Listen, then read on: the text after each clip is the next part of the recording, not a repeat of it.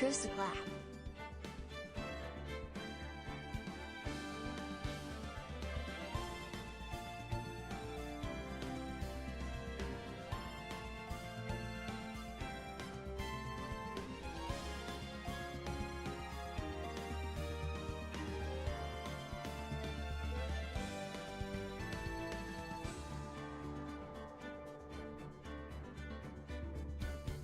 All right, everybody, hello, and welcome to the stream. Ace Attorney during Pride Month. Oh my god. Alan, thank you for the 47 months. Mecha Kima, thank you for the 3 months. I appreciate it. Happy Pride Month, everybody. Welcome, welcome. This has no correlation at all whatsoever to Ace Attorney, I can assure you. Our lawyers are straight as fuck. It's the truth.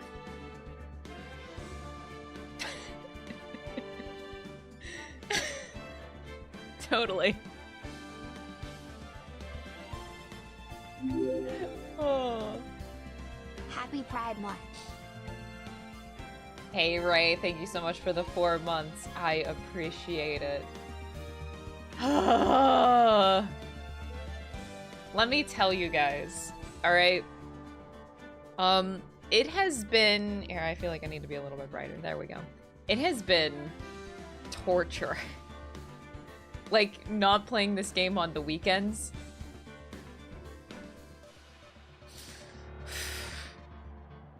I am stuck, like, after, it's been rough. Because, like, after every single day, I have a crunch on filming 2 videos by Thursday. And so I don't like editing. I think most people know how much I dislike editing. I'd rather be creating videos, not editing the videos. But I'm forced to edit at least 3 videos in the next couple weeks.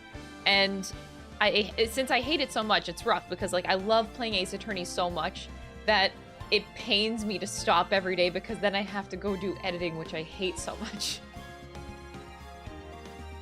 And then that was my whole weekend, was editing videos. And it sucks so much because then it just makes me yearn for Ace Attorney. Months? It's like my beacon of hope in this cruel editing world. I'm like, ah, oh, Ace Attorney is the light at the end of the tunnel. It's almost there. So, like, this weekend was so long, and I just could not wait for stream today. Holy shit. I look forward to these streams so much.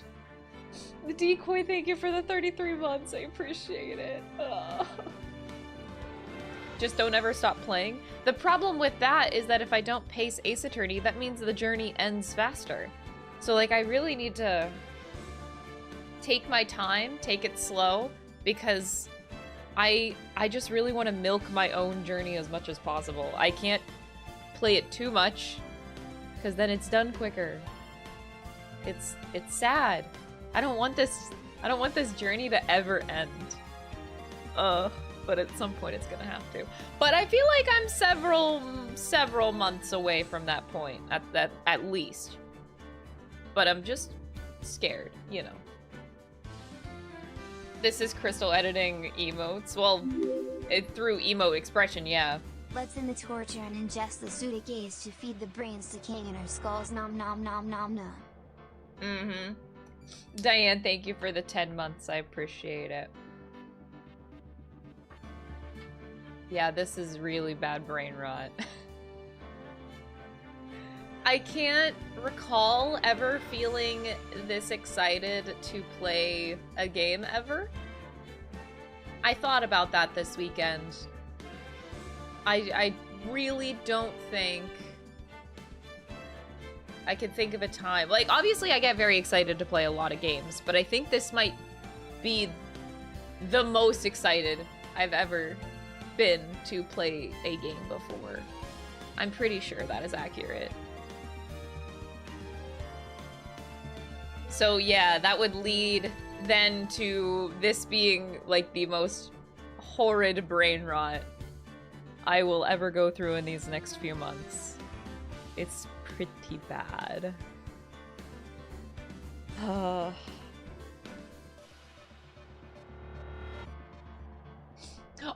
my god, thank you guys for noticing. Thank you guys so much for noticing. Dom gave me an emote, like, apparently during stream on Friday, another one, and I missed it. So I uploaded it right after stream on Friday. So now you guys have Dommy Bad, Krista Bad. I called it Dommy Bad, because that's his emotes. Krista Bad. Very evil emote. It was gonna be named Evil, but we still have the Majima Evil for now. That emote is not lasting much longer. Can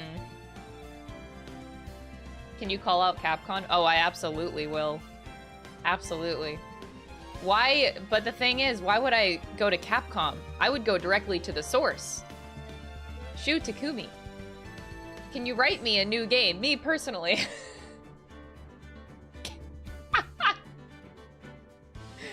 Can you write me a new game, please? I beg you. Pretty please.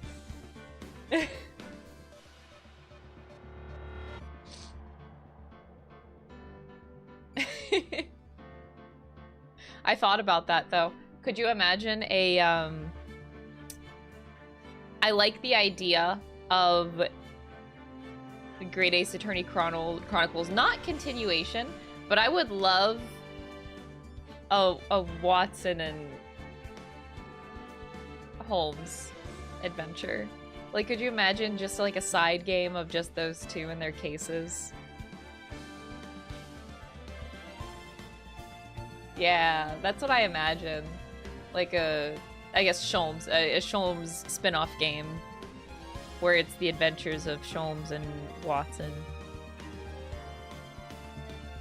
They're so cute. No spoilers for Great Ace Attorney Chronicles. For the Who on the Watson, but I would love that.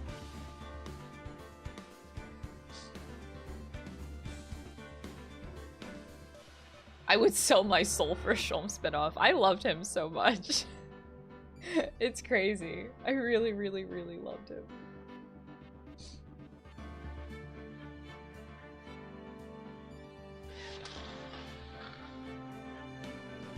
My poor nose.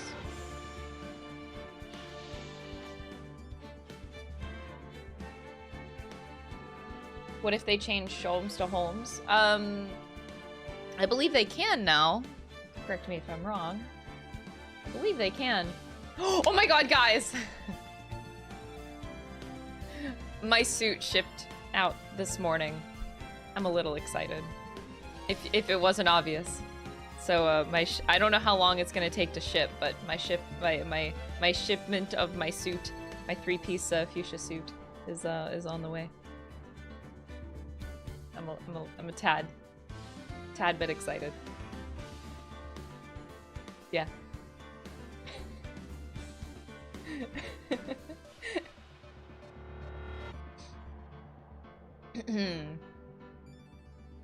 It is a 3-piece, because Miles wears a 3-piece suit. It's just a black, it's a black vest. So yeah, I got my 3-piece suit, and it even is. It should be coming with a black vest as the 3rd piece. So we'll see. Oh, we had a hype train? I cannot see when that stuff happens. That is so weird. Do you know how to wear a jabbet, though? You're talking to a person that, like, does costuming. Yes.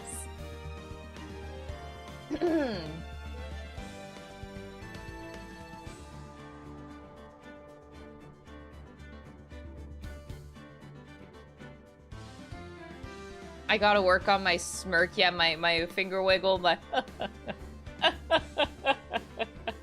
smucky bitch. Yeah, I'm working on it. I'm working on it.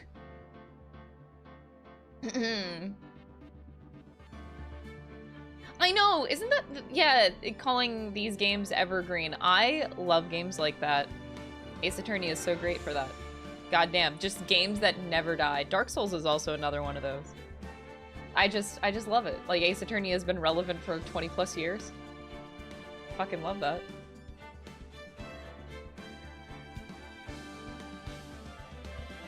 Banging the desk too. Yeah, I gotta like work on my like cowering over with the eyes going crazy. I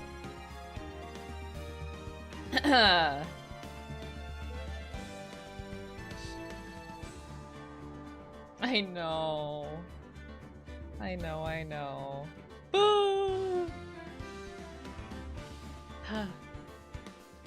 I love Ace Attorney. I am so screwed with these fucking games, dude.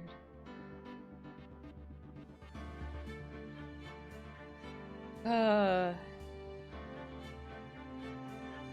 Baron's foot plus desk combo. Oh, yeah. But I mean, Beric Von Zeke's had easier, well, I say easier animations as if I can just crush a wine glass with my hand and have my hand not be bleeding everywhere. Man, I would love the satisfaction one day of recreating him throwing the whole bottle behind him.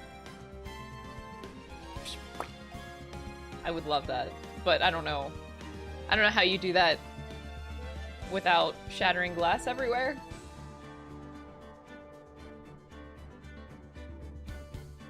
Do I really hate Miles, or is this another Nagito situation? Okay, here's the thing. I think I kind of hate Miles at work. But outside of work is a different Miles. You know what I'm saying? Miles in the courtroom is a bitch. Miles outside of the courtroom.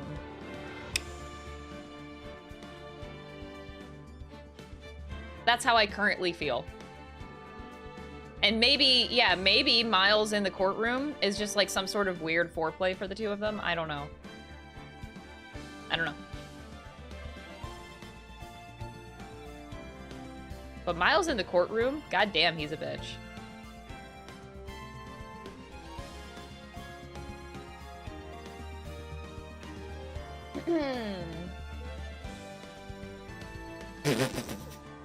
I wouldn't say the judge is third wheeling. Oh, that is so true. That's a great way of putting it. Miles in the courtroom is a bitch. Miles outside the courtroom is my bitch. Yes, I love that.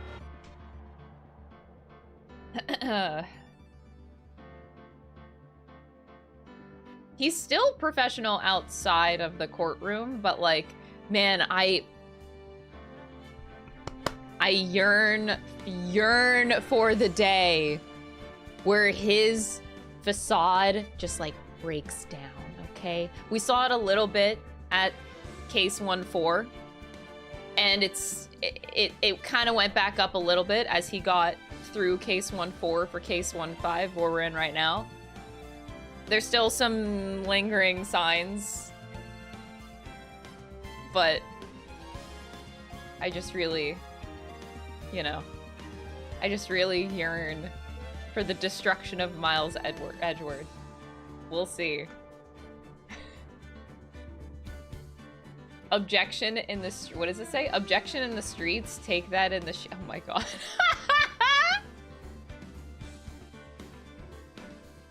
Goddamn. I hate it. Yeah, you're right. I shouldn't call it a facade. That's just him. But I mean, like, I guess, no. What I mean by facade is, like, he still very much takes his work too seriously. In the sense of work, yes. I just want him to, you know, take a chill pill every once in a while. Every once in a while.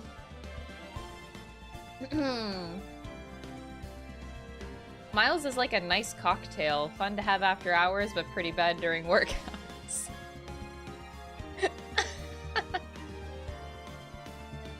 But I don't know, sometimes like case 3 was pretty much carried by Miles, though. Let's just say that.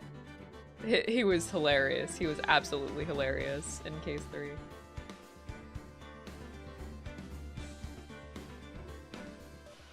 He hold it on my objection till I take. Oh my god. What the fuck? What the fuck?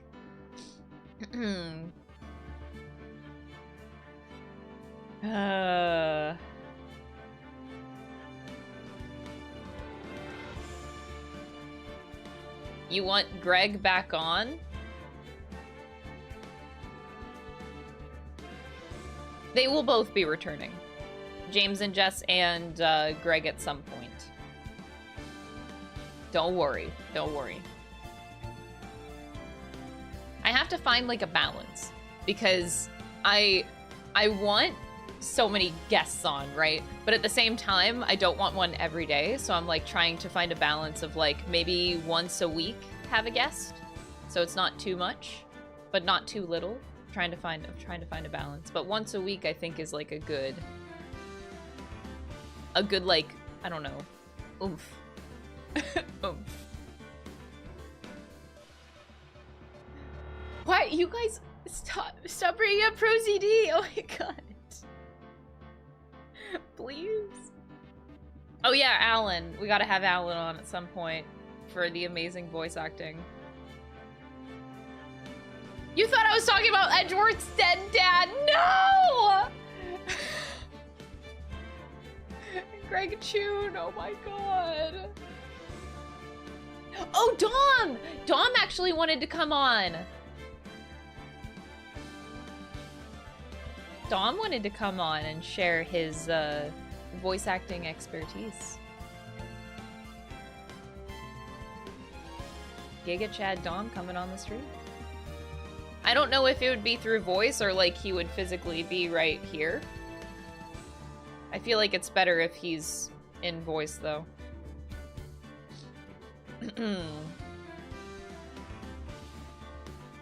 Yeah. Dom said that he would love to. Oh, G-Wolf! Hearing this alert makes me smile so much. I fucking love Shulms. Anyway. G-Wolf, thank you so much for the 5 gifted subs. I really appreciate that. That's so sweet of you. Aha! I think I have finished taking the whole blow, by the way, of the Persona 3 subathon. I think I lost all the subs. All the gifted subs. So I think I'm back to normal. Well, what I would say normal. Which is still pretty high. A lot of people have been, like, brand new subs lately. Which, thank you for that. There's a lot of brand new subs lately. But we're not, like, that far down off subs, though. Like, I'm actually very surprised at how many people decided to keep their subs. And hey, I hope it's largely because of the emotes, because the emotes are really, really cute. And there's still a lot more emotes coming.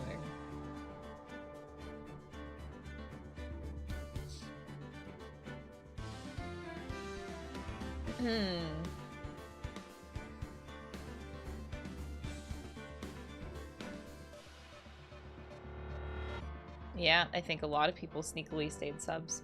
Which, hey, I'll take it. But anyway, I want to get into playing the game today because I'm very, very eager to get into playing the game. I only wrote down a few questions in my book of... Apparently, I only write down shit in here whenever I play video games. Anyway, on stream. This is like an on-stream notebook now at this point. So I wrote down a few questions that I want to make sure that I keep in mind as we progress through this case. There's only 4 questions this time, unlike the case number 4 where there were a lot more. There's just 4 questions here. So I have to think, what does Angel gain from Lana being convicted? Angel is extremely adamant about Lana being convicted, and I want to know what she gains from that in particular. Because she's not like, it's not like if Lana gets convicted, she's gonna get her job back. I think it's just a revenge plot at that point, like, because something happened 2 years ago, she lost her job because of Lana. So it could just be a revenge thing. But I don't want to rule out other motive options outside of revenge. I think it's likely a revenge plot, but I don't want to assume it is a revenge plot, so I want to keep that in mind. The next question is the same question, but a different person, because I am accusing Gant. So my next question would be, what does Gant gain from all of this? I just wanted to say that I haven't been able to watch these live, but I have been really enjoying Love. G-Wolf, thank you so much for the 100 bits. I really appreciate that. Thank you. I'm glad that you guys are enjoying the VODs over on YouTube. I know you guys have been popping off over there, and I really, really appreciate it. I'm so glad that you guys are enjoying the playthrough. It makes me so happy. So happy. So anyway, yeah, so Gant is a more interesting person to think about because I'm accusing him. I don't know why, I don't know how, I'm just very suspicious of him. I do think that in the end that he's like the big baddie, but I don't know how we're getting there. But so the question I just have to keep in mind is like, what does Gant gain from all of this happening? Is he trying to cover up something that happened in the SL9 incident? But I don't know how that relates to the case in the now. Something about evidence transferal. Don't know what that means. Gant is clearly looking for something that David Goodman had. So something that the victim, Mr. Goodman, something that he had, Gant was looking for in particular, which is probably one of the most interesting things that I'm latching onto right now. I'm trying to think about like what Gant would want off of Goodman. We saw that one scene where we went into the PD office and we caught Gant like asking the chief there if Goodman had anything at his desk. He was searching for something. He was searching for something. So that something is number one on my shit list right now. The third question on here is, what is the relationship between Angel and Marshall? Because they aren't dating.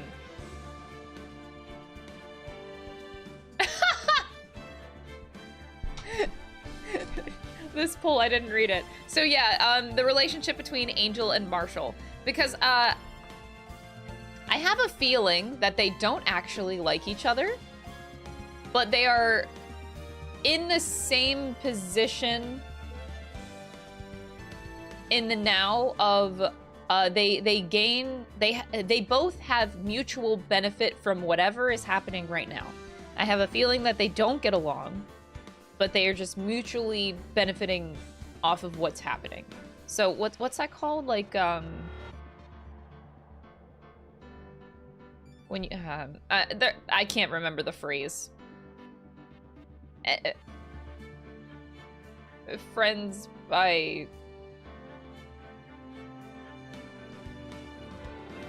I can't. No, it's like a phrase I'm looking for, not the word. It's okay. It's not really relevant. It's just a little thing.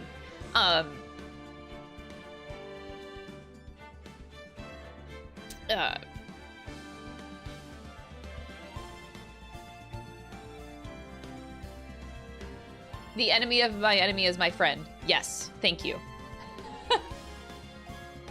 That's what I think that their relationship is. I don't know. That's like the hunch I get.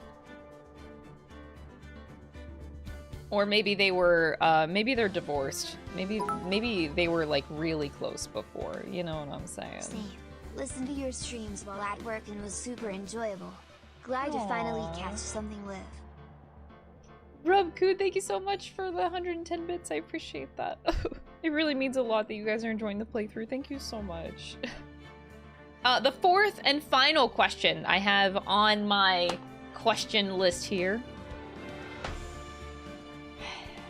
It's one that keeps bothering me, that I keep thinking about, probably more than anything, because Miles lives in my head fucking rent-free right now. Why does Miles... okay, keywords. Why does Miles have to be involved? I didn't use the words like, why is Miles involved? Like, no, I think that it is a very purposeful thing I think it's very purposeful that Miles has to be involved in this case. Whoever set this up made it so Miles was a part of it. But I want to know why they made him a part of it. It's not a coincidence, and I refuse to believe that. There is no goddamn way that Miles is just like, oh, I was actually in the evidence room at 4:40 right before the murder happened, supposedly. And the murder just so happened to take place in my car as I drive back to the prosecutor. Like, no, this is not a coincidence. Like, somebody set him up. So I don't understand the why Miles is even involved in the first place. So I'm like, I don't want to think for a second that it is a coincidence. So why? Why does he have to be involved? I'm thinking about that, like, why? This doesn't, like, I think this is the only question I just, like, I'm completely flabbergasted on. I have no answer for it because it just doesn't make any sense to me. I don't have enough information on the case right now to even get a guess on why Miles has to be involved. Why his car? Why the time after he enters the evidence room? Why are you involving this man? I don't... Is it vindictive? Like, they really fucking hate his guts for something that happened 2 years ago. But, like, if you were vindictive of Miles Edgeworth, why go after Lana and not Miles? Because Miles is not under suspicion at all. So, like, what is happening? What the fuck is happening? Miles isn't under any suspicion.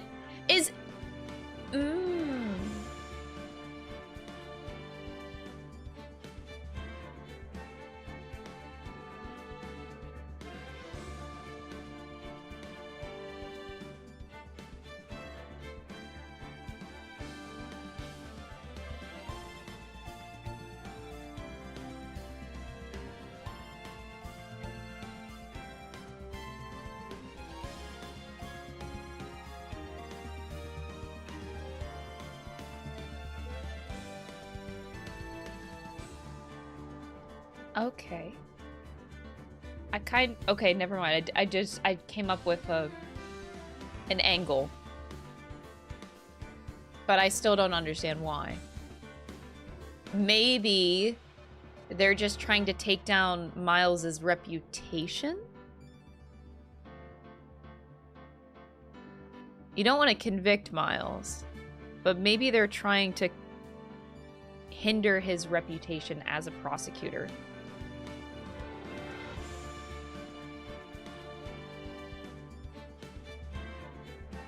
I wonder if that could work.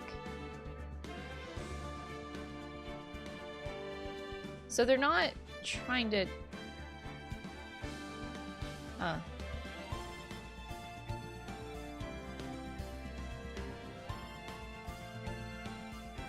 Anyway, I'll keep that in mind. Maybe they are after his reputation. Because the goal is kind of weird. I don't understand the motive behind that. But anyway, so that is our 4 questions of the day. What does Angel gain? What does Gant gain? What's the relationship between Angel and Marshall? And why does Miles have to be involved in this case?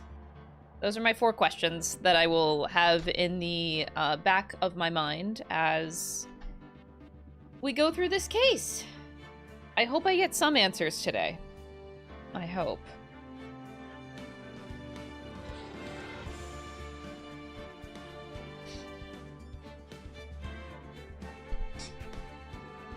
Yeah, it seems so weird.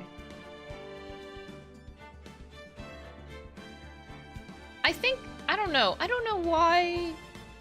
I think I threw this theory out there before. Like, why, if I assume Gant to be the bad guy, it kind of helps a lot of theories out. It gives me some sort of basis, which I like, because a lot of it makes sense in some ways. Of course, I always come to the wrong conclusion, but I think Edgeworth pissed off Gantz somehow.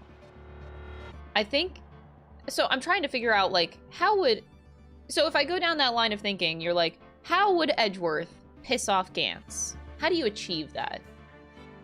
Is it because of getting Von Karma gone? Was there a relationship between Von Karma and Gant?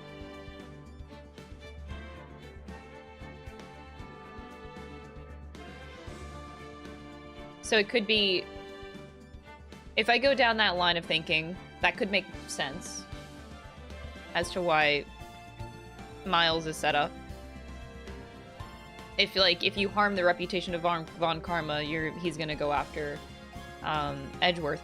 But I don't think it has something to do with Von Karma at the end of the day, because I think this has more to do with the SL9 incident, which I haven't really thought about the SL9 incident. We don't have, like, any information on it, really. So I haven't really thought about that particular case at all. So something happened 2 years ago that really pissed a lot of people off, is what I'm gathering. Like, Angel got pissed off, Marshall got pissed off of whatever happened 2 years ago, Gant got really pissed off. Multiple people are pissed off. This isn't just one person. A lot of people were mad about what happened 2 years ago in this incident. So I'll keep that in mind, but yeah. I'll figure this out. I'll figure this out. Let's play the game. I think I think I cooked enough.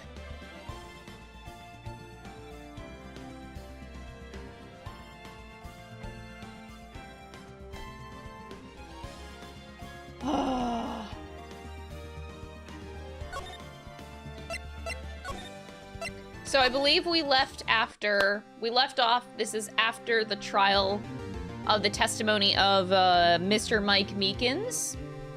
So we are now after that. And Marshall is being brought in now as the second person coming in. Let's go. All right, Lana, hi. There's no stopping you, is there, Mr. Wright? Huh? What do you mean? You called for Jake Marshall. It seems you figured everything out. I did. I did? I haven't figured anything.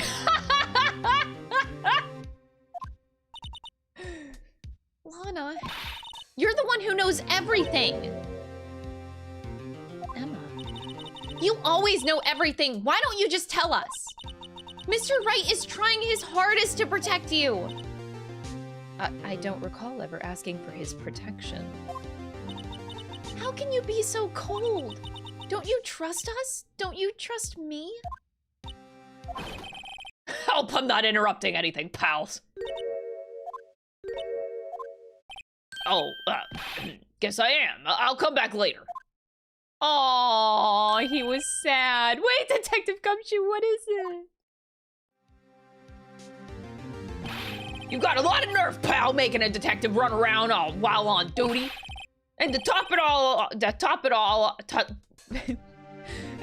off, you call me here. I've seen happier people at funerals. Sorry, Detective. You better be, pal.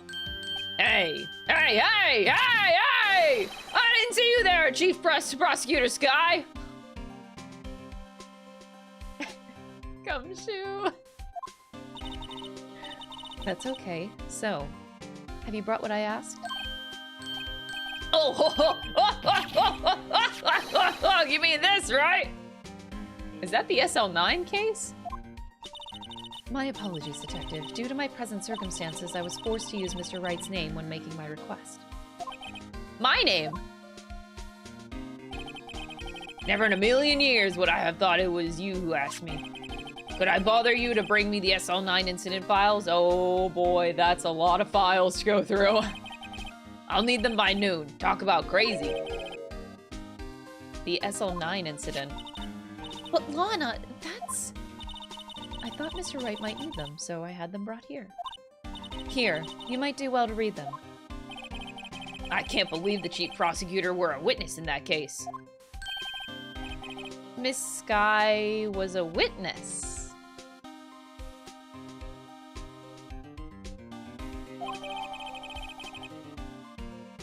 Ooh!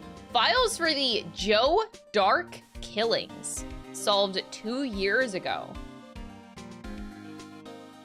Joe Dark?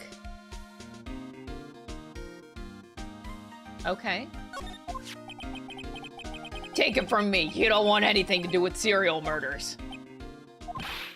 Oh, what? Now that I've brought you your stuff, you're just gonna ignore me?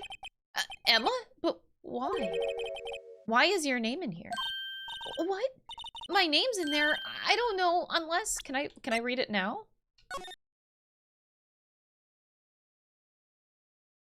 Closed. Perpetrator, Joe Dark. Serial murder. Sentence, death. Victims, Edward Jones, Jason Knight, Rachel Moss. There's Moss again. Edith Kirby, Jeb Bates, Neil Marshall.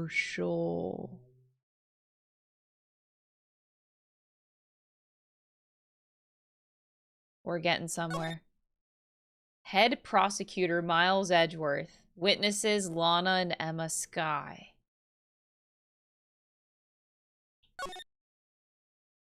Ooh. Executive investigators, Damon Gant and Lana Skye. Oh! Head investigator, Bruce Goodman. Investigators, Jake Marshall and Angels.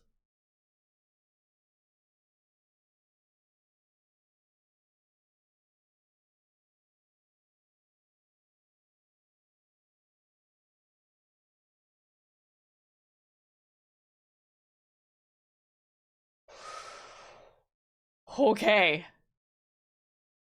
Spicy shit, man. Spicy shit.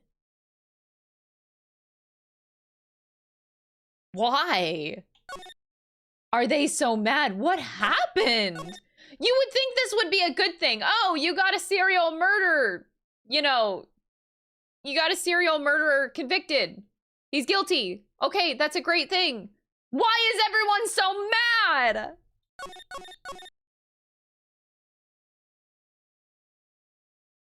Neil Marshall, though. Miles, what did you do? He was...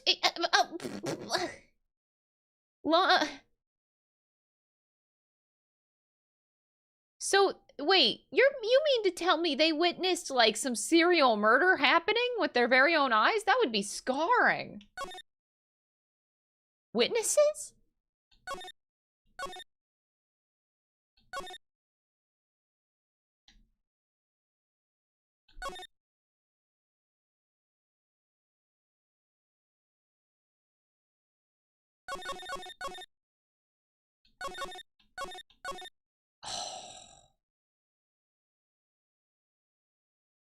What happened? Why did this go bad?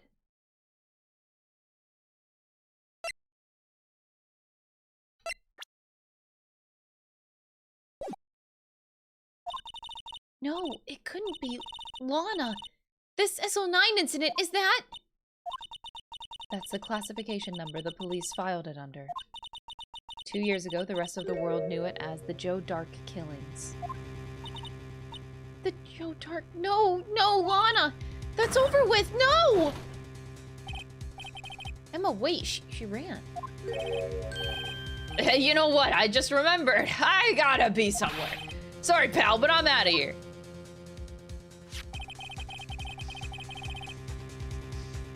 What happened? Not to mention Lana and Emma. Everyone involved in this case is connected to those killings 2 years ago. This can't be just a coincidence. Knowing you just might be able to figure it out. Will I be able to figure this out, chat? Pressing X to doubt. Time to get back to the trial, Mr. Wright. Best of luck. I'd better take a good look at this file. I did take a good look at it.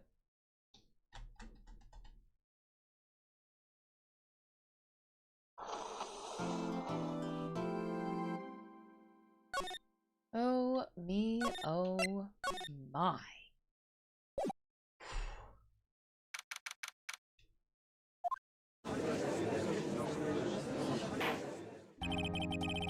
Do you think I could get, like, private information from Miles about it? Do you think he'll talk about it? He's not gonna talk about it.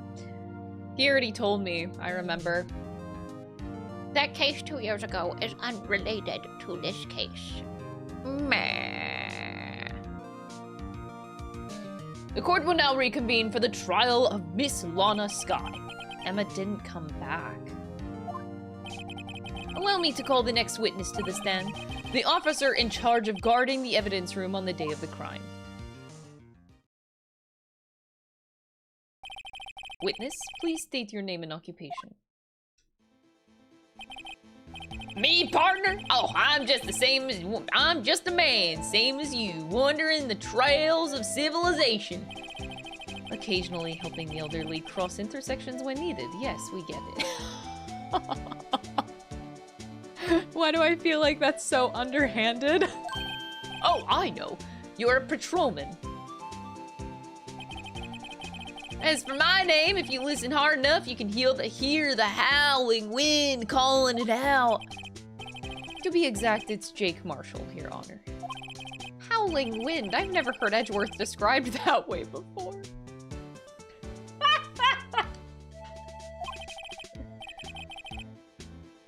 Now, Mr. Marshall, let me ask you something. You were in charge of guarding the evidence room on the day the crime took place? Is this correct? According to the papers, partner.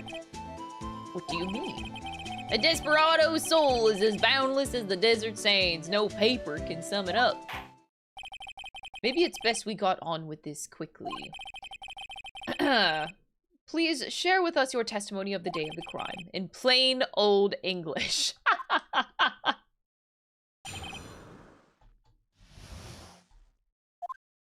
My job was to keep a wary eye on that bone orchard. They said I was supposed to make rounds 3 times a day, but that ain't my style. Besides, the room's protected with 2 security systems anyway. If I remember right, I was at a street-side saloon at the time it went down. I'm just an innocent traveling man, so if you're out of ammo, it's time I hit that trail. What the hell? I can't say I particularly care for your attitude. I can't say I care for your beard, but you don't see me complain.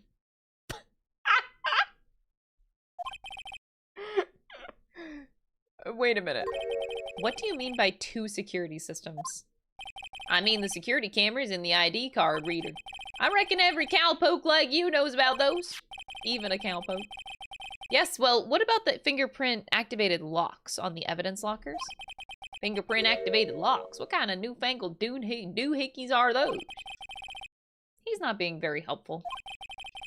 He's not that good with machines or with following orders. Everyone's got their weaknesses now, don't they, Mr. Prosecutor? What is happening? I feel like there is so much, like, condescending text happening between the two of them. What the hell? They hate each other's guts is what I'm gathering. What the fuck? This one seems like trouble. Okay, Mr. Wright, he's all yours. Jesus Christ. Him and Angel Starr got beef with Miles Edgeworth. What the fuck?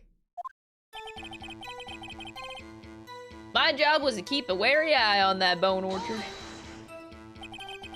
How exactly did you keep an eye on the evidence room? I just made sure nothing moved in the security camera monitor. That room's so still, even time dies in there. I was just a caretaker who entered the recordings. You interred them? Videos of nothing aren't that useful. When the time would come, I'd erase the tape. If nothing unusual is recorded, the tapes are to be erased every 6 hours. Each time I'd erase a tape, it felt like I was erasing a part of my life. This guy has a flair for the dramatic, but it isn't going to do him any good. So, in actuality, you don't physically enter the evidence room?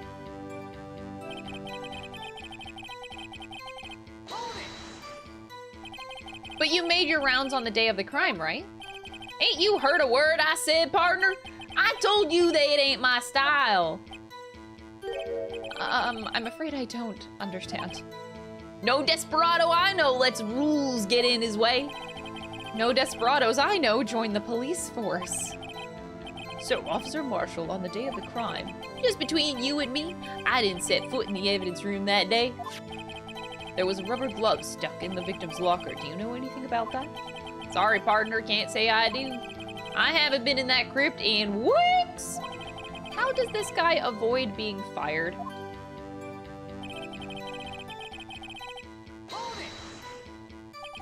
You used to be a detective, so you've used the evidence room in the past, correct? Of course, back in the day, my locker was a gold mine of evidence. And yet you didn't know about the fingerprint locking mechanism? Sorry, partner, I ain't good with machines. I couldn't even tell you how a bike works. That's quite incredible. The sensors on the locker handles cannot be seen. It's well known that some detectives are unaware of their presence. Now that he mentioned it, Detective Gumshoe said something like that too. At any rate, it doesn't seem that this is relevant to the crime. Can you tell us what you were doing when the crime took place?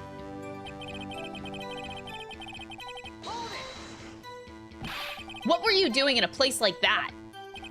I was eating spaghetti. Not even Angel steak lunches can beat that parlor's Von Gogh sepia pizza. Pasta. Do you mean to tell us you abandoned your police duties to eat some noodles? Not all desperados eat tacos, partner. That's not what I meant. I hope this has at least taught you a lesson.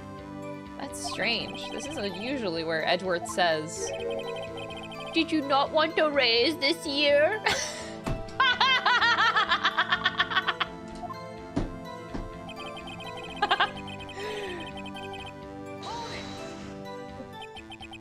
Out of ammo, Officer Marshall? That's right, partner, or as you'd call it, evidence. If you plan to pin me to this crime, then you'd better draw. Otherwise, you're just wasting my time. My steel horse is waiting to carry me back west into the sunset. Oh my god. One thing seems clear. Despite being responsible for guarding the evidence room, the witness doesn't appear to have seen anything. Texans don't take orders from anyone, everyone knows that. Apparently your superiors don't. Okay, I have a trump card up my sleeve, so I'd best keep my cool. Before I use it, though, I'd better up the ante. I saw I was streaming Ace Attorney. Have only completed the first game. I've seen you previously. Oh, well, welcome to the streams. Happy to have you. I think this is pretty straightforward. Still gonna save my game. Because we have not been performing that well in this case. So far.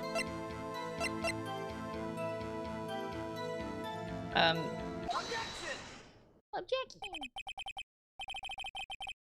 Officer Marshall, doesn't it strike you as odd? That is, you being called in to testify like this? After all, you weren't in the security room at the time of the crime. And yet you dragged me down here. Explain yourself, partner.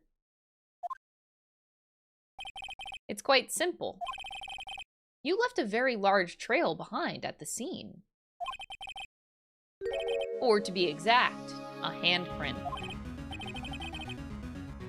Listen real good, partner. Like I said, I'm the caretaker of that crypt. I pay my respects, that is, make my rounds about once a month. It's only natural my fingerprints would be in there. I only wish it were, officer. But you see, your fingerprints were covered in blood. Witness, what's the meaning of this? Your bloodstained fingerprints were at the crime scene. The blood was wiped away. However, a luminol test clearly revealed this. Well, Officer Marshall? Seems to me, there ain't a person in this room with a head on his shoulders. I take it you have an explanation then, Officer Marshall? I just feel like Miles does not want to be here. About the bloodstained fingerprints?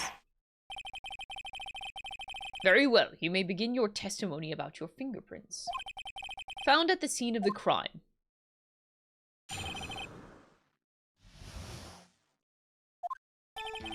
Like I said, it's only natural for my fingerprints to be in that evidence room. One of them just happened to be at the same place as the bloodstained handprint. The murderer touched the locker where my fingerprint was by chance. The bloodstain and the fingerprint are completely unrelated. Really? Or didn't you know the murderer was wearing gloves? See, I had nothing to do with it.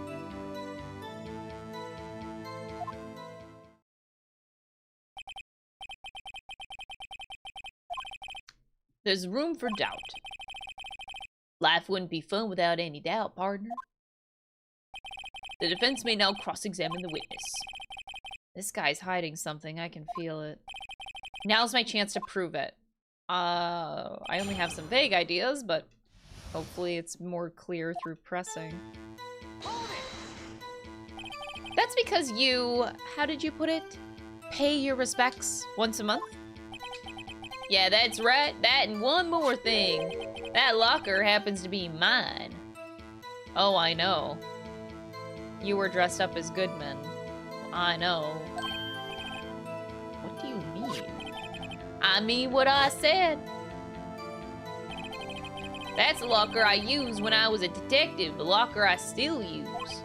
All that's in there now, though, is a heap of broken dreams. You mean all that's in there is the white suit? I see.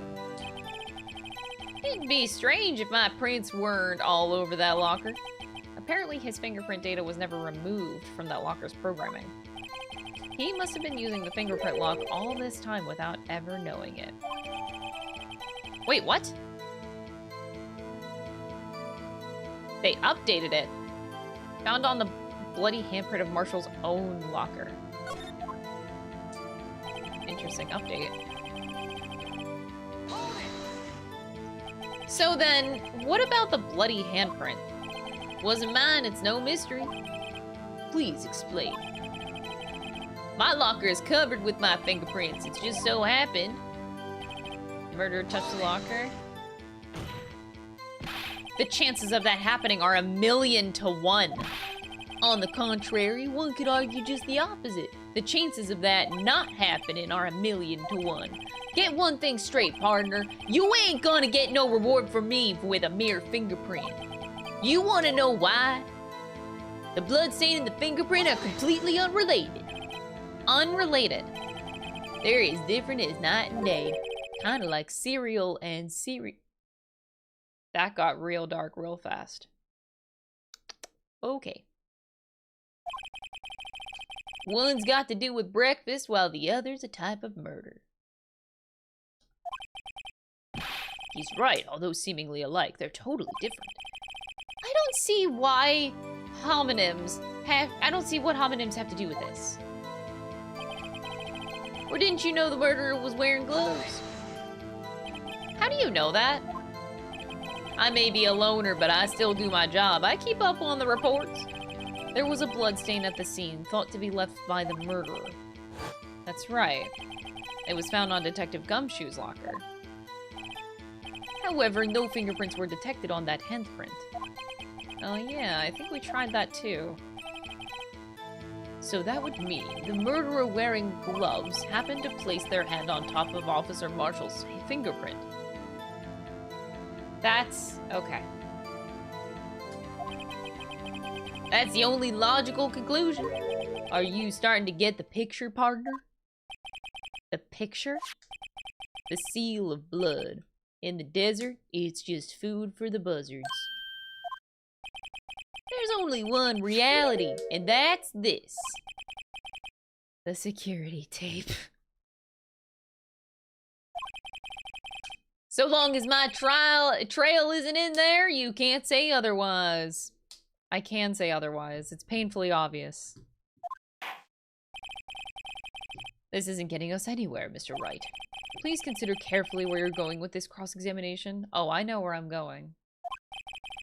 Yes, Your Honor. Continue your testimony, Officer Marshall. Too bad it wasn't me in that video, right, partner? I hate that we have to present the video, and then we have to go through the video, and then we have to listen to the song in the video again. But thankfully, I know exactly what I need to point out in the video, so hopefully we don't need to hear it too many times again. And I hope that it's right, because if it's not, I would be very, very upset. I'm still gonna press him again. Should I press him again, or should I just go? We'll just go. I'm ready.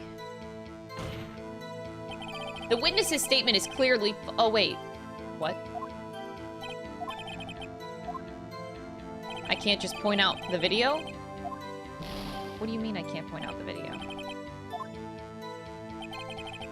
Okay. Why can't I do that? Why not? I know what to point out. I know what to point out. No! I know exactly what to do, too! No! Ugh, that's annoying when you know what you want to say, but you don't know how the game wants you to say it.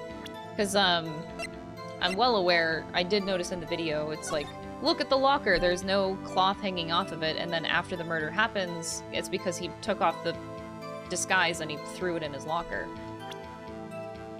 So it was hanging out.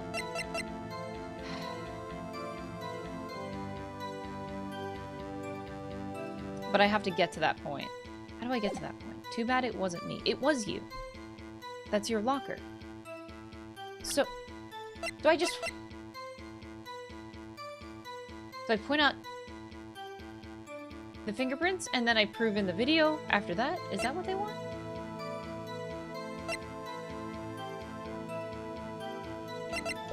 Fucking hell.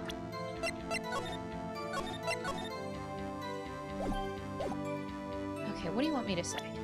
Let's try the updated fingerprint here. No, it's not working.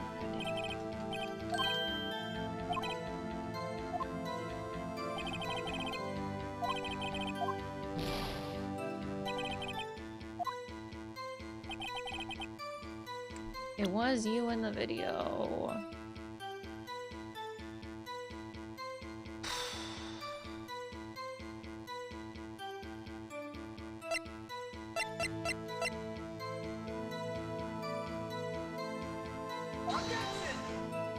Still not that? Maybe...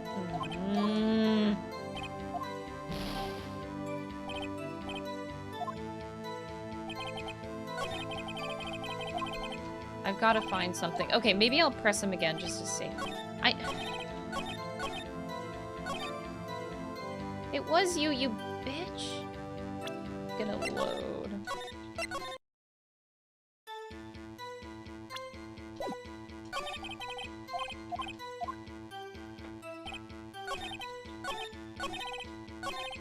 Okay,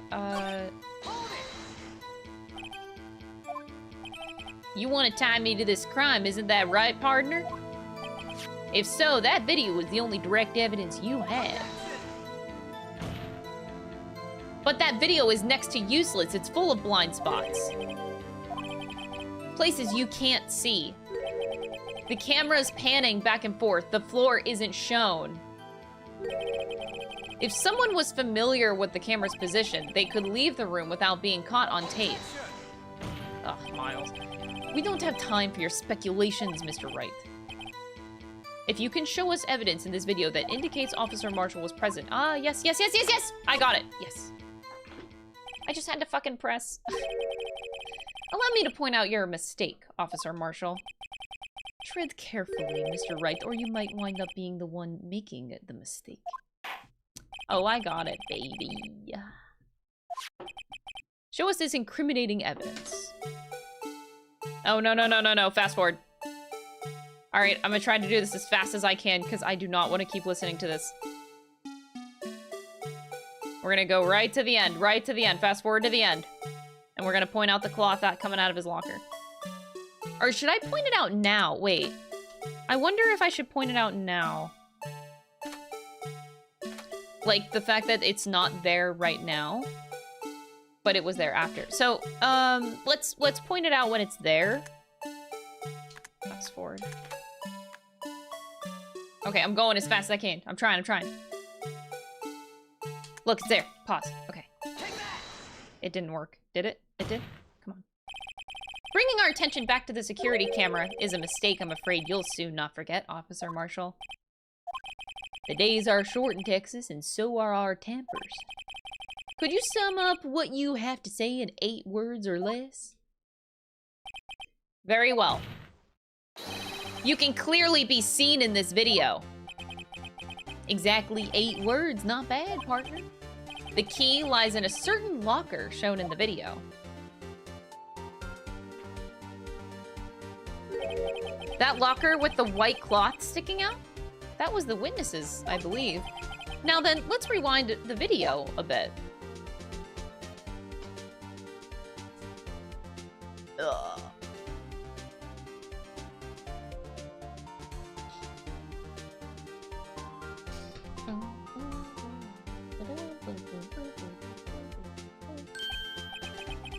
The white cloth, it's gone. What's the meaning of this, Officer Marshall? When the crime took place, the white cloth wasn't there. Then, it suddenly appeared. There's only one explanation. Officer Marshall, you were in the evidence room at the time of the crime. What's more, you opened your locker when the camera was turned away. Ooh. Hold your horses. Sorry, partner, but you got the wrong man. So what if my locker was open? That doesn't mean I'm the one who opened it. What?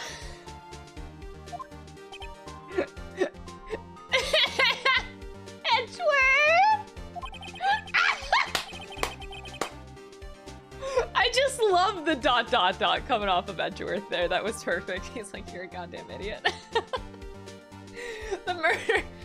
The murderer needed to hide something, so he opened a locker and stuck it in. It's not my fault he happened to choose mine.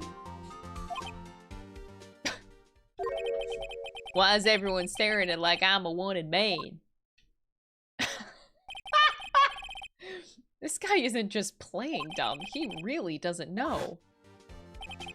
I hate to rain on your parade, but you're the only person who can open that particular locker.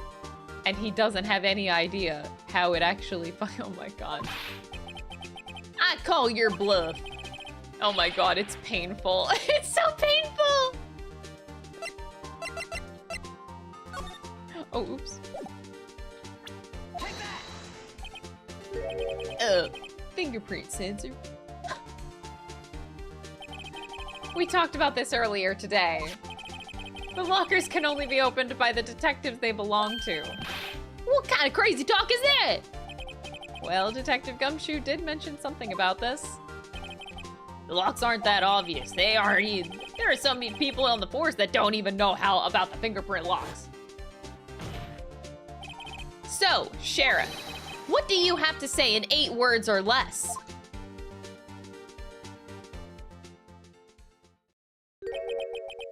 I only got 1 word for you, partner.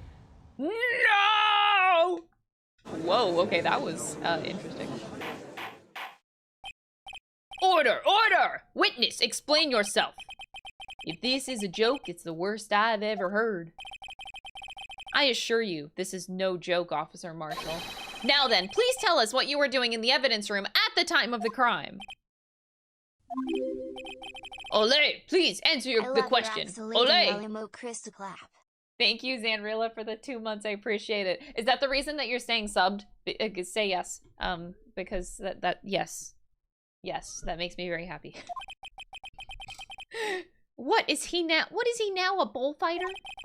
That's all right, Officer Marshall. I believe we can figure the rest out from here. We can? Have a look at these floor plans. There is no place for someone to hide in the evidence room, yet Officer Meekins didn't see Officer Marshall. If that's so, then where was the witness? It seems Mr. Wright has an answer. That's right, the only possible conclusion. Where was Officer Marshall at the time of the crime?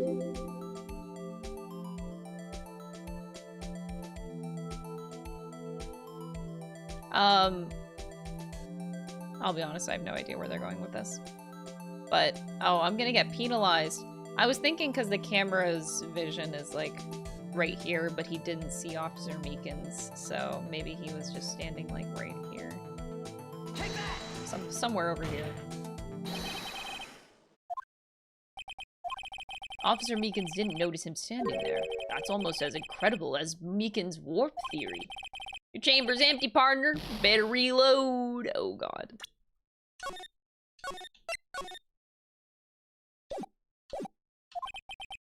Now they're ganging up on me. Officer Meekins should have seen him in the evidence room.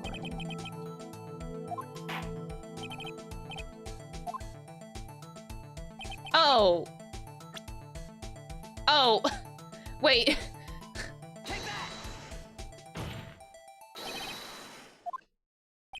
No, okay, okay. I was like, wait, are they baiting me into thinking otherwise? I was like, wait a second. I wasn't sure. They made me doubt. They made me doubt my brain. I had to go for it.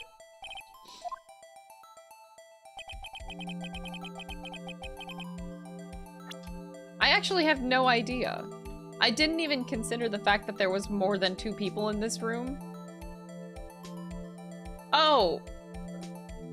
Wait, is it because he wasn't? And he was just watching the security camera? Wait, no. I'm so confused. I'm actually confused. Take that! Outside. God damn it. No!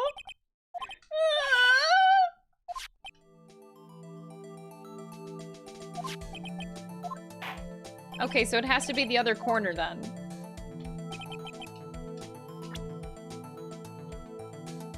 Take that!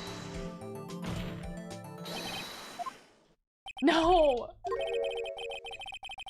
He was stop! No! God damn it!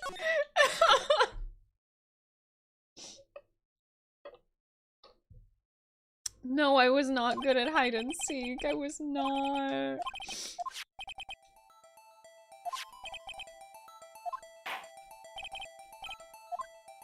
Like, are they...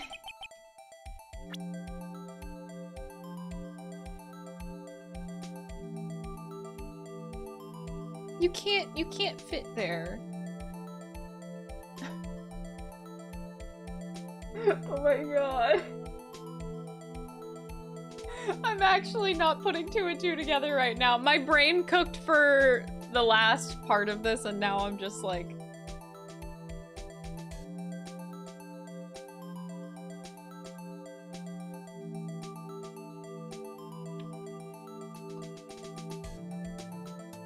If I fits, I sits. Uh-huh. My brain is not an oven. Oh my god.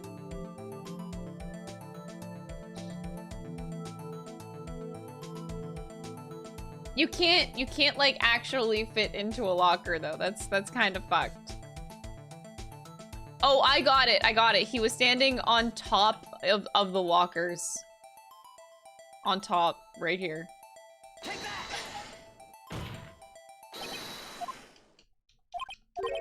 I hate that the music actually cuts out too. Like, god damn it, no!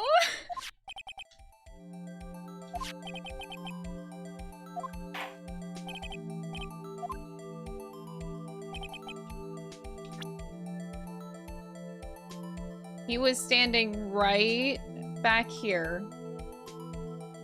In this little corner.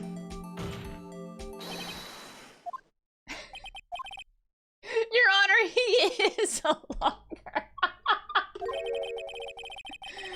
Man, Officer Meekins saw him actually turn into a locker. It was crazy.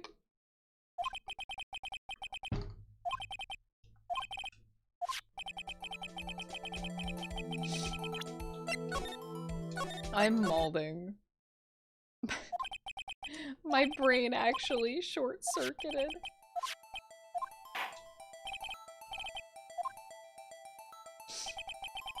It's not my villain arc.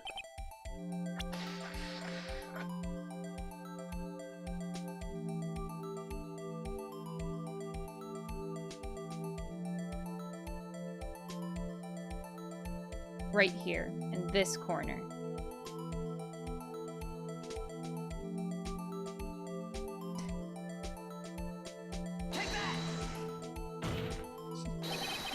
God damn it.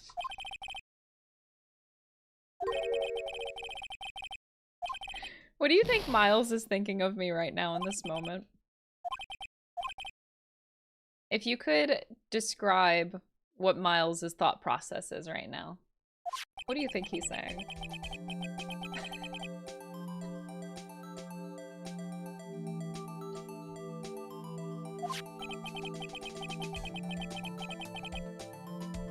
Oh my god.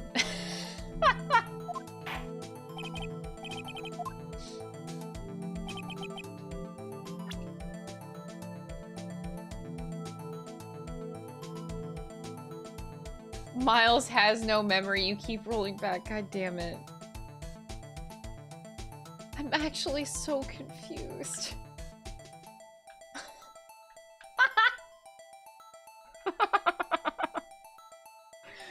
Bro, I'm confused. I'm really confused. I think I've clicked on every corner and I still don't understand.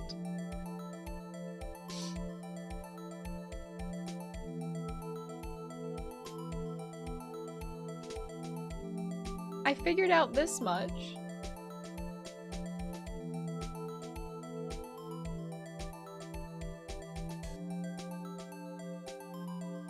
My brain needs to chill.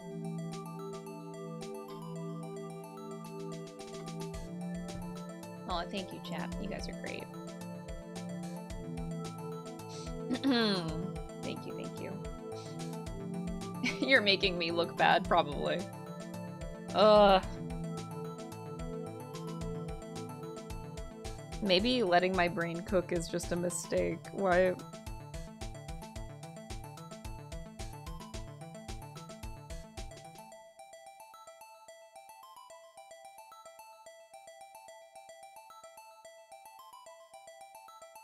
I just don't understand because that would mean, what would that mean? Is he the one that has like the Lucky Sevens ID card?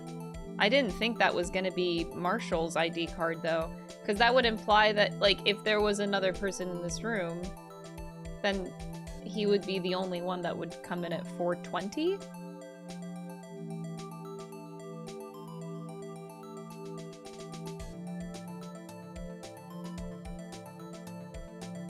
I just didn't even think of 3 people in the room at the time. Like, you would think that when they come in, they also are leaving, not staying, but I guess there is no timestamp for when they leave, it's just whenever they come in.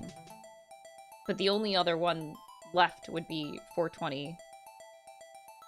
That's funny, huh? 420.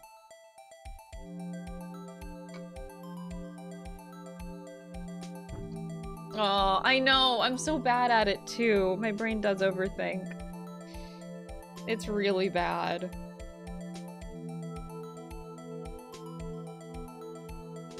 I genuinely am so stumped.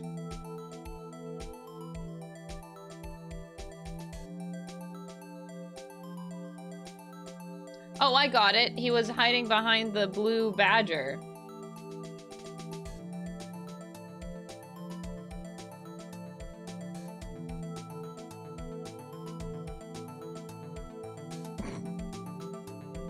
Just kidding. That's in the path of Mr. Mike Meekins. I'm losing my mind, y'all. I'm overthinking this so hard, am I? I probably am. See, like, I had thought that he was just in the security room, but, like, I'm also just, like, absolutely losing my mind. Ugh.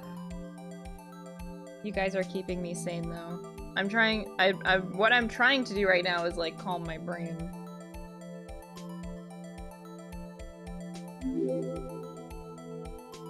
Lurk. Inuri, thank you for the 41 months, I appreciate it. Thank you, y'all.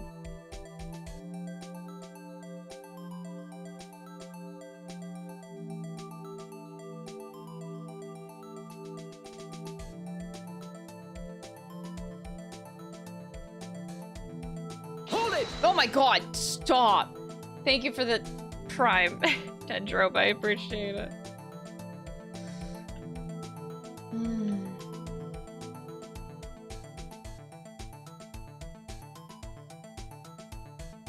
Hold it! Oh, Jesus, and again. Thank you, Dysander Man. Thank you for the prime, I appreciate it. I appreciate it. My brain.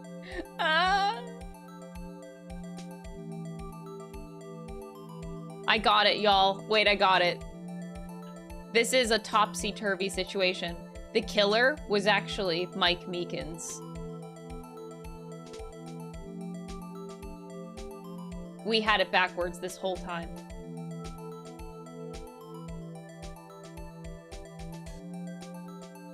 And the killer is Mike Meekins. So that means the victim is actually...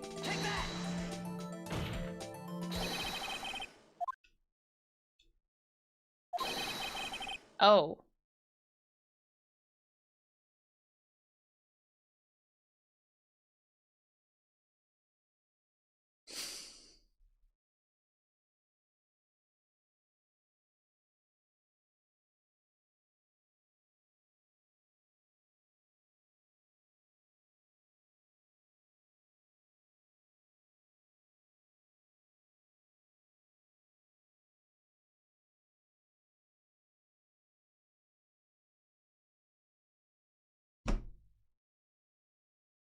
The worst part is that I was kidding.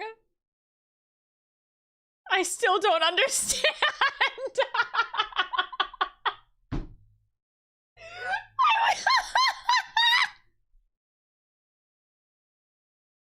I was kidding. Oh no.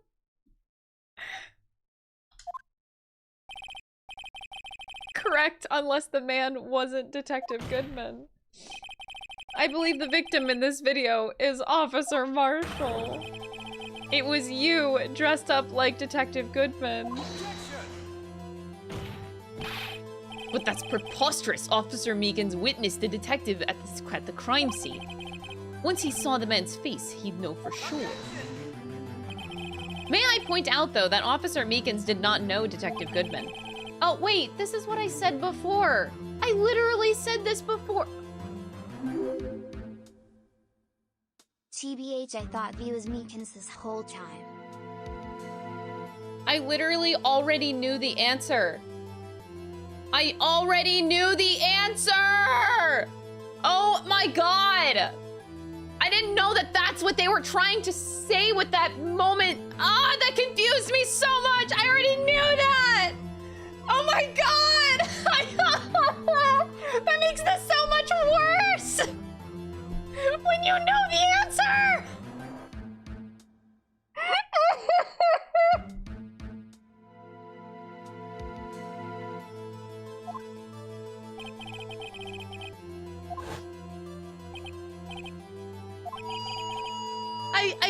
I think I even said the answer earlier twice, not even just one time. I think I said it twice.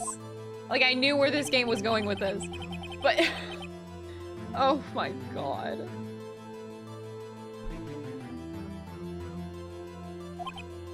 If the man had his ID card, why didn't he just show it? Yes, he would have needed it to enter the evidence room, so he must have been carrying it. Jasper, thank you for the $5 super chat donation. I appreciate it. The answer is simple. He couldn't show it. As you can see, Detective Goodman's picture is on his ID card. If he showed that, his cover would have been blown. Officer Meekins would have realized that the man wasn't Detective Goodman. Do you have anything to say to this, Officer Marshall? You've got quite an imagination, partner. We got a term for that. It's called circumstantial evidence. Circumstantial evidence? He's still denying it. You're gonna have to do better than that to break a detective. Unless you have hard evidence proving I dressed up as the victim. I can't say I particularly care for your uncooperative disposition. I can't say I care for your beard, but you don't see me complaining. Well, Mr. Wright, do you have any evidence proving beyond a shadow of a doubt that Officer Marshall dressed up as the victim? Why can't we just open his locker? Well, who am I kidding? I don't have anything like that. I could see the fear in your eyes, partner. Seems that you're the one who couldn't take the desert heat.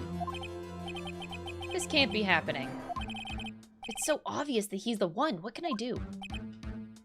Miles has not said a goddamn thing in so long. Oh, okay, there he goes.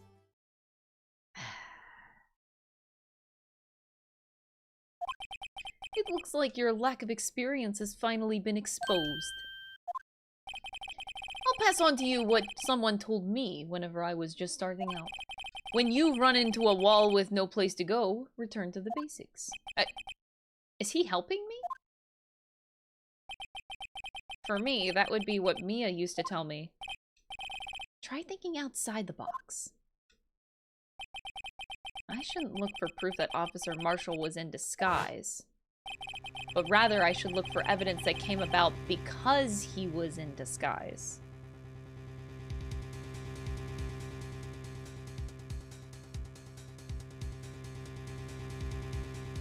Oh! Why do you think this locker was opened in the first place? What do you mean? There's no reason for Officer Marshall to open his locker at the time of the crime. Yet he did, despite the chance it might be discovered later as it has been. Which means he didn't originally plan to open his locker. Miles is helping me. I don't understand what's happening. According to the defense's argument, Officer Jake Marshall dressed up as Detective Goodman at the time of the crime. Then, after the crime was committed, he opened his own locker for some unknown reason. The fact that a white cloth is sticking out of the locker seems to indicate that he opened it in order to put the cloth inside. Perhaps the video is the key to all of our unanswered— Wait, no, don't bring up the video again. I truly don't know what more I could get out of that video. I don't have any evidence, so this video is my— Oh no. We might be in this video for a while because I don't know.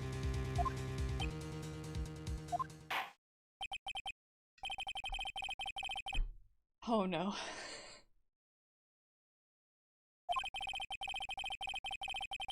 I need to save.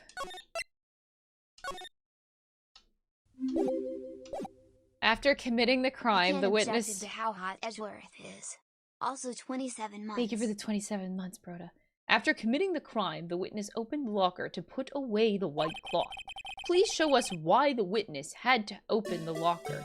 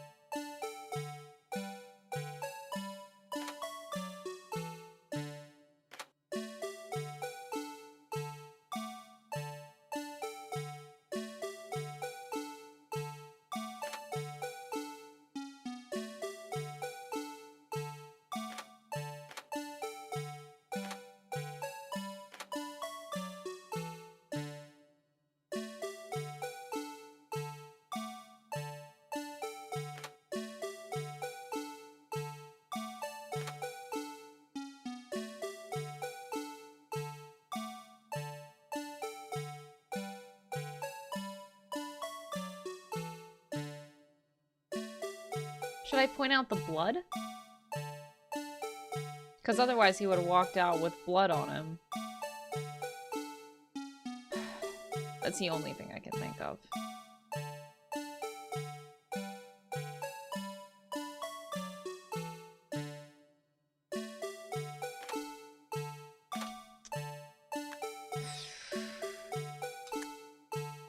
I'm just gonna try it because it's the only idea that I have.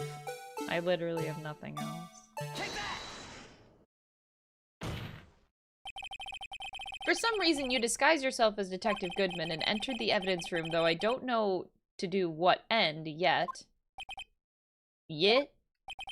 However, something unexpected. Did I get it? I don't even know. However, something unexpected happened. Officer Meekins barged in on you. When asked to show your ID card, you pulled a knife on him. However, Officer Meekins panicked. And the white coat you were wearing was soiled with... Oh, I got it. Oh my god. I got it! A bloody white coat. You couldn't just walk out like that, so you hid the coat in your locker. Not bad, partner. I did it. I did it. Oh, I'm glad. Now then, Officer Marshall, are you ready to tell us the truth? Looks like I underestimated y'all. I hope you're happy now, Mr. Edgeworth.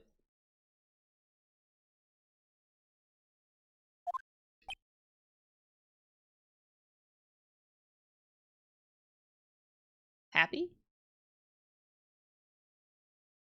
He's technically losing. Why would he be happy? 2 years ago, you were only half as persistent then as you are today. We all wouldn't have to be here now. Well, now would we?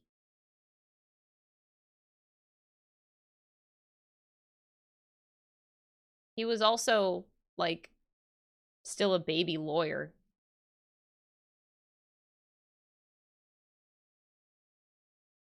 What?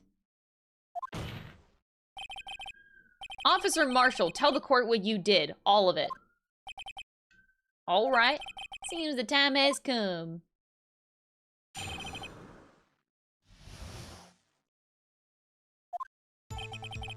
I had to do it that day. I couldn't just stand by and let it die. I stole the detective's ID and dressed like him. I planned to take out the evidence. I wasn't expecting Officer Meekins. I knocked him out.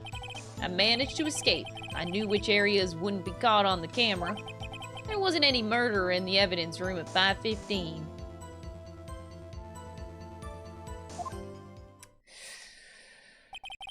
Spice. So the supposed victim was really you. But there's one thing I still don't understand. Traces of a large quantity of blood were found on the floor of the evidence room. If no one was murdered, then how could that be? Officer Meekins managed to cut his own hand. My guess is he's the donor. It was way too much blood for such a small donation. I like how they call it a donation.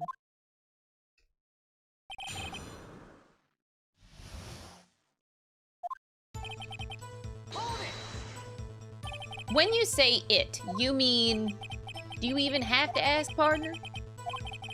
2 years have passed since that case was closed. It was going to completely end with the transferal that day. Not if I have anything to do with it. That incident's not over. But what did you hope to accomplish by sneaking into the evidence room? When a case is closed, only that case's lead detective can look through the evidence.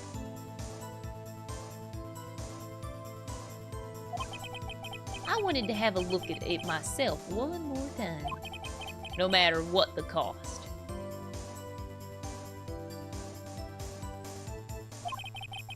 I don't care what anyone says, partner. That case is mine. What the hell? But Officer Marshall wasn't in charge of that investigation. Why does he care so much about... Well, that day was my last chance. That's why. I stole the detective's ID and dressed like him. I planned to take out the evidence. Why did you disguise yourself as Detective Goodman? If I didn't make it look like Goodman was carrying out the evidence transfer, I'd be arrested for stealing evidence, which wouldn't get me anywhere. So you did it to fool the security camera. And the detective's ID card? I stole that the morning of the incident. So that really was why Goodman started filling out that lost item report. I returned his ID card. I left it on the floor in the prosecutor's office parking lot. The ID card I found was left there by Officer Marshall. So essentially, you managed to succeed despite your lack of foresight. What do you mean, partner? I mean, the fingerprint-activated lock, of course. No matter how well you disguise yourself, you can't change your fingerprints. Under normal circumstances, you wouldn't have been able to open that locker yourself. But he could because a rubber glove just happened to get stuck in the door. That means that Detective Goodman must have opened that locker before Officer Marshall. I wasn't expecting anything, expecting Officer Meekins. I knocked him out and managed to escape. I knew which areas wouldn't be caught on camera.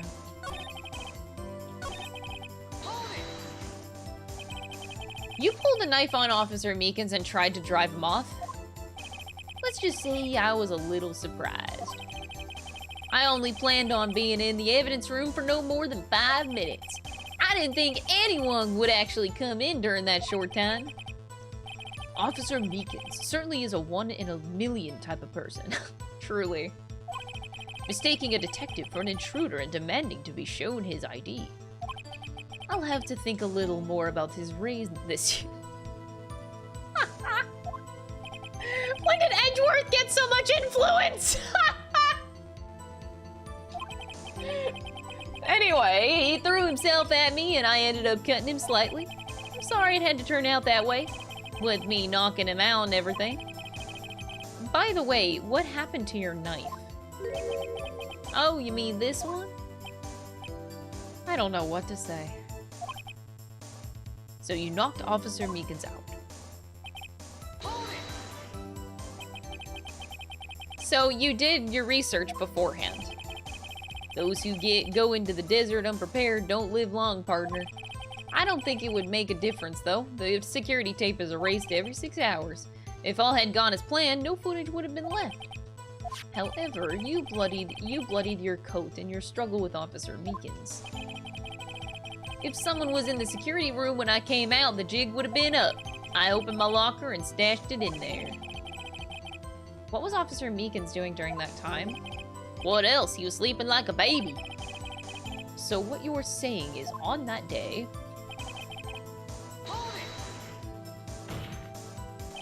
But the blood found at the scene certainly indicates a crime took place. What are you, blind? The victim shown on that tape is me, and I'm not dead yet, partner. So you stole the evidence from the locker? Actually, no, I didn't. Why not? It wasn't in there. The evidence was already gone. It wasn't in there.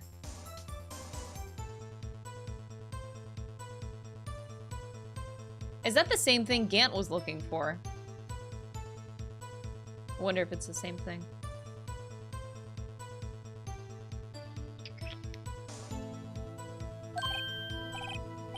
What? Mr. Edgeworth, where is that evidence? It's still missing, Your Honor.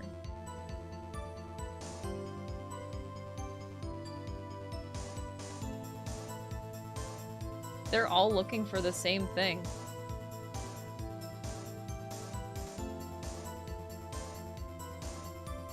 Does Lana have it?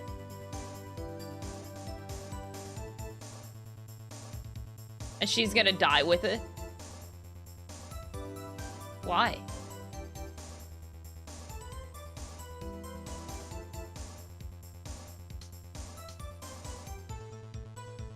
Is that why she's so eager to be accused?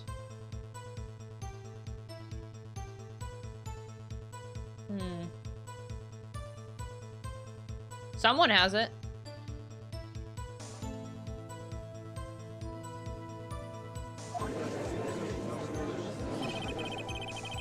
Detective Goodman's locker was already empty. Someone else stole the evidence.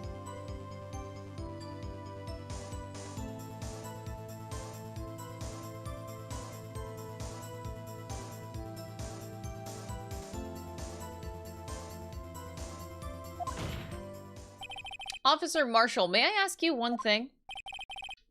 Fire away, partner. It's a free country. Just remember, I'm also free to decide whether or not to answer. Can you do that in court? Why did you do this? Stealing a detective's ID, injuring a police officer. This is no small offense. Moreover, you're an officer yourself.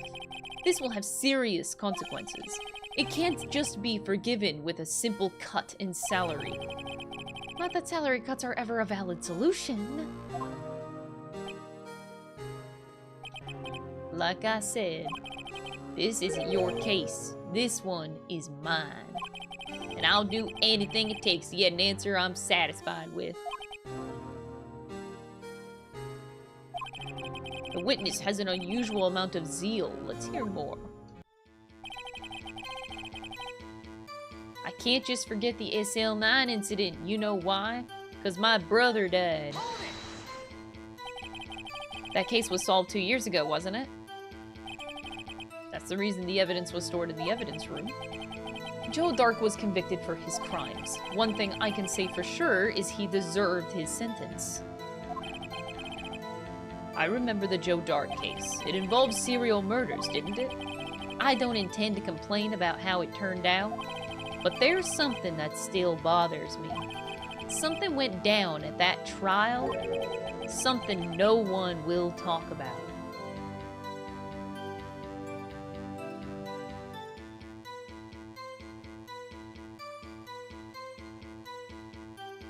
What? What could that possibly be?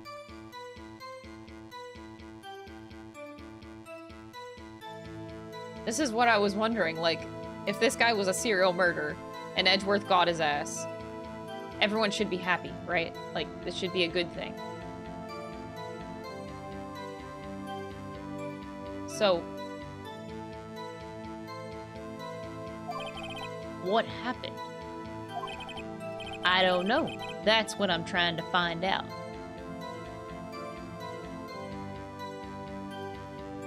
What happened?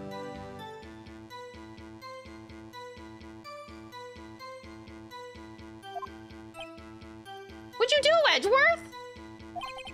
Why is he so concerned with that incident? Maybe I should present him with what I think his real reason is. I had a feeling we'd wind up here sooner or later. Everyone involved here is related in some way to that case. I'd better take another look at the files.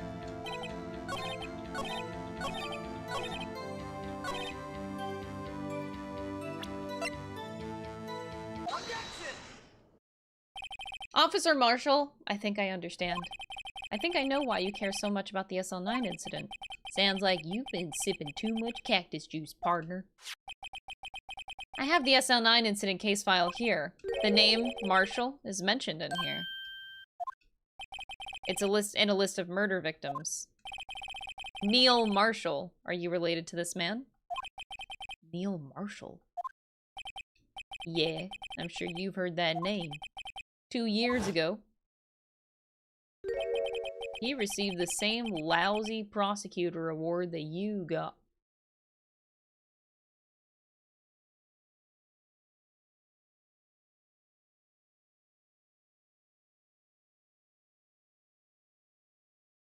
Okay. What? A prosecutor? He must be talking about the King of Prosecutors Award. Ah, now I remember. Prosecutor Neil Marshall. He handled the SL9 case before I did.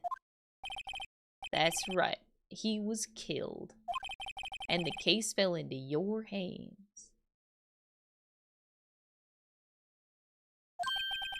But what's his relation to you?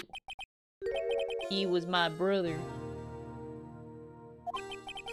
He was investigating the murders with Damon Gant, the then Deputy Chief of Police. Wait, this makes less sense now. Oh my god. The group of detectives I was part of worked under them. We were desperate to prosecute the killer. Joe Dark. My brother fought Dark and was killed. That was the first time Dark left behind any evidence. That was all we needed.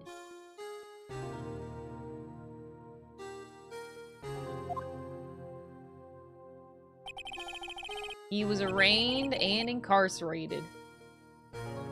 The case was finally closed. At least according to the public records. What do you mean? My brother couldn't have been killed by Joe Dark. I knew my brother better than anyone. Oh. Oh! Oh, wait. My brain spiraled out of control!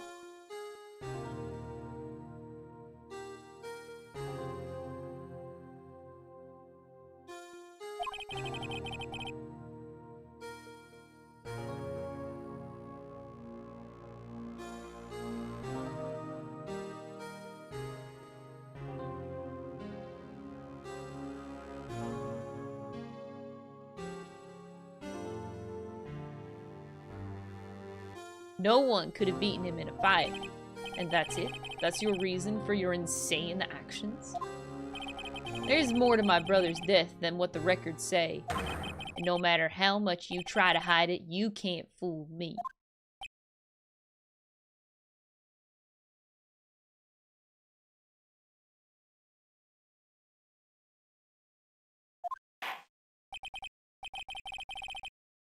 Whoa, spicy.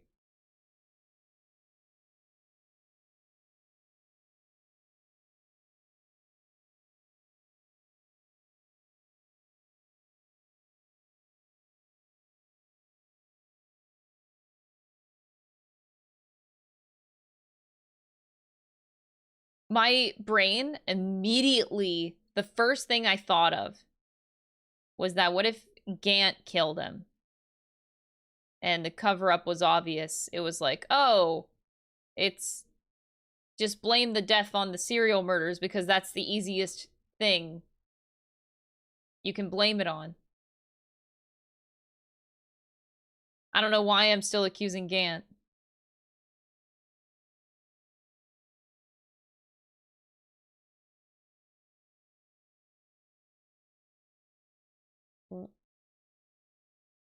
If I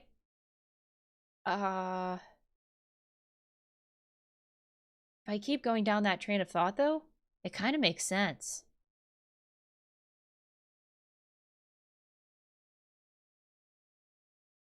If that is a good cover-up. If you have the yeah, if you have his brother's death. No.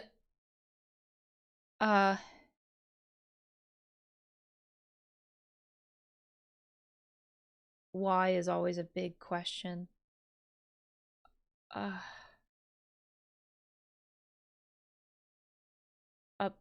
Why?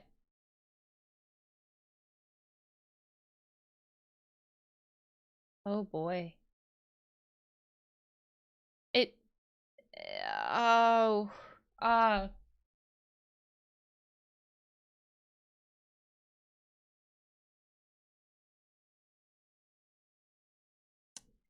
If you have,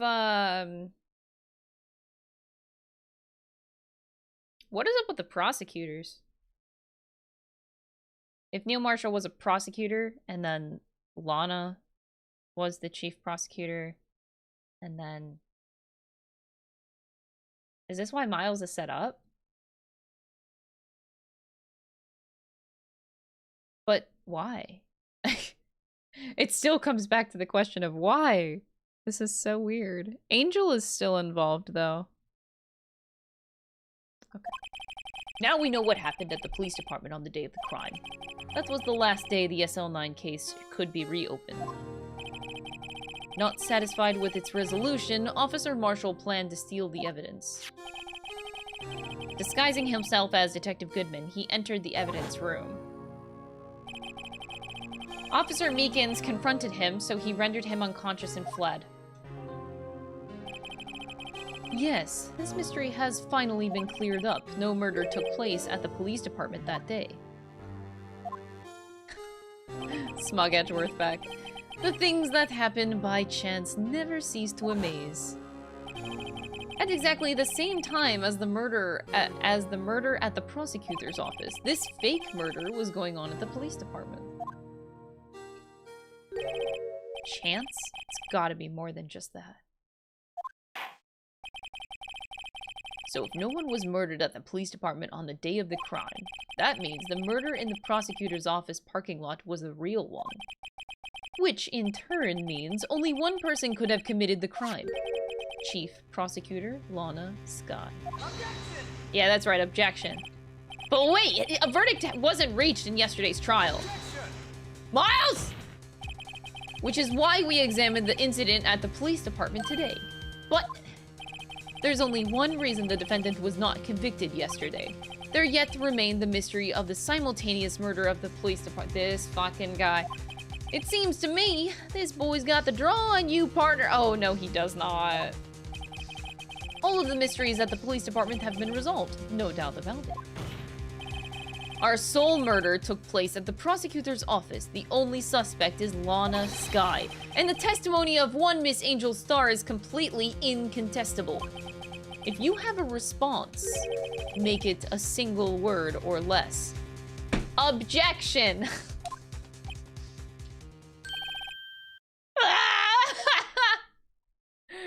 Don't bow!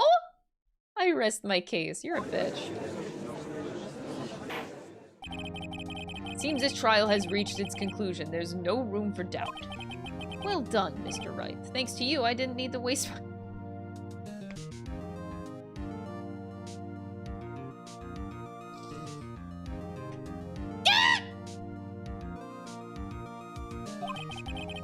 Disproving the alleged murder at the police department. There's no doubt what I proved today is true. The apparent murder on the security camera's tape really was fake. But I didn't realize that would end up proving Lana guilty.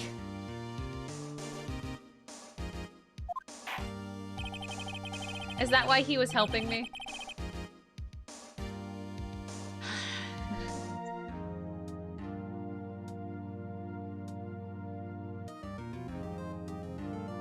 I hate him.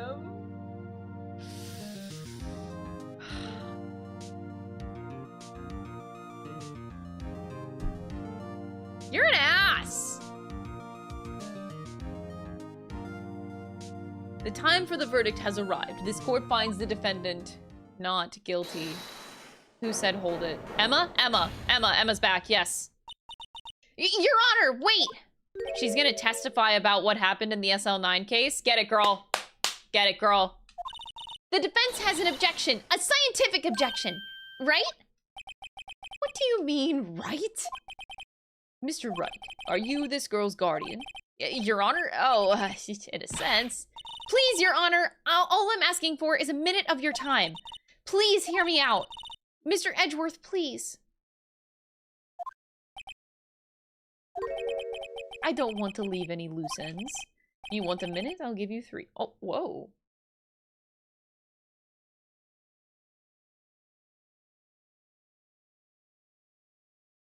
Low-key kind of hot. Okay.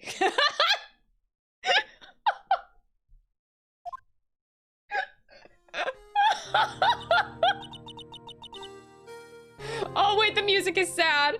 Oh, God. Okay. I was in kind of a shock.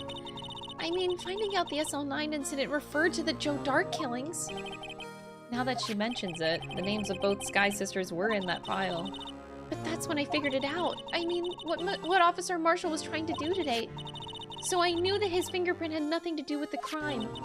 That left only one thing. The other handprint. You mean the traces of blood found on Detective Gumshoe's locker? But no fingerprints were found on it, right? No, but I figured if I examined it scientifically, I'd be sure to find a clue. So I ran over there and looked at it again. So did you find something? No. Of course. Huh? Sorry, I guess I'm not much of a scientific investigator after all.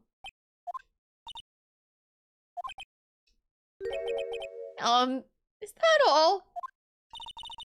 Please don't be mad. I'm just a high school student. And I'm just an attorney.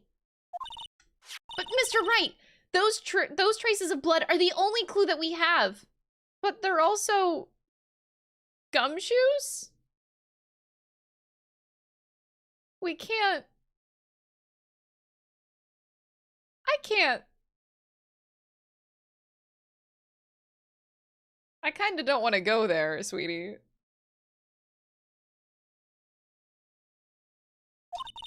If we can't find something wrong with them, please, Mr. Wright, you're a professional. If anyone can save Lana, it's you. Me? Oh boy. Time's up, and now then, Mr. Wright, with regard to the incident of the police department, does any reasonable doubt remain? It appears the defense is troubled by the other blood mark. I am very troubled, thank you. Looking at the floor plans, a handprint was discovered around here. Is that a problem? Is there a problem with this? Mr. Wright, I'm sorry I can't be of more use. But still, if you can't find anything wrong with that blood mark, Lana will be... Please, answer my question, Mr. Wright. We don't have all day. Yes, Your Honor. If ever I've needed to concentrate, it's now. Oh god,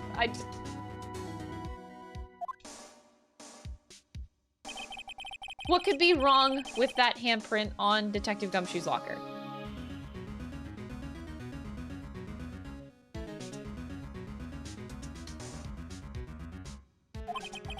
Could there be something I'm missing? Nope, there's no problem!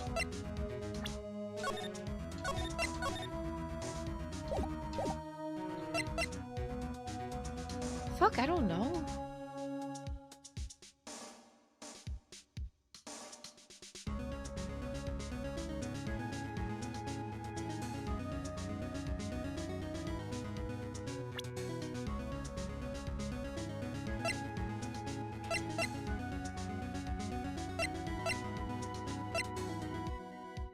Now that you think of it, that is interesting.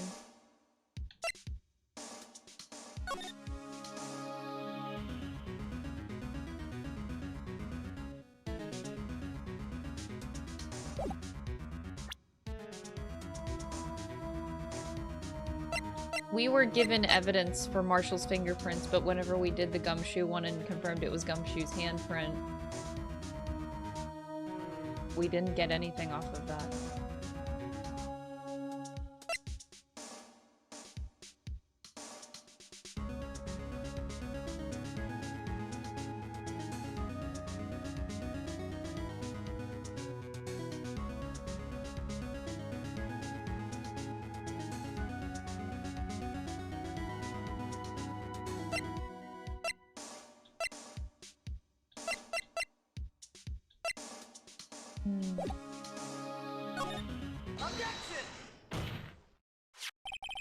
This handprint left at the crime scene clearly shows a contradiction. It does? I'm bluffing my way out of this one. What's happening with Twitch? Is there something going on?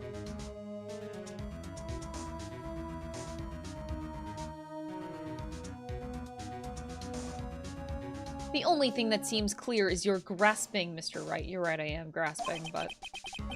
You've been staring pretty intently at those floor plans. Tell me, is there a problem with them? Yes, this is strange. Take a good look at these floor plans. Something is missing. You mean something hasn't been drawn on there? Yes, something that, when drawn, will completely change the meaning of the blood mark.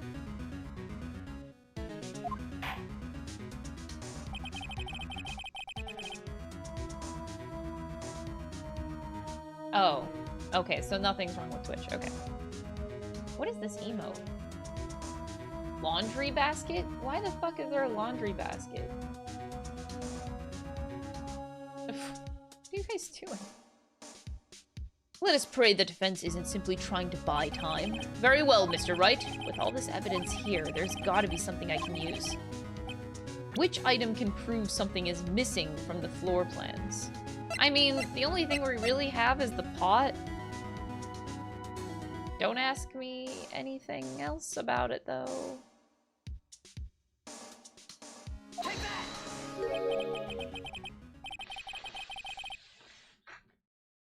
As they say back west, even a blind man can hit with buckshot. Why are you back in the court? So long as he's facing the general direction.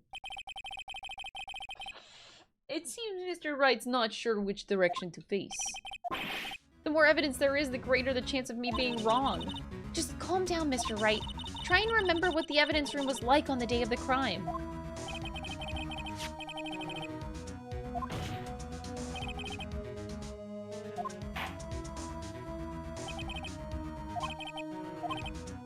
I didn't get penalized.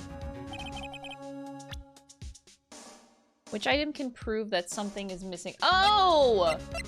Oh, are we just supposed to say the luminol testing fluid? Take that!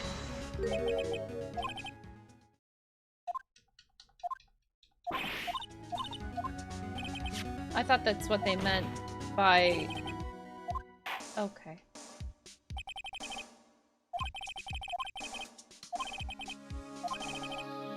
Which item can prove something is missing in the floor plans?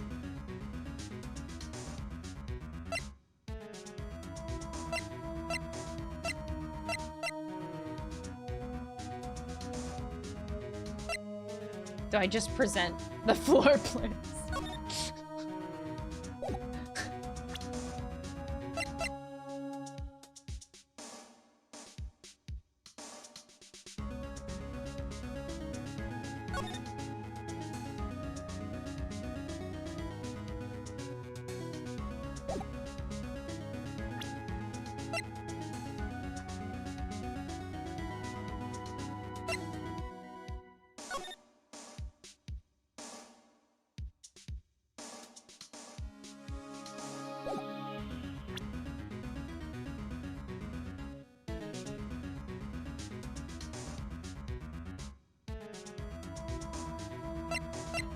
Could be like the fingerprint set, could be...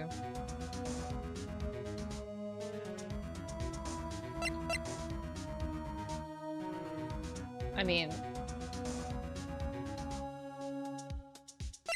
Prove something is missing from the floor plans? There is so much goddamn evidence in this case.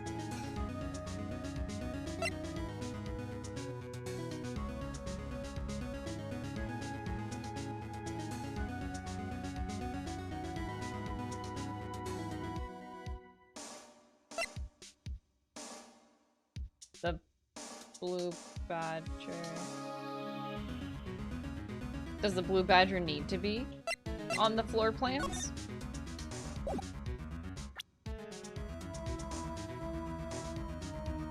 It could be it though, because the blue badger was in front of the locker, I think, for the whole duration of the security video, right? It's covering it. Oh my god. You never see the handprint on the locker. Could be. It actually could be. I don't know why that would be on the... I am not sure. No? Is that not it? Oh, okay. Yeah. What about that piece of plywood? The blue badger, mascot of the police force. Defender of truth, guardian of proof. Explain yourself, Mr. Wright. Please look at the floor plans of the crime scene. The blue badger is not here. So watch what happens when we put him in. This is where he was dancing at the time of the crime. Well. Oh, we actually got Miles. Hell yeah. That's right, so long as the blue badger is dancing here, it would be impossible to place a handprint at this spot on the locker.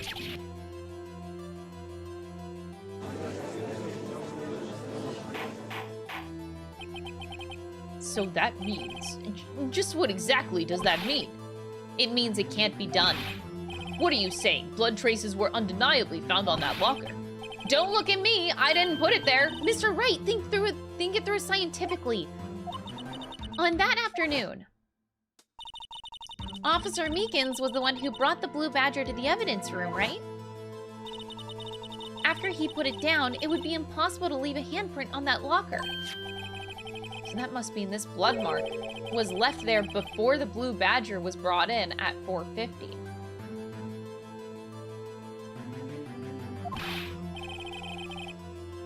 Just one moment. I will not allow such far-fetched balderdash in my courtroom. It may sound far-fetched, Your Honor, but it's the only possible explanation.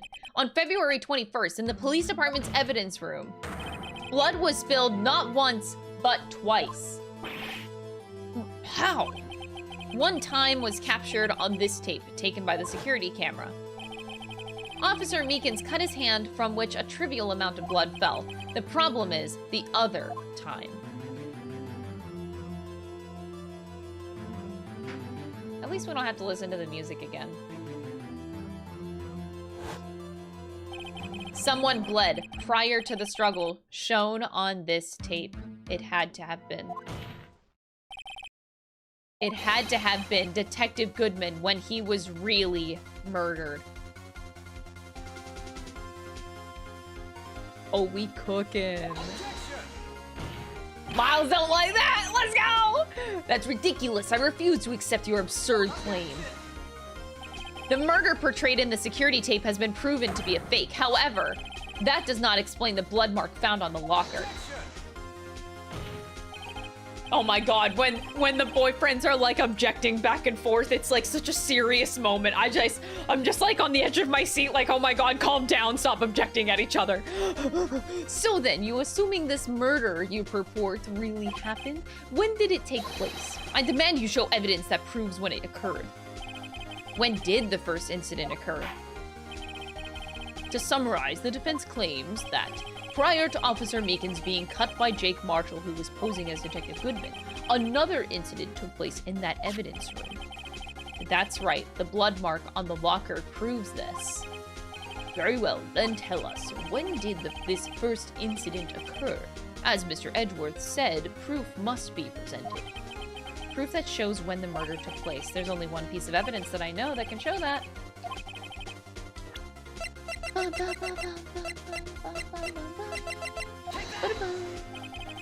If the crime took place inside the evidence room, then the killer would have had to enter it, and in order to do so, an ID card would have been required. The ID card report. Officer Meekins brought the Blue Badger panel into the evidence room at 4:50 p.m. If the crime took place before that time, then it would be 4:40 p.m. No, not Miles. Oh my god. But sure, yeah, okay. Miles Edgeworth! Just what have you done?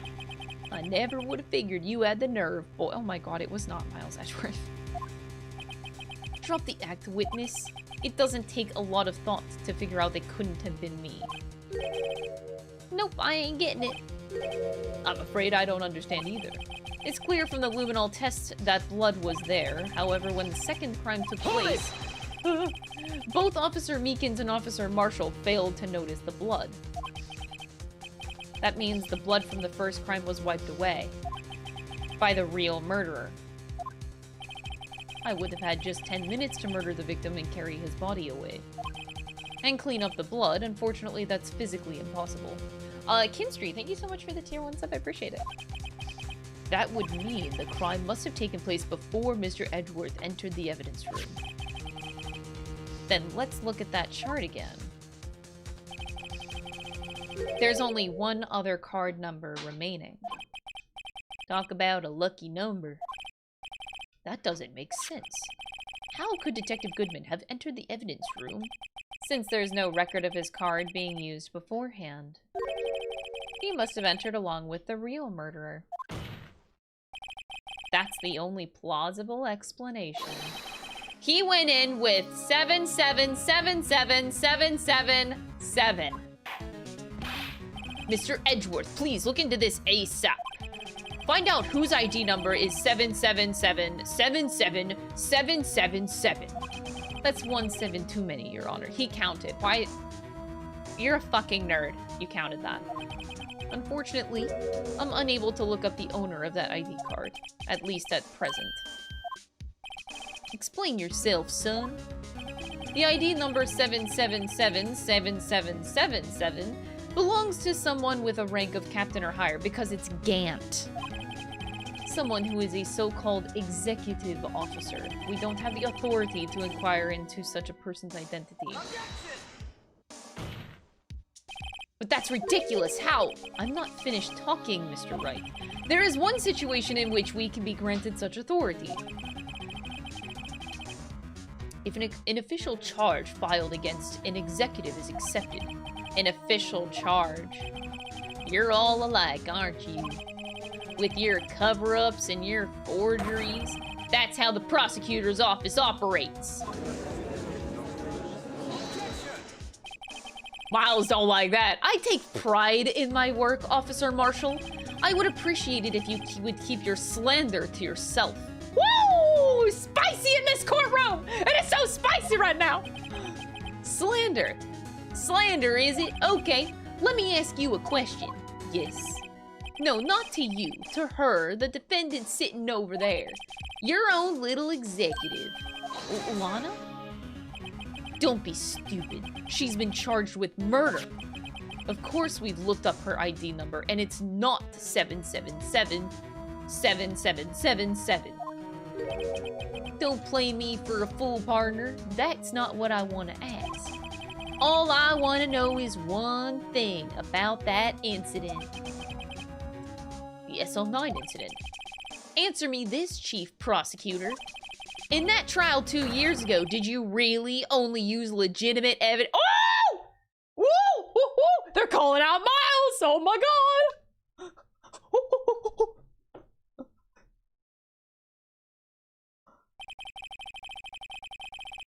Do you need the witness to repeat his question, Chief Prosecutor? I heard him fine, Mr. Edgeworth. 2 years ago, I was in charge of the prosecution for that trial. At the time, occasionally, we felt the powerlessness of the law. At least, I did.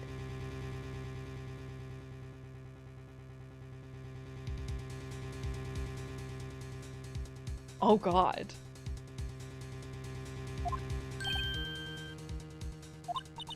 Lana? I became a prosecutor in order to suppress crime with the law. But before I realized it, we were the ones being suppressed by the law. Defendant, just what are you saying? I'll ask you again, Chief Prosecutor. During that trial 2 years ago, did you really present all of the evidence to the court? Can you look me, an investigator in that crime, in the eye and say that you did? Chief Prosecutor, you didn't. I don't have to, Officer Marshall. Oh! Why won't you answer him? Drastic crimes require drastic measures. That's just the way it is. We did what we had to in order for him to get the verdict he deserved.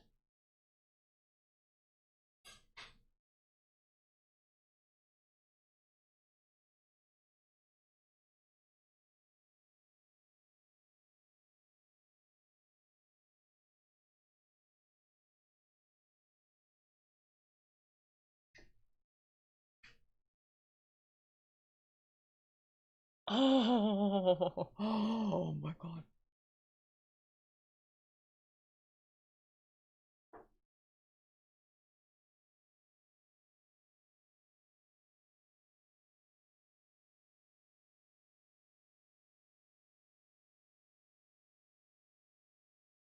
I refuse to believe that she is responsible for the murder, though, of Neil Marshall. Oh my god. But Lana! Even if it involved forging evidence. Dude, she can't be implying that.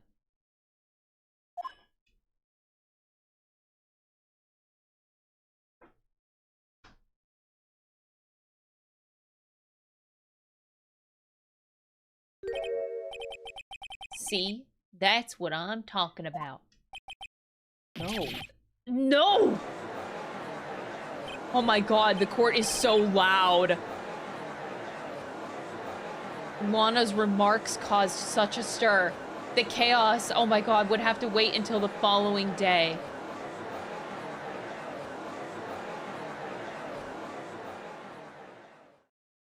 Oh my god! Oh my god!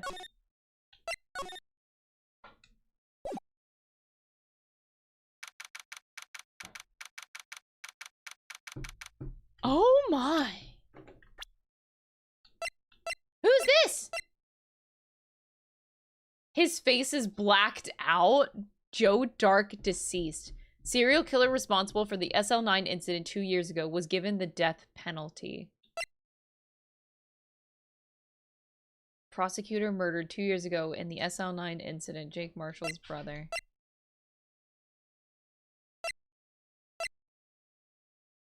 Oh my god.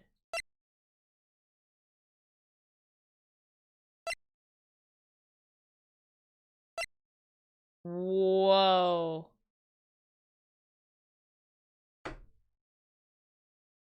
If she's willing to do whatever it takes... Well, technically, Miles is too. But, like...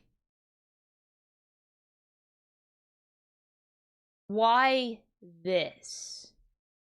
Now this current thing just got more interesting. Why? Is she... Oh, does she just feel really bad? No, but that would be accepting the fact that she did that.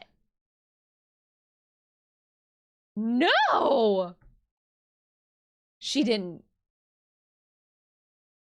Does she really feel bad about it? She wanted to get caught and atone for her crime. No, I refuse.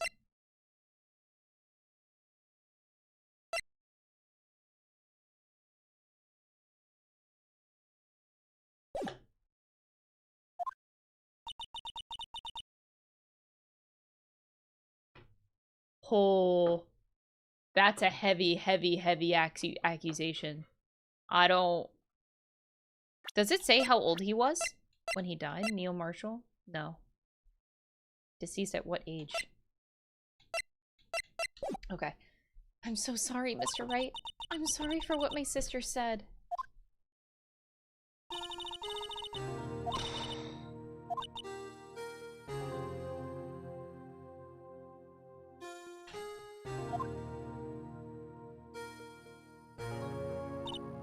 I didn't know.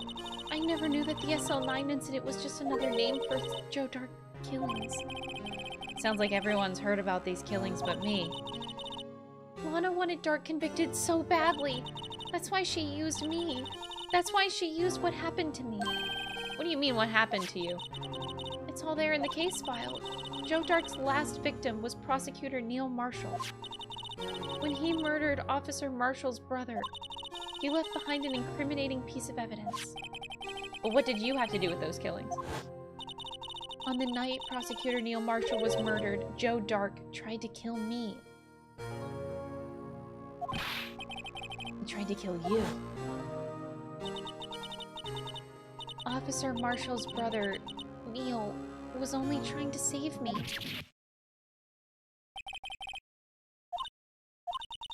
I was a witness in the Joe Dark trial. Ah. It happened 2 years ago. It was right around this time of the year, too. There was a terrible thunderstorm that day, unusual for the season. I was alone in my sister's office. We were planning to eat dinner together once she finished her work. Then, suddenly, this terrifying man came bursting into the office. Joe Dark. It seems like he was running from someone. He pulled out a knife and screamed at me. I didn't know what was going on. Just then, Prosecutor Marshall showed up. Jake Marshall's brother. Joe Dark tried to take me hostage.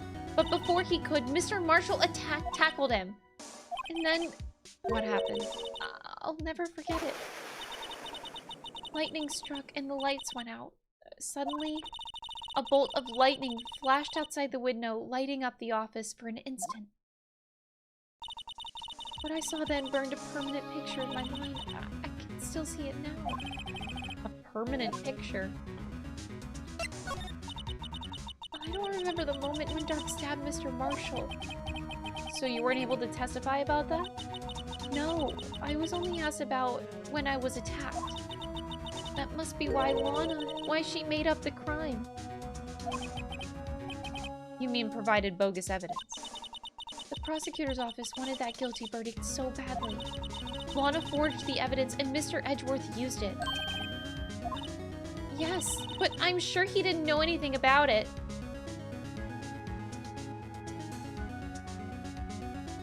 Fine.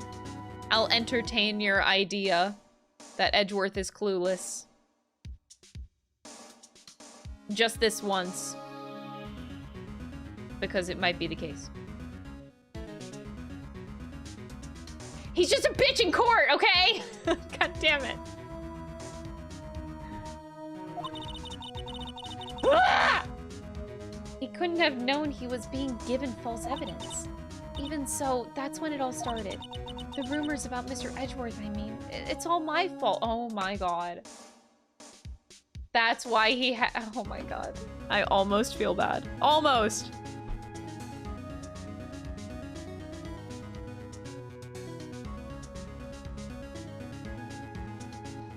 Almost feel bad.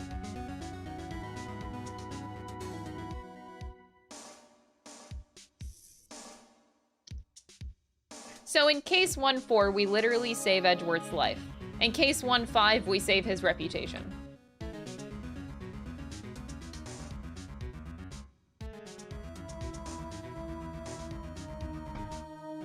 He owes me. He will owe me. Just so we're clear. If I could have just testified properly, none of this would have happened.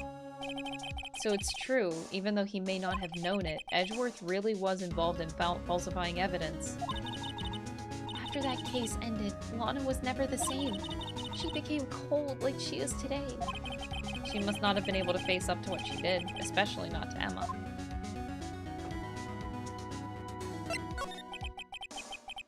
What did you see in the instant that crime occurred?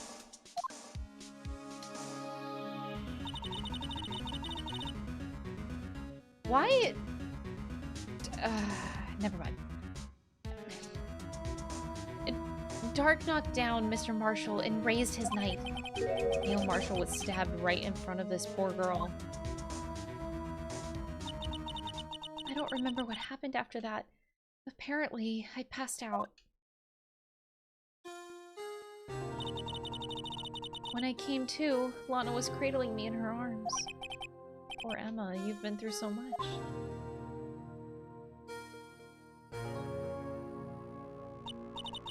I couldn't bring myself to testify about that instant. I tried, but the words just wouldn't come out. I drew a picture, but it wasn't any good. 2 years ago, you must have been 14. That's understandable.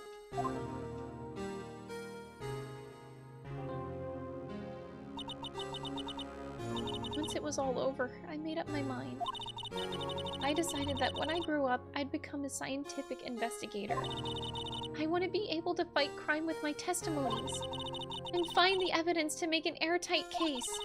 That way, Lana would never have to forge any.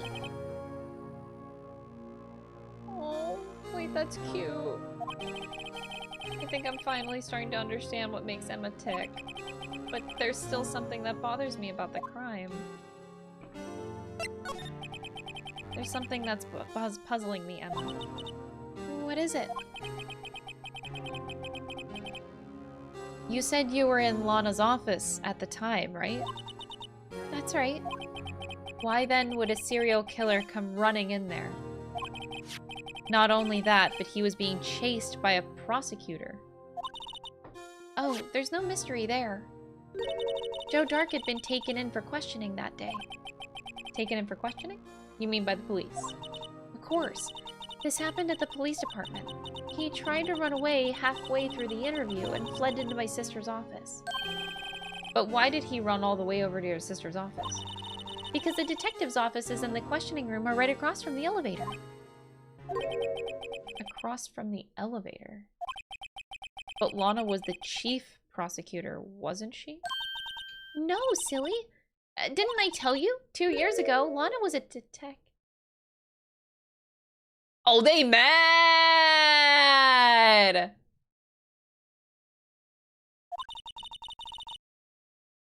She was the best in the entire force. They fucking mad. What? That's news to me!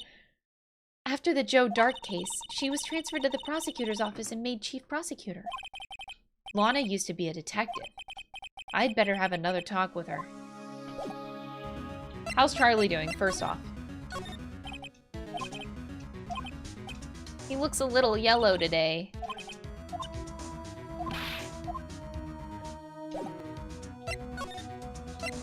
But I want to go see my boyfriend.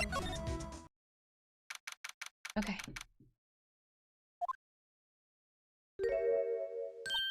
But Lana! Mr. Wright, it seems I keep causing you trouble. Falsifying evidence. I didn't think you were the type. Criminals don't mind playing foul. Why should we? But Lana, if you're wrong, an innocent person might be found guilty. Believe me, I understand the risks. Lana. Emma told me about you. About how you were a detective 2 years ago. And how the SL9 incident was the reason for your transfer to the prosecutor's office. That's right. Could you fill me in on the details, especially about that unusual change of jobs? I suppose you have a right to know, Mr. Wright. Bitch, yeah, I do. A lot of revelations were uncovered at the trial today, not the least of which was the fact that this case is largely connected to another one 2 years ago. Evidence from that case was stolen as well, though I expected as much. I know how obsessive Officer Marshall can be. The trial, it really wasn't fair, was it? I believed in you, Lana! I believed that no matter what happened, you'd always stick to the truth! It couldn't be helped, Emma. At that trial 2 years ago, I sold my soul. Well, all drama aside, the fact of the matter is, at 5:15, there was no murder at the police department. Tell me it's not true, Lana, what the witness, Miss Starr, said. About you stabbing Mr. Goodman with a knife. Lana, I don't understand! Why won't you tell us?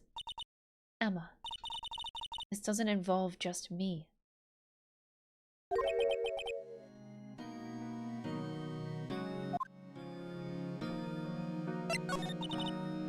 It's true, I was a member of the police force 2 years ago. She was amazing! Man, Gant is just suspiciously involved in everything. They still talk about all the cases she and Chief Gant cracked together. Chief Gant. He was the deputy chief of police back then, but he still worked worked the crime scenes. Damon Gant. He was everything I aspired to be. They were the best team ever! They solved crimes before the reports could even be filed. Emma really idolizes her big sister. But now that you're the chief prosecutor, what happened?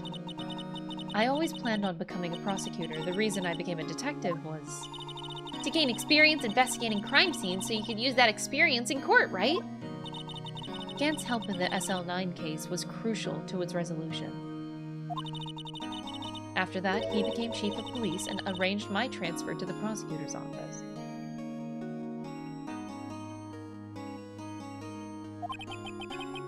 Maybe I should ask more about this investigation of theirs 2 years ago.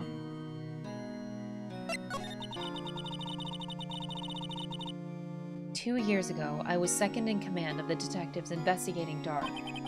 Second in command, that means the investigation lead was Damon Gant, right? Yes. Deputy Chief Gant and I shared the same office and the same investigations. They even had the same office. We led a team of the best detectives on the force. Detective Goodman, whose case it was, Jake Marshall, and Angel Starr.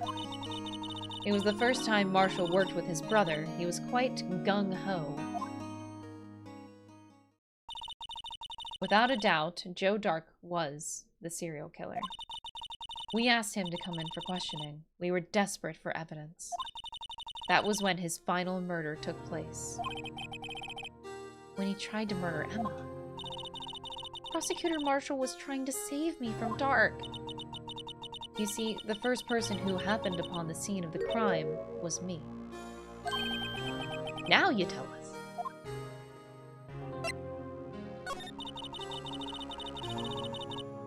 Damon Gant and Neil Marshall were the ones questioning Dark that day. The investigation was in its final stages, and Dark must have suddenly panicked. So he waited until Gant and Marshall led their guards down, then fled the room. From there, he ran straight to the office shared by Deputy Chief Gant and myself. That's where he found me. So you were the first person to run to the scene, Lana? It appears so. I was filing some papers while Gant and Marshall were questioning Dark.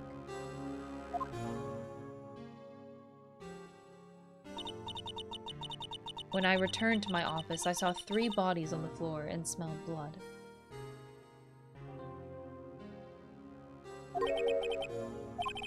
Prosecutor Marshall, the victim Emma, who had passed out, and the suspect, Joe Dark. During the struggle, it seems Mr. Marshall struck a final blow before he died. Joe Dark had incurred a minor concussion and lay unconscious. What did you do?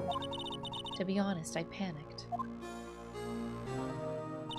I picked up Emma and carried her out of the room and just held her. Can't blame her after all her sister must have gone through. After that, I placed Dark under immediate arrest. Let me get this straight. You were all involved in the SL9 incident. That's right. Quite a coincidence, huh? I don't buy it. What are you saying? There's no way everyone involved in that trial was also involved in that incident. Just by chance? But that case was solved 2 years ago. At least one person went to extremes because they didn't believe it was truly solved. Officer Marshall. Yes, his actions came as a surprise to me as well. Ever since his brother died, he's completely changed. I guess he wasn't convinced with the ruling against Joe Dark. Life doesn't end with the closing of a case. Everyone has to live the rest of their lives with their memories. That case just might not be over yet. Emma was assaulted by Dark at that police department, right? Yes, in the office that Damon Gant and I shared. The office that Mr. Gant now occupies by himself, the Chief's office.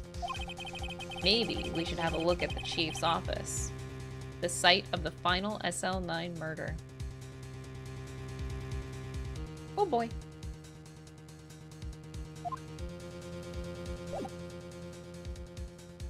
Oh boy.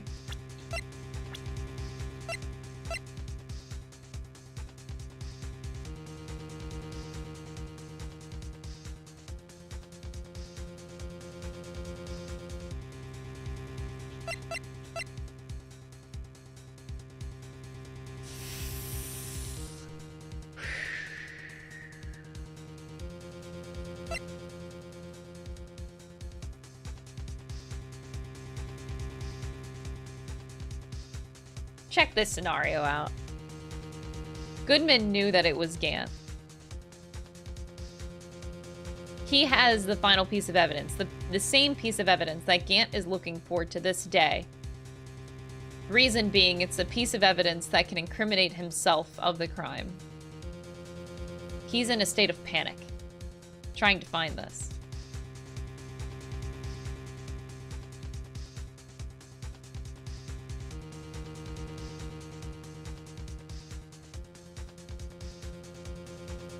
What's the relation between Gant and Joe Dark. Because, like, my first guess is that Gant hired him. But that's a bit more on the extreme side.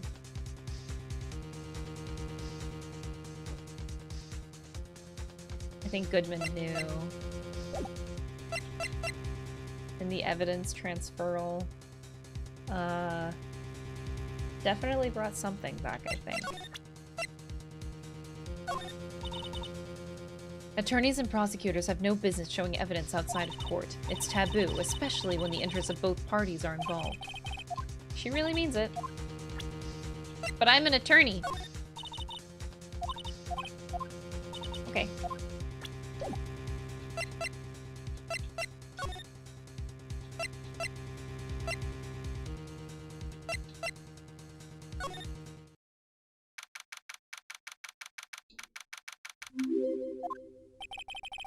No one's here today. Not even Miss Star. Abby saying thank you for the 2 months. Everyone's probably busy looking into what exactly went down in the evidence room. That must be where the detectives are. We proved in court today that on the day of the crime, no one was murdered in the evidence room at 5:15. Yeah, I thought we were finally making some headway in our case. But instead, it looks like we just ended up making Lana look even more guilty. Yo, Flynn, thank you for the Prime sub. I appreciate it. Hang in there, Lana. I've got to find all the answers by tomorrow.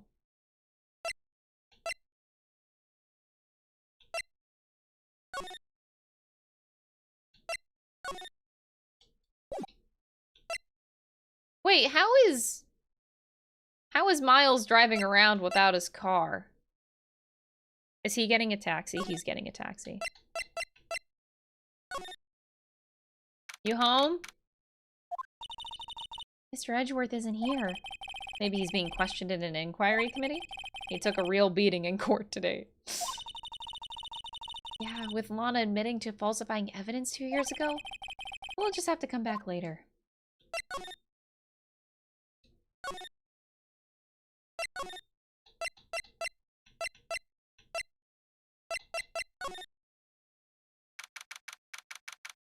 Gumshoe carries him? Oh my god.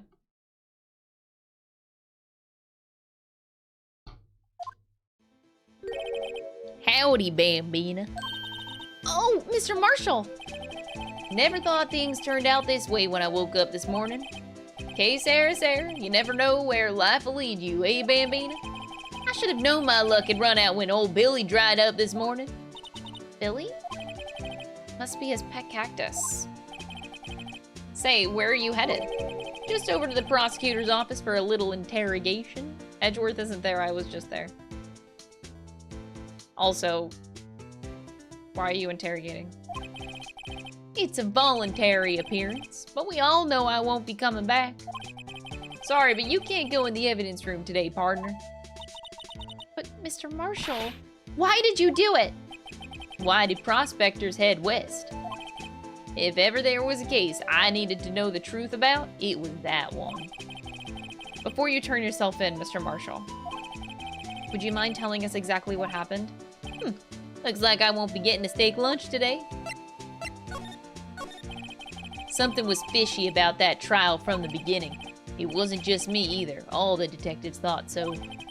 What do you mean, fishy? Some of the facts reported were inconsistent with the evidence we found. For example, the murder weapon. That would make a lot of sense if Gant's trying to hide that. He can't find it. You mean that switchblade knife with the broken tip? That was Joe Dark's, all right. But in the initial autopsy report, a question was raised. The blade of the knife was not a perfect match with the wound the victim sustained. It means there's a good chance that knife was not the murder weapon. Hold it!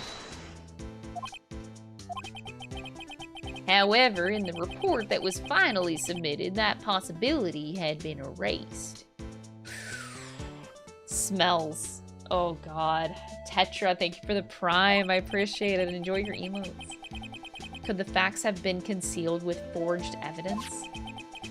That case left behind scars on all of us.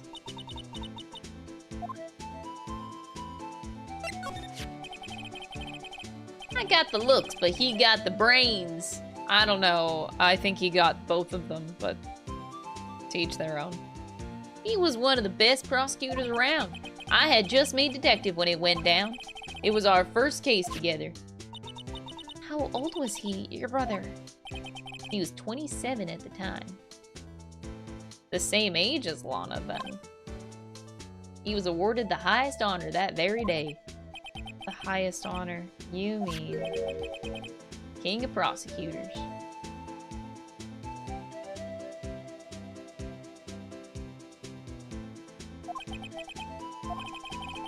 What are you looking at me like that for? That's an honor for a prosecutor.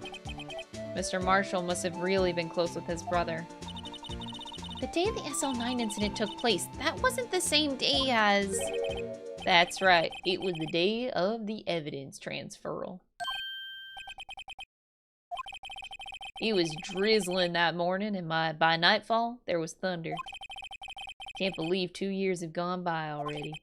I tried to seal the evidence so the case wouldn't die. Apparently someone tried to stop you. Detective Goodman was murdered, and the evidence locker was empty. There was something going on behind the scenes in that case. We all knew that later. Every detective involved in that investigation, save one, was taken care of.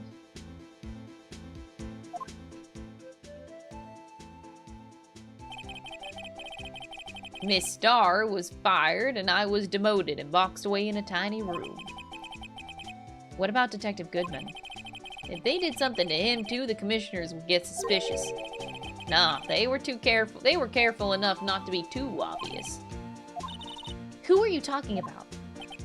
Don't get upset, Bambina. I mean Damon Gant and Lana Skye. The investigation lead, Damon, and his second-in-command, Lana Skye. There wasn't a person on the force who hadn't heard of that duo. That case was the biggest step in both of their careers. After the case ended, Lana transferred to the well, that's Phoenix. After the case ended, Lana transferred to the prosecutor's office, right? Yeah, Damon Gant, the new chief of police, arranged for that to happen. She's never been the same since she left. Everyone who knew her said so. Chief Prosecutor Skye was totally different when she was a detective. Now that he mentions it, Emma said something like that too. Tell me, what happened to my sister? Sorry, Bambina, but her secret is too well guarded. I never found out. Lana's secret. It all started 2 years ago. So there you have it. That's my story. Did you enjoy it, partner? It was certainly enlightening. There's one thing for sure I found out in court today. That boy, Edgeworth, isn't my enemy. Oh, now you say that. Because the beginning of that trial was sure spicy as hell. You hated his ass. God damn. He was the one who used falsified evidence to get a guilty verdict, but someone else was the one who gave him that evidence and planned everything. That someone is Damon Gant. Don't believe me? Well, I don't blame you. I won't even be a patrolman after today. Oh. Too bad I won't be around to work with you. When you become a real scientific investigator. Adios, Bambina. Aww. Aww. That was cute. Oh, and it's silent after that, too. Oh.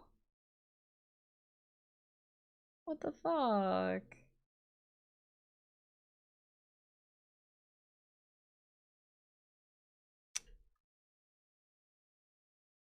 Hmm.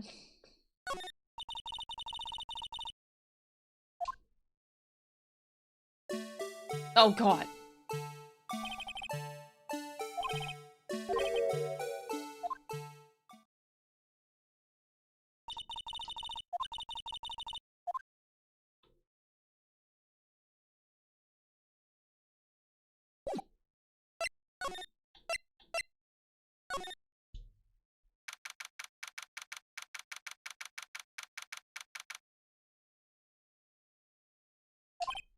This place is always pretty empty, but today it's deserted. That must mean everyone's busy solving crimes. Oh, if you're looking for the others, they're all in the conference room. Thanks. Wow, he actually talked. With the chief prosecutor saying what she did and the decision about what to do about Mr. Edgeworth, not to mention our statement to the media in tomorrow's trial, there's more chaos going on than Thanksgiving and Christmas put together. I think festive is the word usually used for those. Sir? We'd like to have a look around Chief Gant's office. Just use the connecting hallway to the other building and take the elevator to the top floor. Really? You mean it's okay for us to go in there? I mean, we aren't police officers or anything. Hey, you're right. You can't go in there. Oh my god.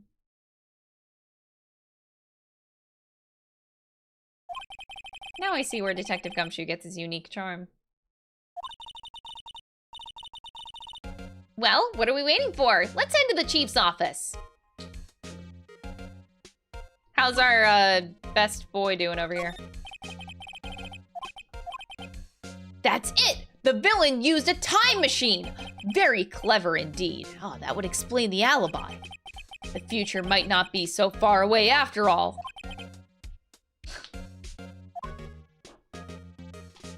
God damn it. That's what I thought all along, just never bothered to tell anyone. Now there's a guy who cares about his work. You're doing great, buddy. So this is the police mascot. Still same dialogue. No, don't show her the moving mock-up outside. You'll give her nightmares. Your poor daughter. She'll never see the light of day.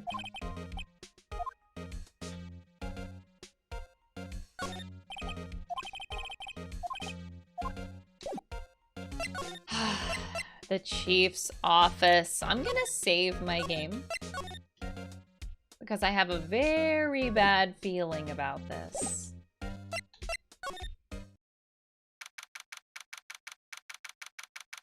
Whoa, the picture is even up on the wall. And it's the same. That is so weird. What the fuck?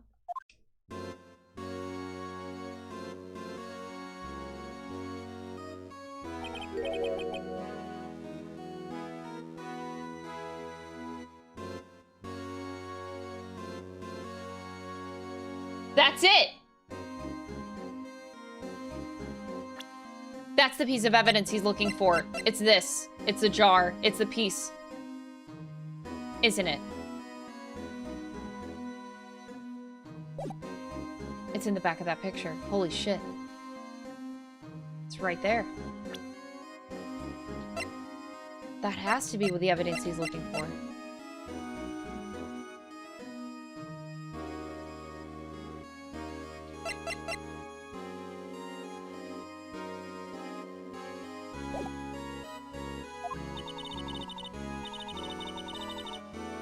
In the chief's office, silly. At least that's what it said on the door. Check out that pipe organ. That's real, isn't it? Hey, I used to take organ lessons in kindergarten. They used to call me Little Miss Bop. Okay. I thought I was a genius until they tried teaching me.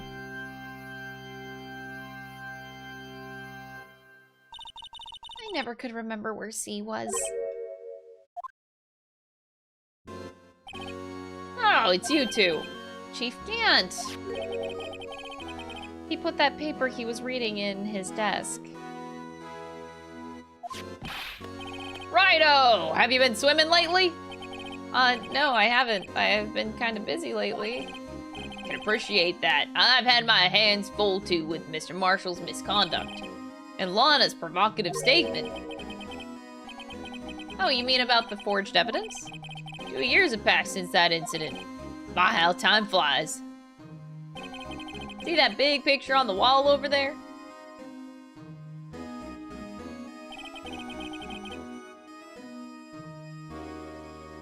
Wowzers. Gant? Oh my god. I hate that he's exactly the same. Technically, Lana is too.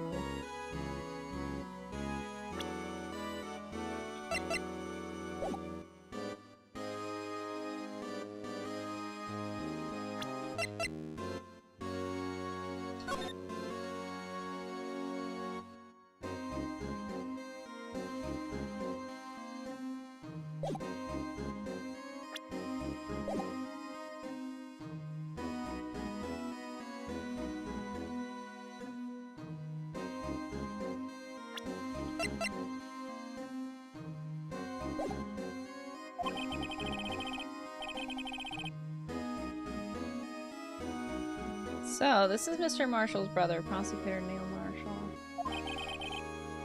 We took in to commemorate our work together.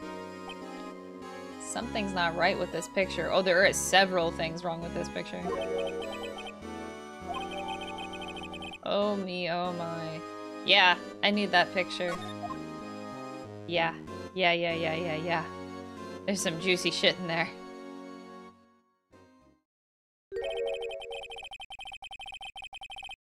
I'd like to reminisce all day, but there are matters that need my attention. I'm gonna lock up here, so let's go out together. Oh, but this office, it was a crime scene 2 years ago, wasn't it? That case has long been since over. There's no need to investigate it anymore. All the same, we'd still like to have a look around. Perhaps you didn't hear me. I said there's no need to investigate it anymore.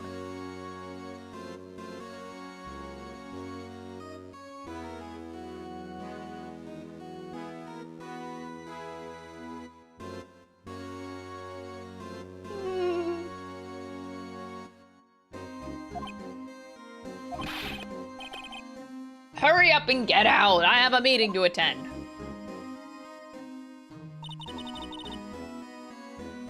Looks like we aren't welcome. Seems that case isn't over with yet after all. Chief Gant denied our request to search the crime scene. That means there must be a reason he doesn't want us looking around in there. You mean like a clue? There's gotta be a way we can get inside the office. Edgeworth, can you, like, hook us up? I don't know how Edgeworth would do that. Like, literally at all.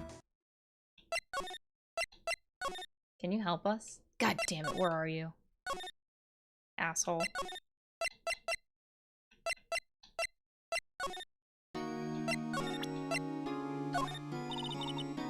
Oh, she's not even gonna respond to the picture?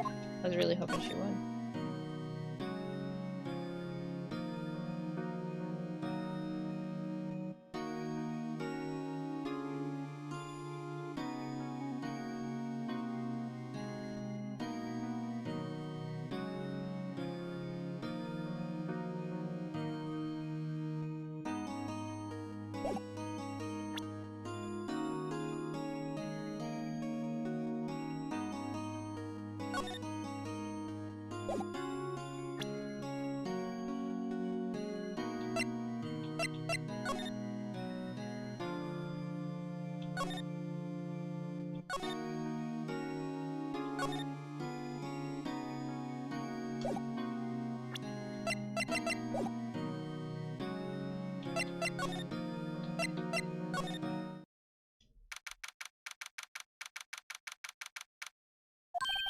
Hey, pal! Oh. Detective Gumshoe, aren't you supposed to be in a meeting? I'm just taking a breather. My feet hurt. From sitting so long? Actually, from serving everyone coffee. What? Sounds like Detective Gumshoe's still out of the loop. Say, have either of you seen Mr. Edgeworth? Edgeworth? No. Why do you ask? He's under fire from both the police department and the prosecutor's office. It's almost like the battle's between you two in court. Sounds serious. Is it because of what my sister said? That's basically what it all boils down to. That falsified evidence 2 years ago. Now Mr. Edgeworth has the whole world after his blood. Edgeworth's crisis. Why would Edgeworth be blamed? It's not like he knew the evidence was forged. Lana Skye is the guilty party here, isn't she? Regardless, a prosecutor is responsible for the evidence that they present in court. Not only that, as you know, there have been a lot of rumors going around about Mr. Edgeworth. His amazing talent as a prosecutor kept him safe from those who don't like him. But now with this... Are there really so many people who hate him? I think everybody that's watching this stream right now, or this VOD, I think everybody can agree that we all hate him.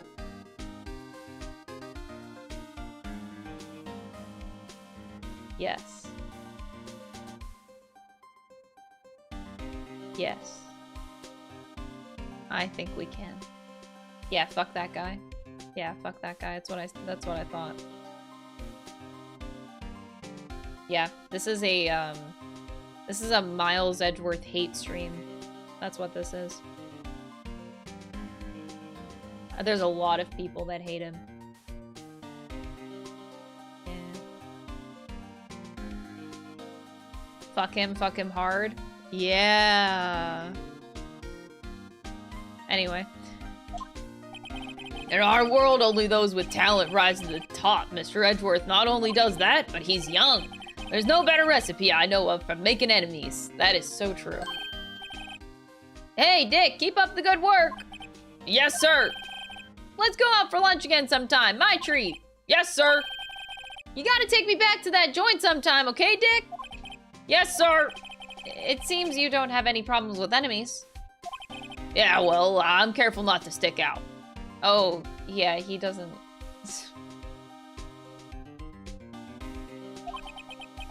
Anyway, I'm a bit worried about him.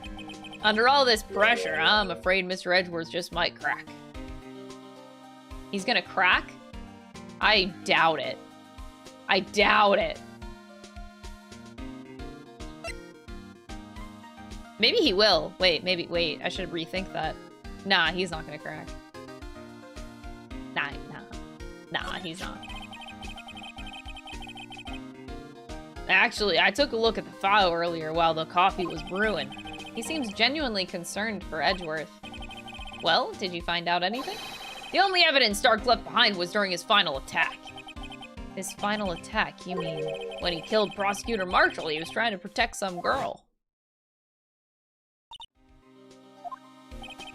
Seems Detective Gumshoe never realized Emma was the girl.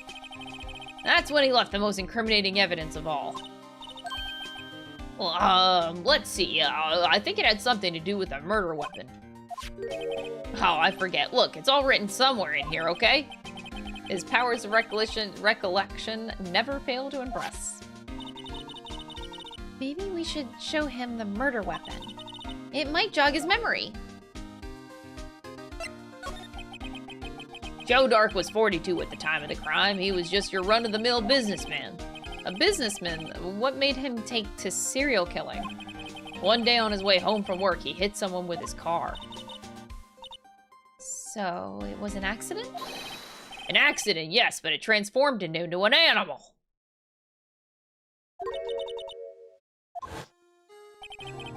He killed a man that witnessed the accident. The kid walked by just then, so he killed him too. Then when he was burying the bodies, a jogger came up around the scene and was killed as well. Finally, he turned himself in. Seems he was a pretty careless animal. Of course, this is all conjecture. There wasn't a single shred of evidence. So he turned himself in. In the middle of questioning, he fled and murdered his final victim, Prosecutor Marshall. That crime was witnessed by someone too, but luckily Dark was arrested on the spot. It's a good thing that last witness wasn't killed.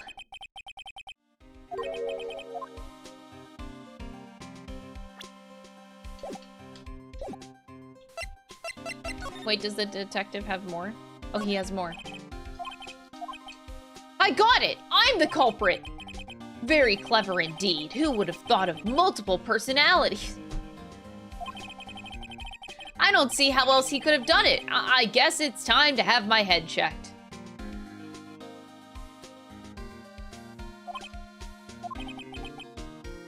I think it's way past time for that.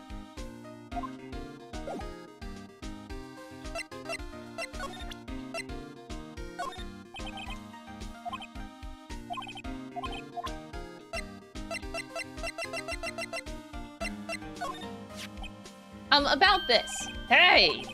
It has a tag attached to it with the label SL9 incident on it. I believe this would be the broken murder weapon you were speaking of? What are you gonna do with that?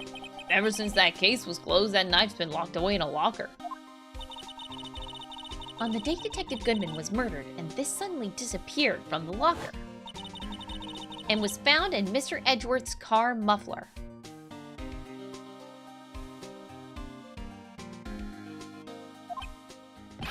That's it!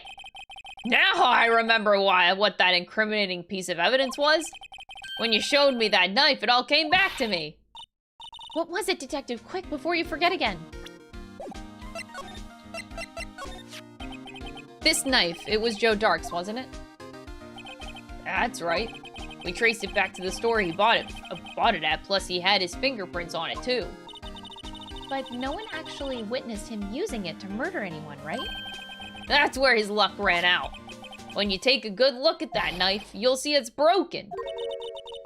You don't have to take a good look to notice that. Yeah, well anyway, take a guess where the broken off tip of the knife was found.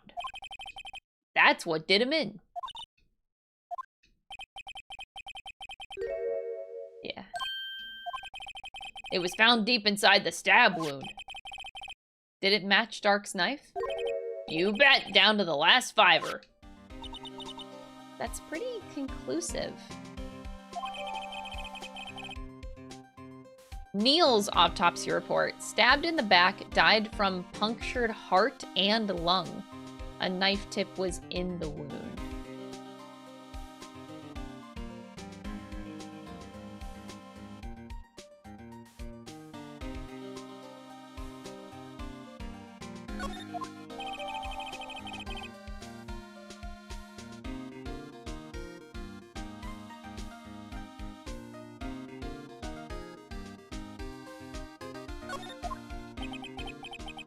There you have it in a nutshell. That's all I know. Can I ask you one more thing? If it's money you need, you should ask Chief Gant. It's not money, but it does concern the chief. His office is a crime scene, right? It's where Prosecutor Neil Marshall was murdered. The chief's out now, and his office is locked. But we'd like to have a look around if that's okay. Well, any detective's ID card can unlock the door. What? Really? But if I let a civilian in there... Was it always like that?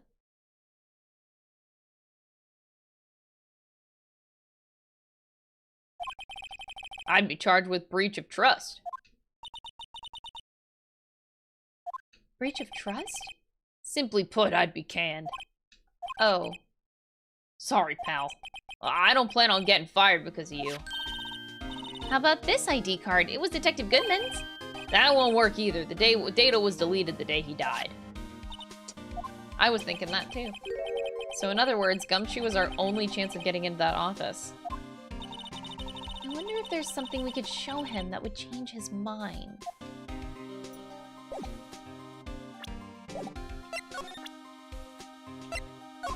Oh, no, sorry. Oh! Oh! Yes, reading the autopsy report. So Neil was 27. Date and time of death, February 19th. Between 7 p.m. and 7:30 p.m.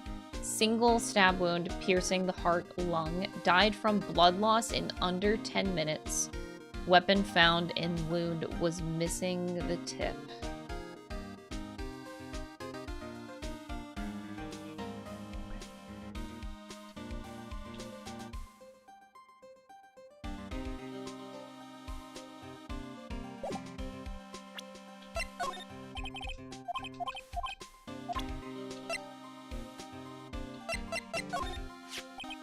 About that jar, I think I've seen it before. Somewhere. Or maybe it's one of those memories people have from previous lives. That must be the most uninformative detective I've ever met. Something about it makes me feel uneasy. It's like I'm in the chief's office and he's yelling at me. Where could I have seen that before? I thought that would get him to, like... Should I show the picture now as, like, a follow-up? Oh, okay.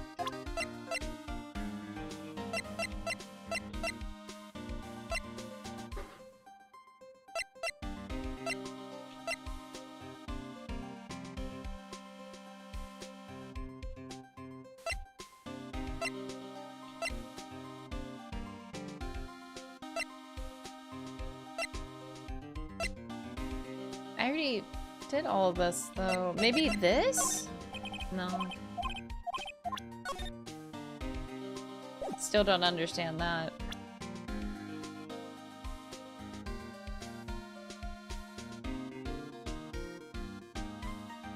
Why would Gant put that in front of Miles? I don't understand this. This is like the weirdest piece of evidence that we have. Why? Like, why give that to him?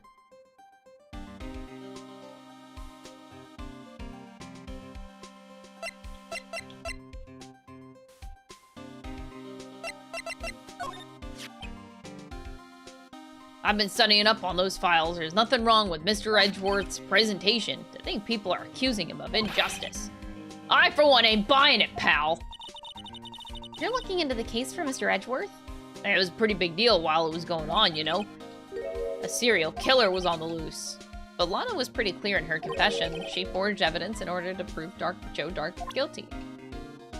Ashley, thank you so much for the $2 donation on Super Chat, though. I really appreciate it. Thank you.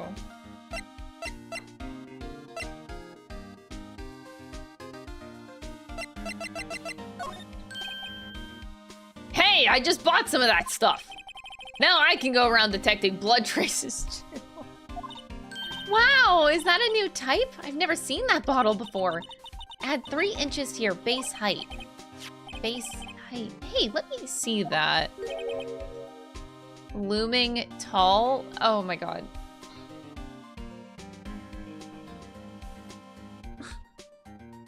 Oh my god.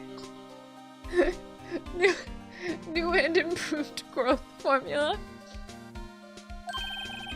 You mean this can't detect any blood traces? Oh my god. Well, it's not quite the same thing as luminol. So that's why the lady at the counter had that smirk on her face. Sweetie. Sweetie. Yes, there's only one number left to investigate at 4:20 p.m. The victim, Detective Goodman, must have entered the evidence room along with somebody else. Someone with an executive officer number. 777-77777? There's one extra one. That's 17 too many, Detective.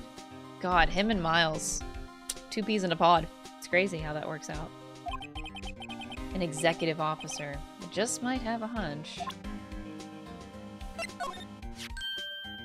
Hey, that's powder used for detecting fingerprints. Yeah, Mr. Edgeworth gave it to us. He did what? All I have is some flour. Are you okay, Detective? Quick, run! Achoo!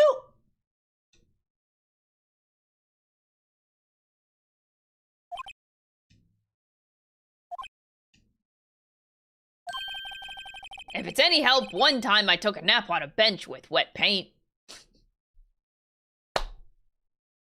Gumshoe is a national treasure. Why am I not comforted?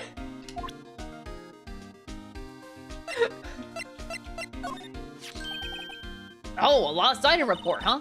Very impressive, Detective. You knew what it was right off the bat. Well, I was a master of misplacement, you know. Master? That has such a cool ring to it. The way I see it, if things are meant to be lost, then they're meant to be lost. There's a higher power at work here. Oh my god. Wow, a higher power. Maybe I shouldn't let Emma hold any evidence.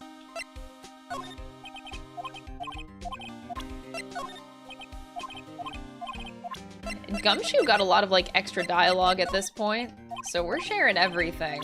It's kind of cute.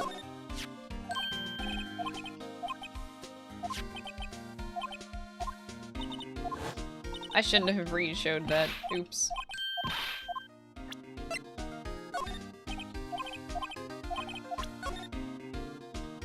Bloody foot. That's the photo that Miss Starr took. Anything you can tell us about it?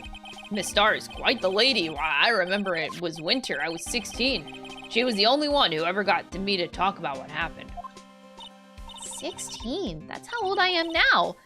I wonder what happened. I wonder if Detective Gumshoe wore a trench coat in high school, too.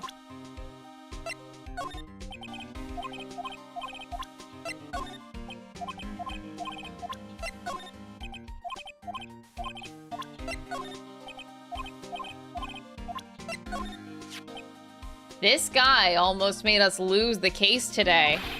What are you talking about? He was guarding the bloodstain on that evidence locker with his life. That's more than you can say about most officers nowadays. It would have saved us a lot of trouble if he hadn't guarded it so well. I have to admit, he's right though. Thanks to the Blue Badger, we were able to prove another possibility today. The possibility that another murder took place prior to 5:15.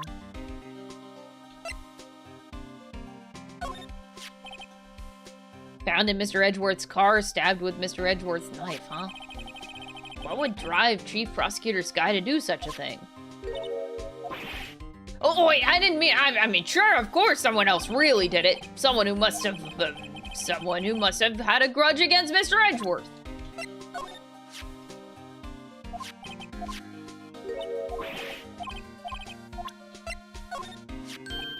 Hey, that's it! That's the King of Prosecutors Award that Mr. Edgeworth got the other day. Were you at the award ceremony, Detective Gumshoe? Of course, pal. I got an award for diligence myself.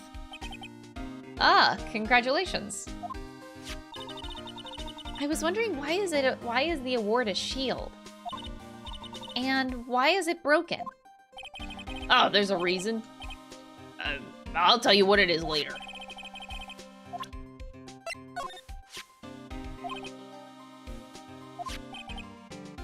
It's only scary because you keep dropping your card, Detective Gumshoe. I forgot my secret number a lot, too. I'm scared of myself. But I'm me, after all. What could be wrong with that? I think I'll stay out of this conversation. Detective, here's my attorney's badge. You show this to me every time we meet, pal.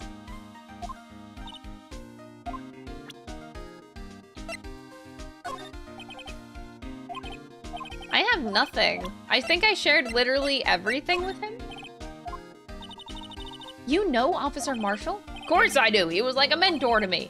When I first started out, he even gave me a small cactus. Really?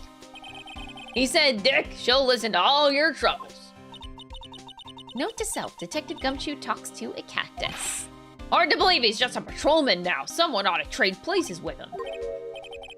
Why are you looking at me like that? That's rude. You can't just do that. That's fucked up.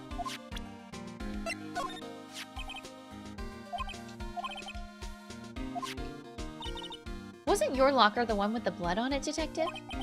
The handprint of the real murderer's gloved hand without any fingerprint. If they come to arrest me, you'll defend me, won't you? If that happens, I think you'll do better pleading with Edgeworth. True. Very true. So yeah, I think I've presented everything to him in this case, so I don't have what I need to move forward.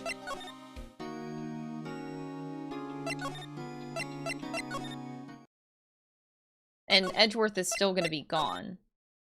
Oh! Or not. Wonder if Edgeworth is back yet. There he is! It looks like he's writing something. What are you doing here? He sure was quick to throw that paper on the floor. Tough day in court, huh? I've had to live the past 2 years with rumors flying around. What's another allegation to me? Cheer up, Mr. Edgeworth, I'm rooting for you! That's Edgeworth for you. Always trying to hide his real feelings.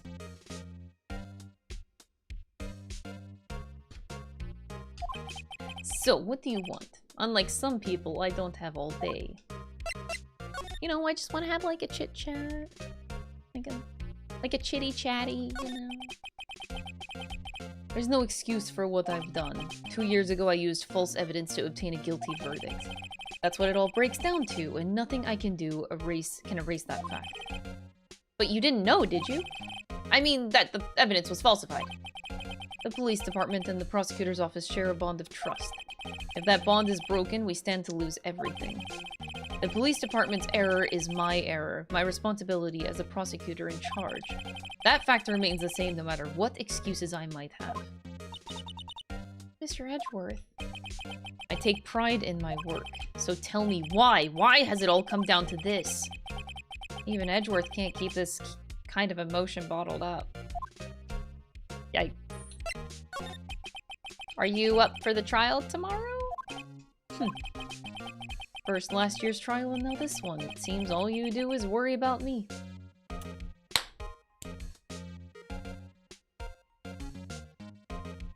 Yep, I do.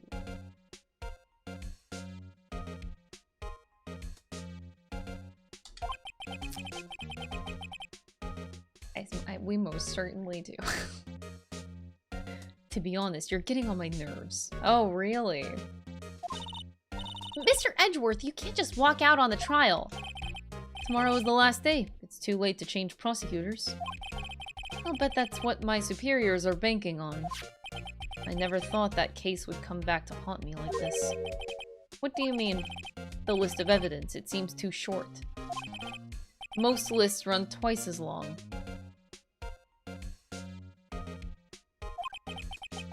It's only half as long as most lists? That is odd.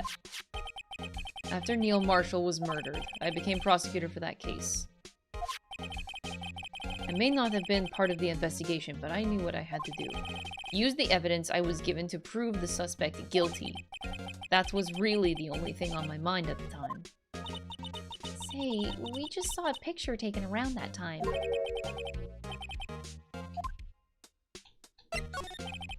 Could you tell us again about what happened that day? The day that Detective Goodman was murdered. You were participating in a ceremony over at the station, right?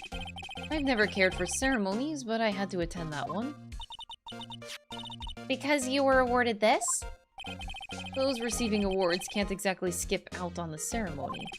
I finished up at the office in the morning and then drove over to the police department. You finished up at the office?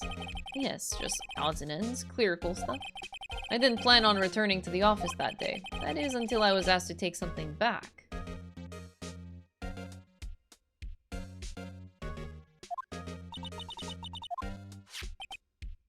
Yeah. Why?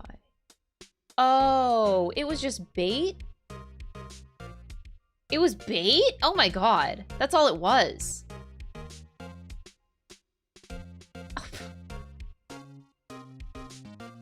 It was just a way to get him to come back, to drive back to the prosecutor's office. That's it? That's why that is such a weird piece of evidence that has just, like, nothing to do. Oh my god. So Gant did set it up. Oh yeah, Chief Gant asked you to hold on to that, didn't he? Yes, it was a piece of evidence in a case that was closed half a year ago. He asked me to bring it back to the prosecutor's office. That's the story we heard yesterday. So, you came back here to the prosecutor's office because the chief asked you to. That's right. Right. And nothing about that struck you as odd, Edgeworth?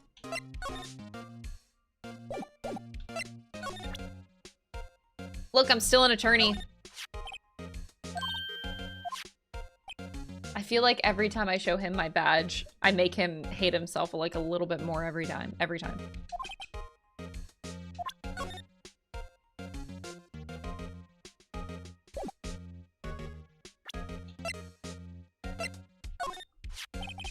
This picture was hanging on the wall in Chief Gant's office. Prosecutor Neil Marshall. He had just started making a name for himself. Looks like this was taken when he received the King of Prosecutors trophy. Speaking of that, there's something that bothers me. The trophy that Mr. Marshall is holding, it's a little different than yours. Yes, you're right. Ah, I remember now.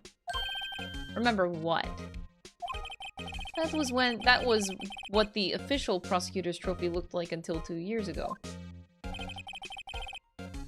There's a story behind its design. Sounds interesting. Would you mind telling it? It's simple, really. Contradiction. That's what the award's based on.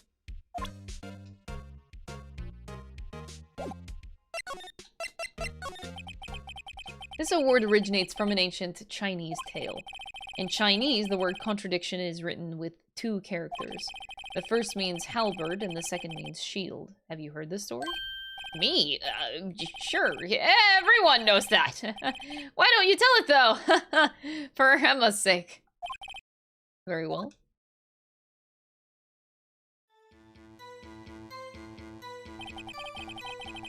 Long ago in the kingdom of Chu, there was an arms merchant. One day he presented the king with 2 items. The first was a halberd he claimed could slice through any shield or armor. The second was a shield he claimed could withstand any weapon. Objection! Why are you objecting?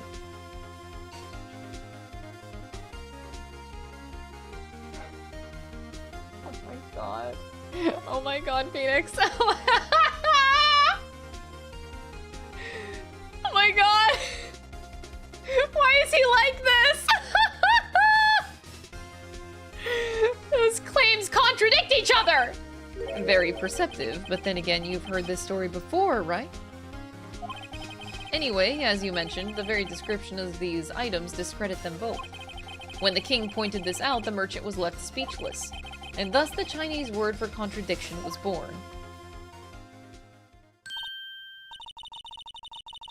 I can't. Oh, I see. So the chipped shield and broken knife symbolize... Precisely so. They symbolize the merchant's items.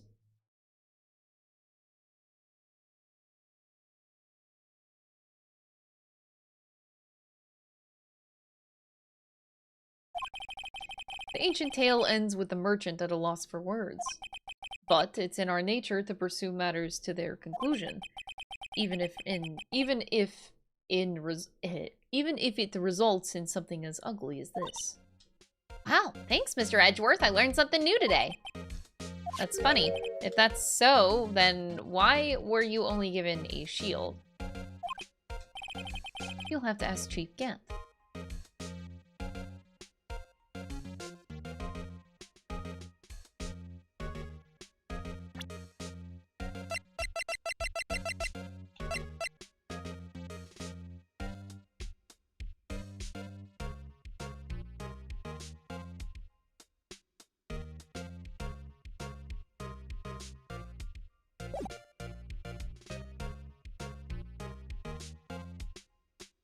I think we got it.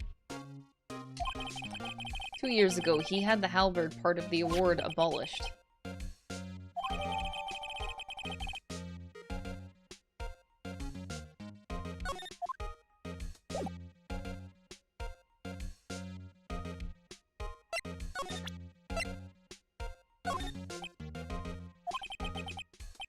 I'm the prosecutor. You don't expect me to sit here and discuss the case with you over a cup of tea.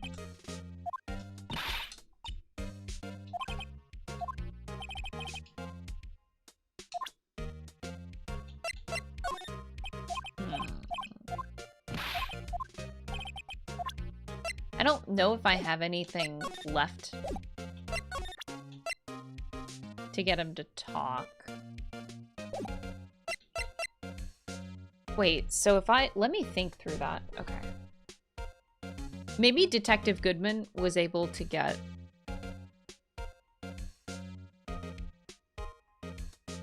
the blade tip.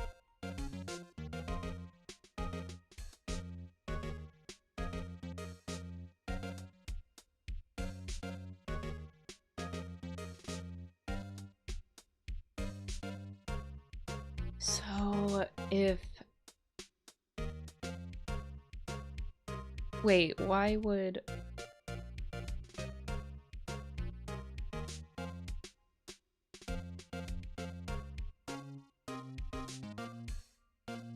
I don't want this to be a situation of Lana covering for Gant of all people. She is not covering for Gant.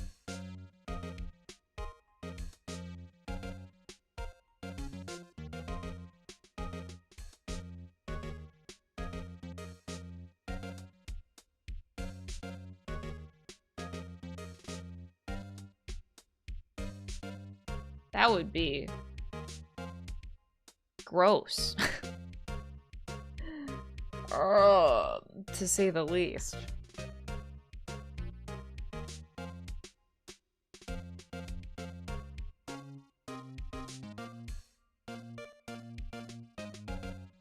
She said that she was willing to do anything. It's either that, but I like the idea more that Lana doesn't know at all the relationship between Gant and serial killer guy. I already forgot his name. Something dark.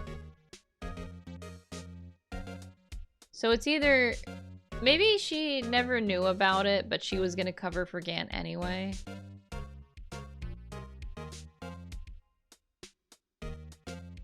Why? She owed him one for her position?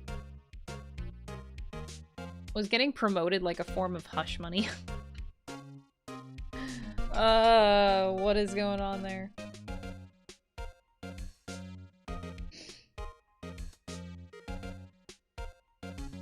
It's either she's unknowing or she knows. I don't think she knows, though. I am under the suspicion that she does not. You know, it wouldn't hurt if you put this up somewhere, like, on a shelf. That has no meaning for me anymore. What do you mean, anymore? That's who I was last year. What good is it to dwell on the past? He's asking me? Ugh, why can't you just accept it graciously? Actually, something's been troubling me about this shield. Look, do you notice anything different? Wait. Yeah, don't you remember the other shield in the court record?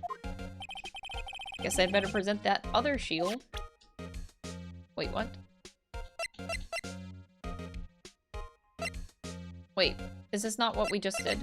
The dialogue is different, but I think it's still the end result. I'm so confused.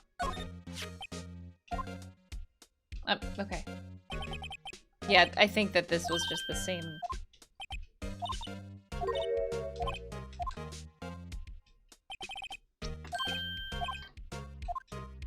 Anyway, as I skip through this. Oh! That just triggered the conversation. Oh, right.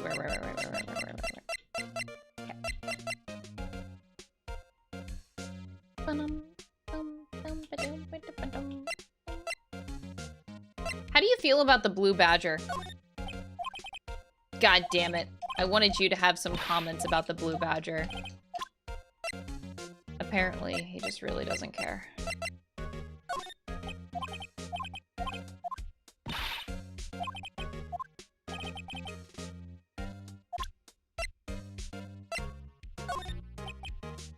It seems everything in this case is designed to cast doubt on me. Yeah, it is. Hey, don't look at me! Yes, I went into the evidence room on the day of the crime. Chief Gant asked me to do something. Oh my god. Gant has, like, Miles Edgeworth on, like, a little puppet string. He just did everything that man asked. Oh my god. To take evidence from a case solved 6 months ago back to the prosecutor's office. I have a locker in there as well. Did you notice anything amiss when you were in the evidence room? That room's always dark and I was in a hurry. I didn't see anything out of the ordinary.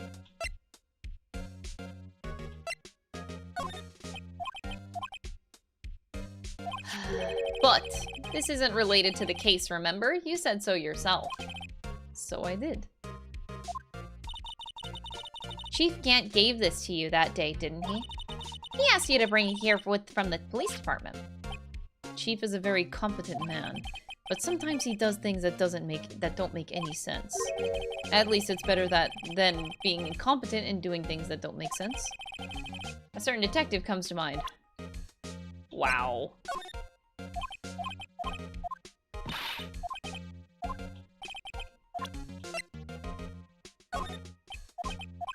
He is the prosecutor. I probably shouldn't be showing him all of this evidence. This is like such an awkward relationship that we have. I don't know. It's like, to get information out of him, I need to show him my evidence, but at the same time, that works against me in like a court situation because we're literally on opposite sides of the courtroom, so it's like, it's always weird talking to Miles now at this point in the game. It's like... It's like, we're friends, I guess, but we're helping each other out on, you know, he's helping me out on my side a lot of the time, and it's like, I just... It's such a weird thing. I don't even know where to take our relationship at this point.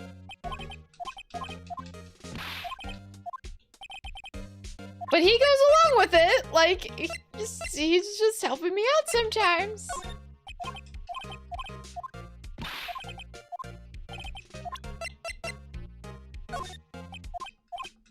I don't think that he has anything else.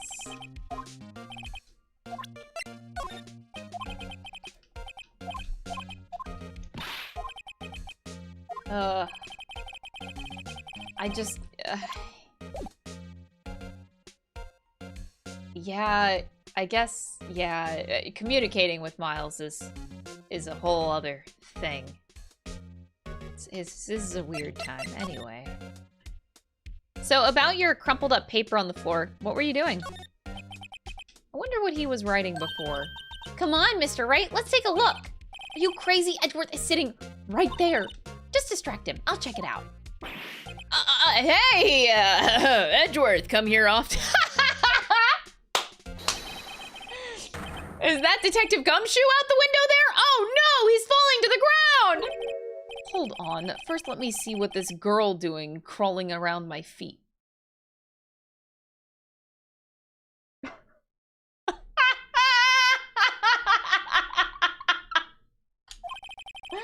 didn't even look! What? Letter of... Don't you dare say resignation. If you're having trouble reading, I'll read it for you. It says letter of red. No! Oh, not the R word! What?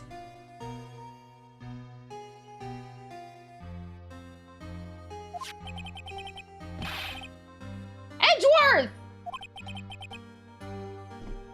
I'm quitting the game, no!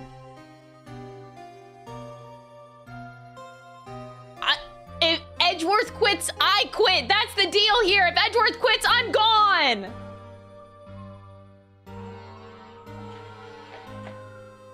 The sirens in the background agree.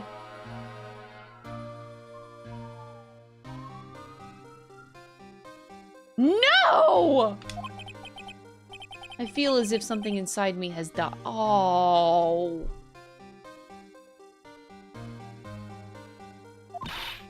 But Mr. Edgeworth, none of it is your fault!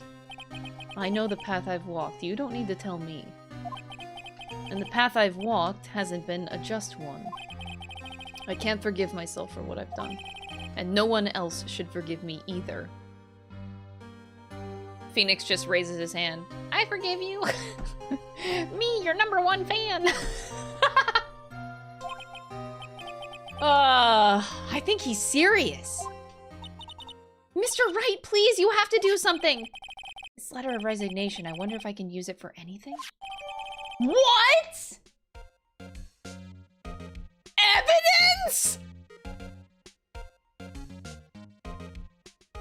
That means that that's gonna be a direction. No! In the trial, that means that they actually are gonna accuse Miles at some point, and then we're gonna have to put the letter out on the table as evidence. Like, no, he just feels really fucking guilty.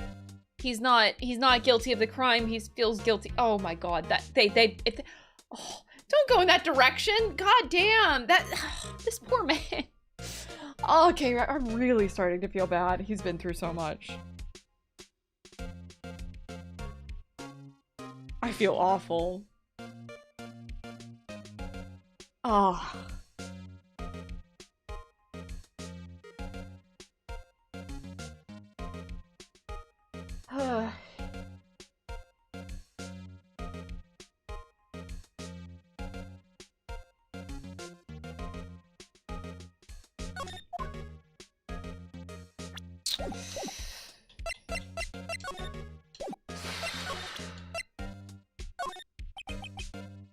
They say where there's smoke, there's fire. Apparently, I was so caught up in the smoke, I lost sight of the truth.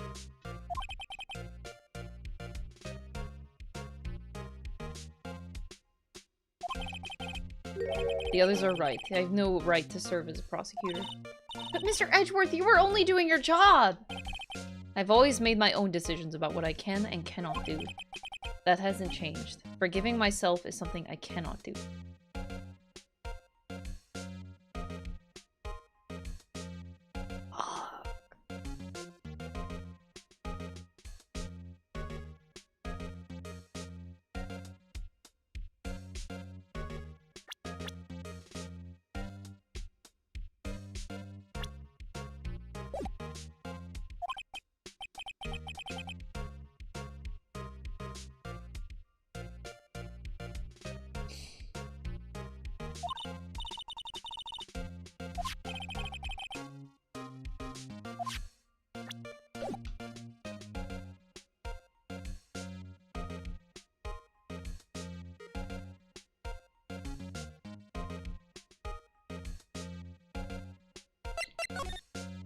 There's only one solution. Oh no, don't stop me. No, no, no, no. Ah. Go away! I was on a mission. I need Gumshoe right now. Gumshoe! I need Gumshoe! Stop interrupting me! Would either of you care for a quarter pound of roast beef?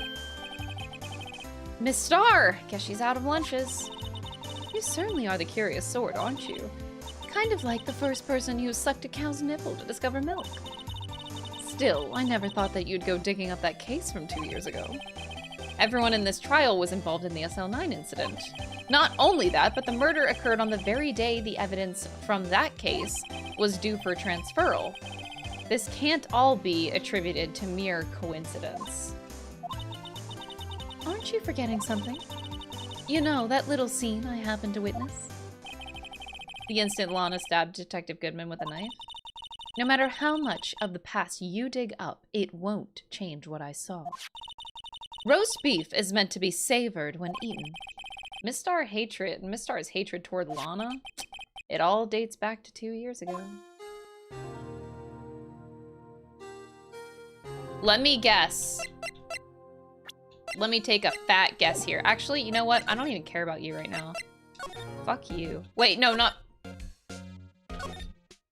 I was gonna say fuck you too, but... Later. No, I need to go see Gumshoe right now.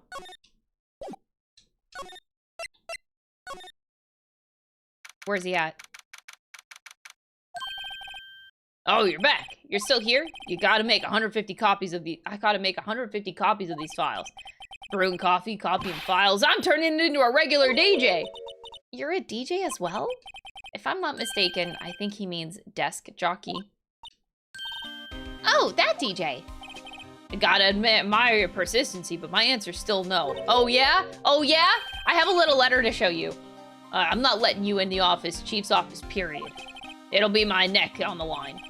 That office is the last crime scene on the incident. I have to take a look there. There's gotta be something we could do to change his mind. Yeah. So Miles is gonna quit if you don't fucking let me in, bitch. What's this crumpled up piece of paper? Yeah. No way! Mr. Edgeworth can't be serious! Is he ever not serious? I can't believe they pushed him this far. Mr. Edgeworth really feels responsible. When I first met him, I thought he was as cold as ice too. But I know different now. He trusted us detectives to provide him with sound evidence. But we betrayed him. Detective. Come on, Gumshoe. I've made up my mind. Here, take my... Oh my god. We can't do that. If someone found out, they wouldn't let you off the hook with another lost item report. Look at me. It's no secret that I'm already out of the loop. After all, I'm friends with Edgeworth. Depending on how this case turns out, I may already be as good as terminated. So at least let me do this, for Mr. Edgeworth's sake.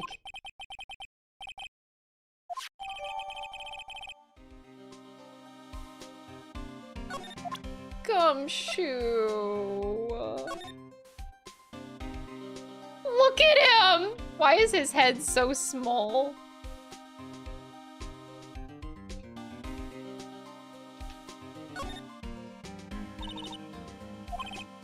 He isn't very photogenic, is he? Whatever you do, just don't say that to his face. Look, his eyes are half shut. Yeah, and his mouth is half open. Hey, each of his shirt buttons is off a notch. And he's got the narrow end of the tie in the front. Oh my god!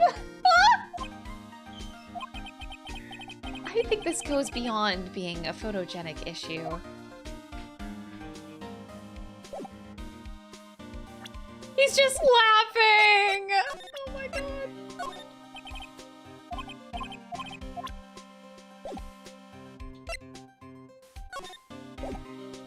What if... Wait. First off, what do you have to say? Oh, Francesca, you're more lovely than a marsupial in... Quiet, Jean-Marc. Words will just spoil the moment. Now, hold me close. Yes, this approach allows for much more intrigue. Seems he's given up on the mystery genre. Alright, wait. So what if? What if I show the ID to Miles? You stay there. I don't give a shit about you right now. It's all about Miles. God damn it.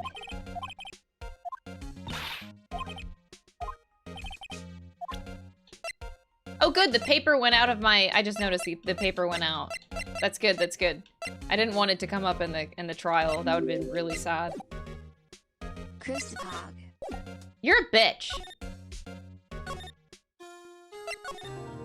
Alright. Oh, it's so juicy. I want to go into the Chief's room, but we're here. Duper Streams, thank you so much for the 3-month resub. I appreciate it. Joe Dark. Now that's a name I'll not soon forget. We trailed him for half a year. Oh, the pressure. Still, I don't think I was ever more alive than I was then. Those days were steamier than a bowl of hot gravy. Poor old Jake Marshall, though, must have been going through hell. You mean because of his brother's death? They were close, those two.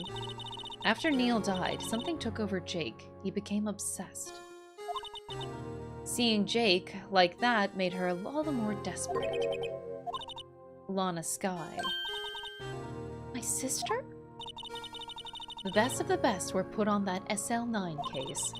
Of course, they were led by that legendary duo. Lana and Chief Gant. That legendary pair was the reason we were able to keep up our investigation. That's why we were so shocked over how it turned out. You mean with the forging of evidence? Don't get me wrong, Joe Dark got what he deserved. Still, it was obvious the evidence produced in court was being manipulated. Items our team never found would suddenly appear while other items were kept secret. But you don't have any proof anything illegal was done? I'm proof enough of what happened. After that case, all of us, save Goodman, were relieved of our duties, most without even as much of an explanation. Then Lana Skye transferred to the prosecutor's office and became chief prosecutor. Lana always wanted to be a prosecutor. Nothing's quite as simple as it appears. Lana Skye was merely being used as a pawn. That's my take on the matter. She was being used.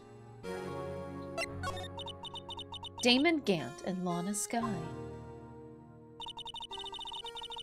Gant led the investigation, with Lana second in command. They were the best. They solved all kinds of cases together, didn't they? Damon Gant's magnetism in particular was almost unreal. By that, I mean his ability to attract evidence. He'd produced the most incredible evidence in the cases he handled. Oh yes, there were rumors about him even back then. No one dared confront him, though. I take it she's talking about forged evidence. Back then, everyone looked up to Lana. All the detectives wanted to be like her. Really? Oh yes, myself included. I was a fool, really. She hated anything crooked and always watched out for the other detectives. That's why she was so concerned for Jake. Mr. Marshall. When Jake's brother was murdered, she felt as if she had lost her own brother. If it wasn't for her, I don't think Jake would have had recovered from his shock. That's what makes it all the more infuriating. Miss Starr. That's why I'll never be able to forgive her. Why did she have to turn so cold after that? Yikes. Lana transferred to the prosecutor's office 2 years ago, didn't she? Yes, thanks to Chief Gant's powerful influence. Chief. That's right. Having solved the SL9 case, his position as chief was secured. There was only one thing left for him to control, and then no one could stand in his way. The prosecutor's office. That's why Lana was transferred. If he could control the chief prosecutor, he could control the prosecutor's office. That must have been his goal all along. Yep. But how could he control Lana? I don't know, but one thing's for sure. Ever since that case ended, she's never been the same. It's only logical to conclude there must have been a reason for her change. I'm finally getting close to the bottom of this ugly mess. Thank you, Miss Starr. You listen to me, rookie. It takes more than just ingredients to create fine cuisine. I hope you turn out to be a better chef than I've been.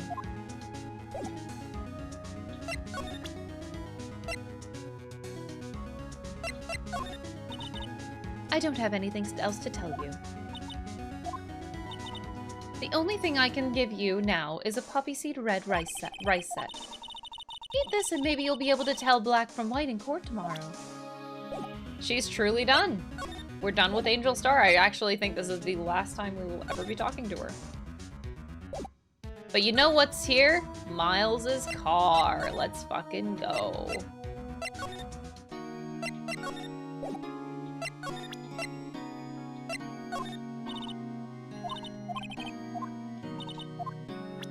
All right, now to get to the juiciest part. I am so saving my game. I am terrified. I feel like I have to pee. I feel like I should pee. I'm gonna pee my pants if otherwise, because like Gant's gonna walk in on me and then threaten my life, and I can't handle. I'll be back.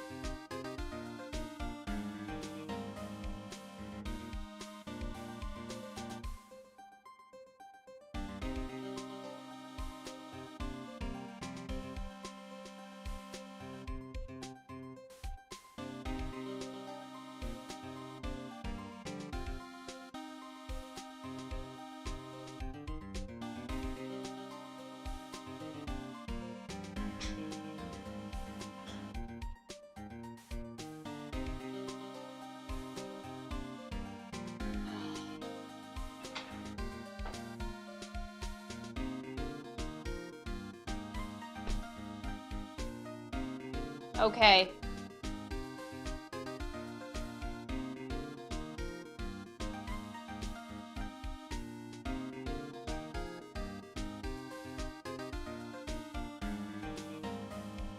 Here we go.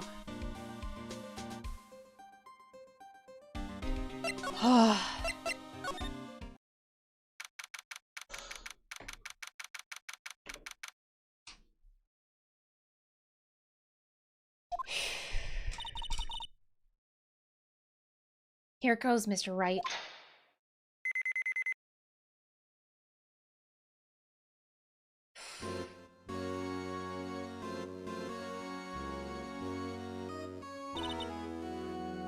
It's in there. If anyone finds us now... Detective Gumshoe's a goner. If that happens, I'm counting on you to bail me out. He came with us. Oh no, he didn't come with us. Sorry, I thought you were a ghost. Oh no, he did come with us. I thought it was a flashback to what he said. I didn't even know you could slap a ghost. Detective Gumshoe! What are you doing sneaking up on us like that? I wasn't sneaking, I was just worried something might go wrong. Thank you for the 100. So I came too. If you're here, then what's the point in giving us your ID card? Gumshoe's ID crushed and rendered unusable in pocket. Don't do that to my card! Oh boy. I hardly ever get a chance to come in here, so I figured I'd have a look around myself. Besides, we're all in this together now. You really don't want to get fired, don't you? Not if we're lucky. Now come on, let's see what we can find out. I've got a bad feeling about this.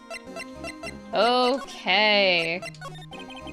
That desk on the other side of the room, was that your sister's? Yes, that's where I was waiting for Lana. On that day 2 years ago. Is anyone using it now? No, sir. This is entirely Chief Gant's office now. He practices a strict policy of preserving the crime scene. That's a strange reason to leave it there. He leaves it as a warning to everyone else. He wants us to always be alert. He told us so himself at our New Year's party. Of course, he was pretty intoxicated at the time. I see. So, ever since Lana left, no one ever touches that desk? No one except Chief Gant and the cleaning lady who's in here each morning. Still, 2 years have passed since that incident. There can't possibly be any clues remaining. Can I ask you something? Sure. You only came here to look around, right? Because it's one of the SL9 crime scenes?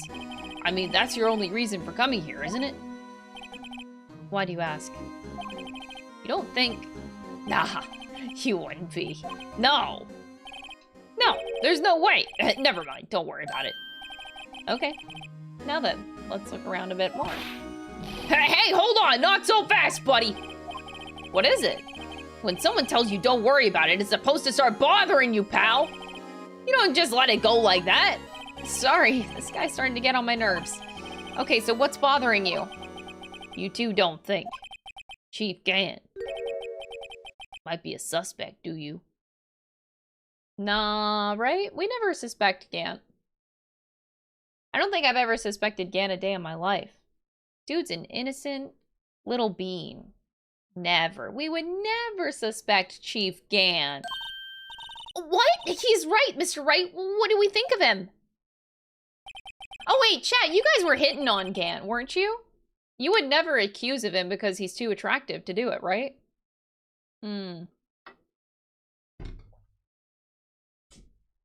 That's right. Yeah, you guys are too... He's not even that hot. Get out of here. Chief Gant, so it's finally come to this. What do I think of them? Oh my god. Fiaffy, thank you for the prime sub. Appreciate it. Perhaps it's best I don't divulge my feelings yet. There you go, ignoring me again.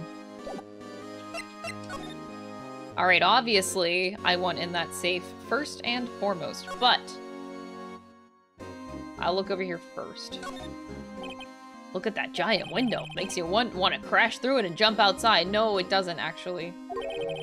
This is the 15th floor. I know, I was just saying. Saying what? Ever since making Detective, I've always dreamed about doing something like that.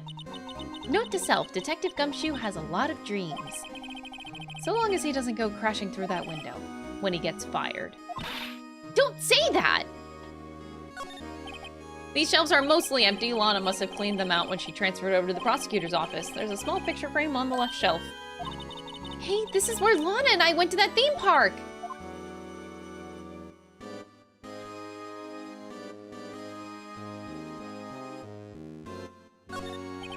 This was Lana's desk. It sure is tidy. Lana's always been a meticulous cleaner. There's not even any dust on it. Looks like someone's still keeping it clean. Does Lana ever come back here? No, Chief Gant must still keep it clean in memory of her partnership. They were the stuff legends are made of. Does he keep it in memory of her or in memory of the crime?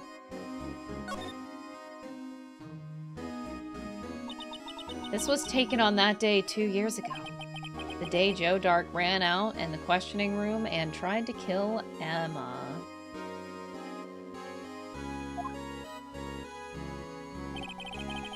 After receiving his award trophy, Mr. Marshall took a picture here, and then went along with Chief Gant to question Dark. I bet he never knew he'd be dead just a few hours later. Gee, you think? Chief's organ sure is a sight to behold. Occasionally we hear him playing it from the Criminal Affairs Department. That's on the 2nd floor, and this is the 15th floor of an entirely different building. When a detective screws up, the chief calls them to his office and makes them listen to the organ for hours. What's so bad about that? Music soothes the soul. After that, the detective can't hear anything for days except the ringing in their ears. Okay. So, it's an instrument of penalty, literally. But aren't the chief's ears affected? He never listens to anyone anyway. That's besides the point.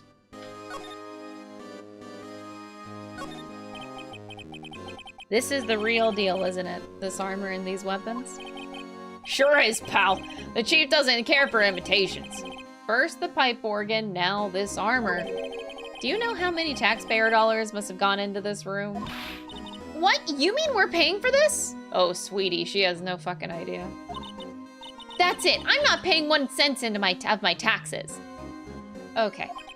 You don't have any taxes to pay. Be careful what you say. Who knows, the chief might be hiding in this armor as we speak. I don't think he'd fit in there. Even if he did, he'd never be able to get out. Cut it out! You guys don't know how scary that guy can be. I'm sure he can be quite scary. Wow, look at the size of Chief Gant's desk. Speaking of that, when we were here earlier... He put that paper he was reading in his desk. I wonder what he was reading. This looks like a list of evidence. In most cases, the list runs twice as long as this, though. Look at the case name. I wonder what this is doing here. Hold on, detective. What did you just say? I wonder what... No, about evidence lists. Normally they're twice as long. I guess there wasn't a lot of evidence. A half-size list of evidence. The list of evidence, it seems too short. Most lists are twice as long. What would the other half of the list be doing here? I knew it! The chief must be hiding something about that case. It would appear so. Can I read it? Wait, so Miles has the first half and I have the second half?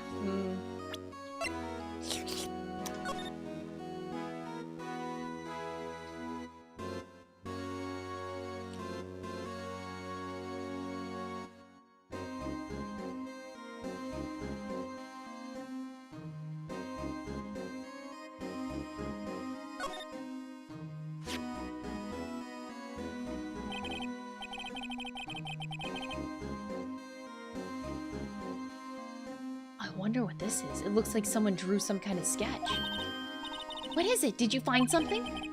I can't make it out. I'd better keep quiet about it for now. No, it's nothing. Why are your eyes moving about like that, Mr. Wright? I better not forget about this picture.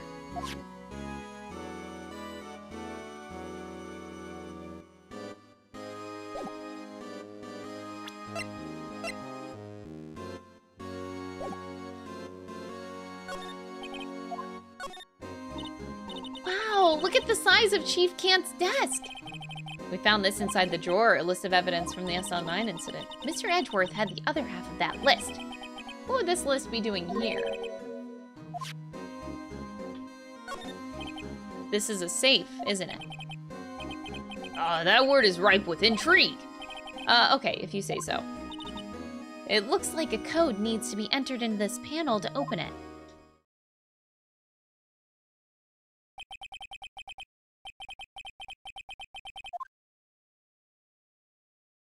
Input number. Do you know what it is? I have a hunch. Oh, I know. You want to try my birthday?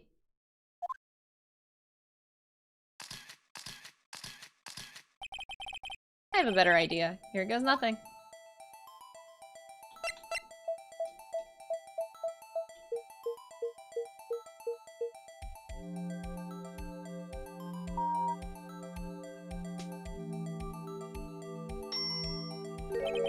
Bingo. Whose birthday was that, pal?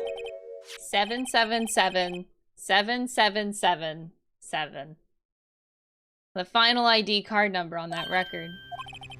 The number of the mysterious executive officer who entered the room that day. You mean 777777? You're missing one now. I think you're 17 shy this time. This can only mean one thing. That's Chief Gant's ID number.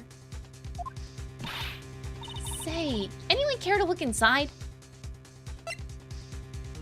Am I gonna die? This is where we die, right? We're literally breaking into the chief of the police department's safe. I am a dead man.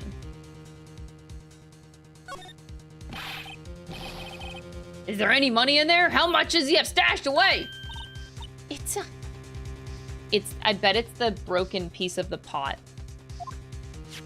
It is. Interesting. It actually has written letters. A shard from a broken cup. There's something else in here too.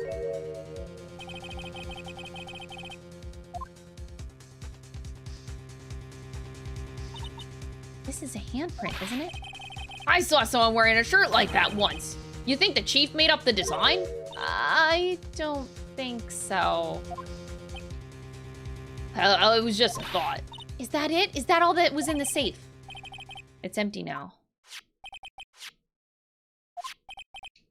They look like pieces of evidence.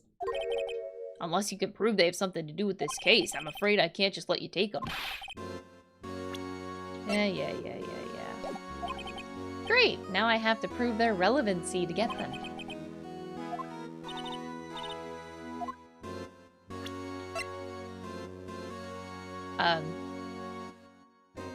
Oh. The other thing I wanted to do to this room, though, it would be really old. Before I do that.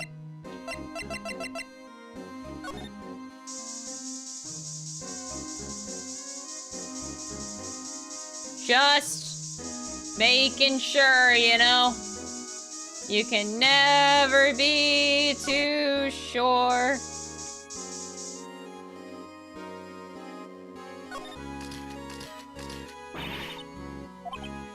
Is this from that incident? It must be. When Prosecutor Neil Marshall was murdered. 2 years have passed, so the reaction's kind of dull. So a murder really did take place here.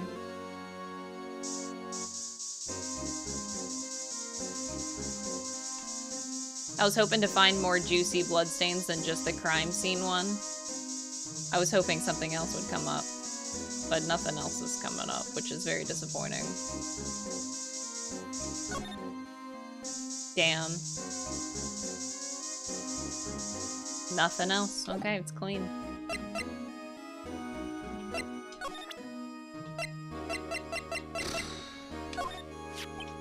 Detective Gumshoe, could you have another look at this jar? I remember when the three of us put that together. Those were the days. Kind of early to be nostalgic. Wasn't this jar a piece of evidence from that case? That's right, one of the shards has an SL9 incident sticker on it. Doesn't this ring any bells? You know, that fragment that we just found? You mean this one? That was in the safe? Yes, that one. That was in the safe. Now that you mention it, it's ringing a lot of bells. Let's see if it fits.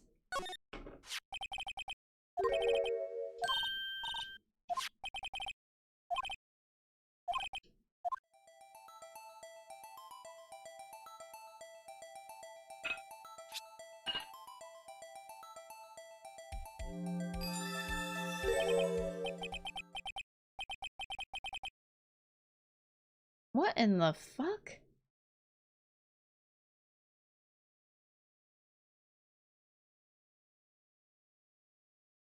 Huh?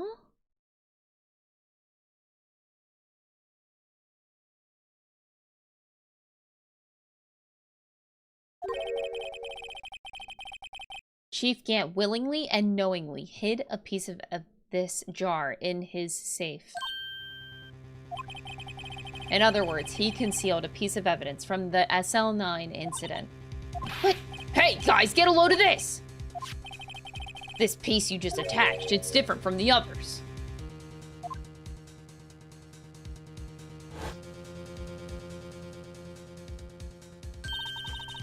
There's a reddish line on it. I don't get it. Why would Chief Gant hide this in his safe?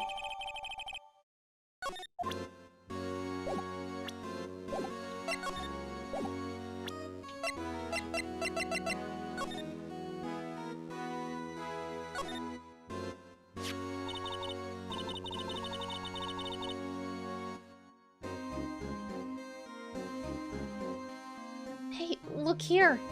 It's hard to make out, but there's a dark red stain here. Looks like blood.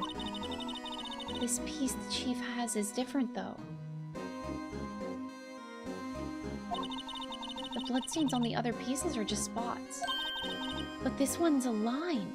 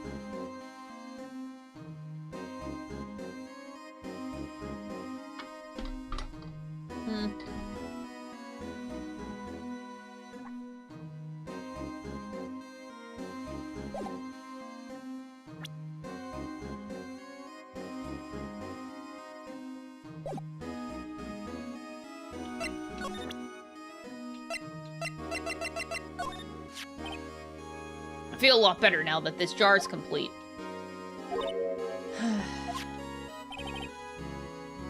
More importantly, why wasn't there any money in there? Isn't that what safes are for anyway? I have a feeling the outcome of tomorrow's trial just might hinge on this.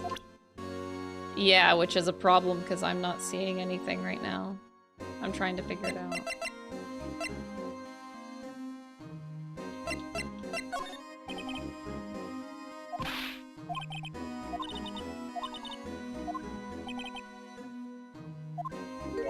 He said he's never had anything useful to share to begin with. Oh. God, just stay positive.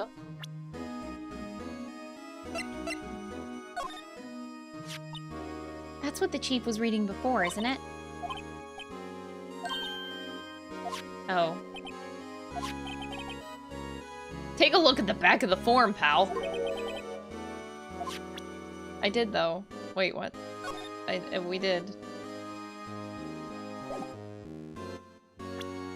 Am I supposed to look at it again?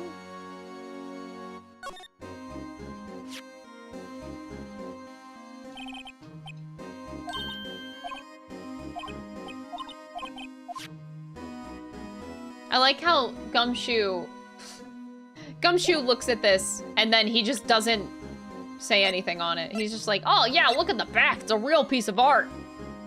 Real crazy.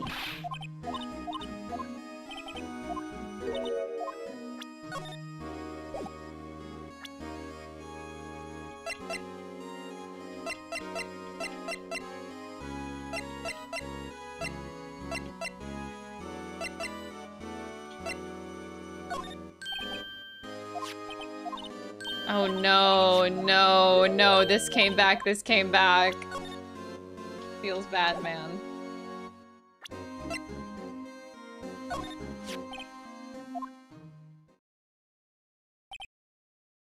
There's only one number left to investigate at 420.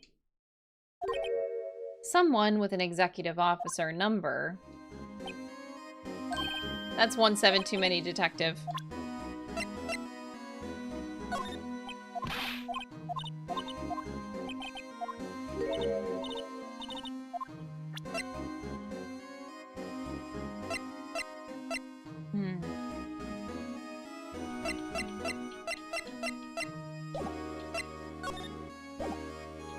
I wish I could, no, it's not gonna work.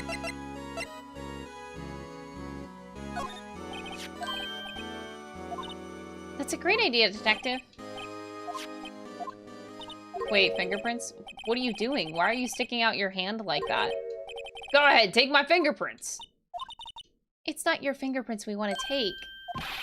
Come on, this isn't the time for jokes. We're talking about the cloth we found in the safe. Oh, okay. I knew that. The one with the handprint on it, right? Sheesh, where's your sense of humor?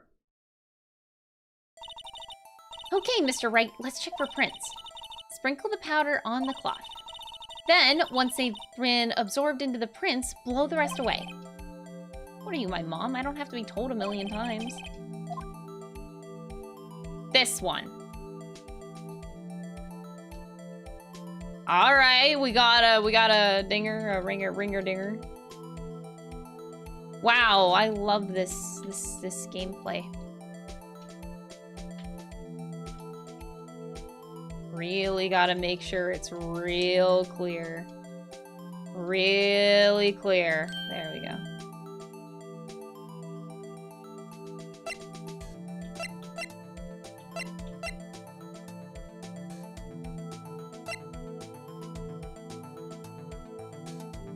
Ain't no way. Wait, what?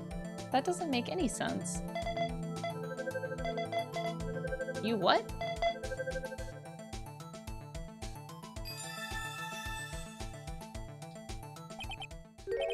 How can that be? What are Emma's fingerprints doing here? Hey, you found a match? Whose fingerprints were they? Oh, seems the prints are too old. They aren't clear enough to get a match. Oh, that's too bad. I thought they'd be Dark's prints. Psst, hey, you, over here. What's going on? What are the kids' prints doing inside the chief's safe? Don't ask me. Let's just keep this information from Emma for now. Here, maybe you should hold on to this.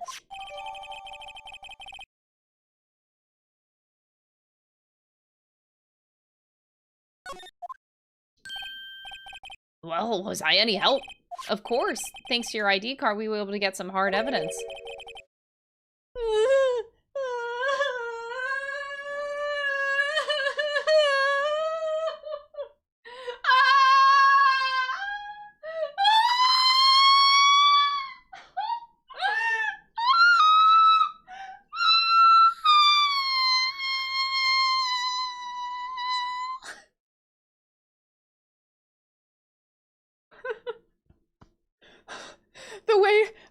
rate just accelerated, like, double time, so fast.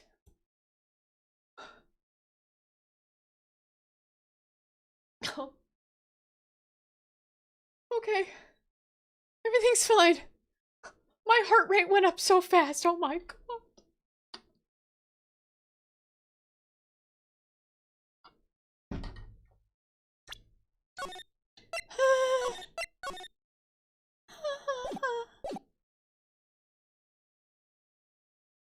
That's not very kind, is it?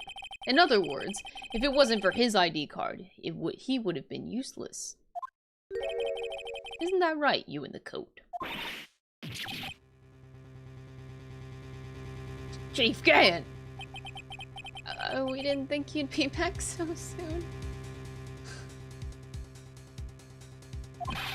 Fortunately, I'm a man who believes in signs. As I was walking to my meeting, I happened to look out the window, and just then I thought of a certain detective. Do you mean me, sir? Now then, I'm afraid I'm going to have to ask you to leave. Yes, sir. Sorry. Oh, you in the coat. Me, sir?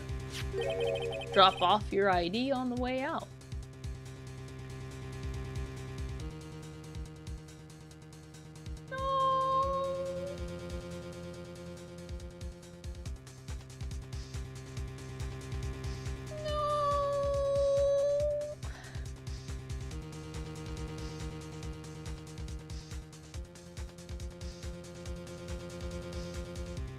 Edgeworth, you have to stay a prosecutor. Do it for Gumshoe.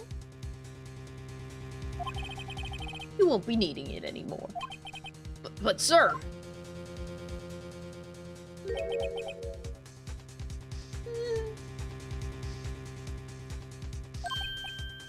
Yes, sir!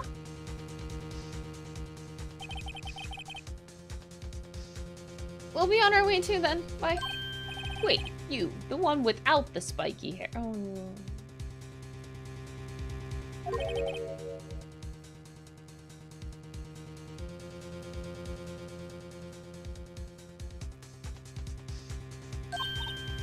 Me, sir? I'd like a word with you. But, sir, I'm not a licensed scientific investigator yet. You with the spiker hair, you're free. Oh my god, no, no, no.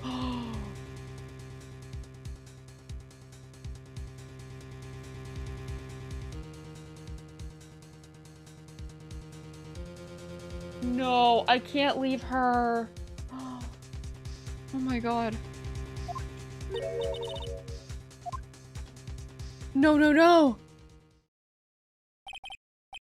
Did we actually oh my god?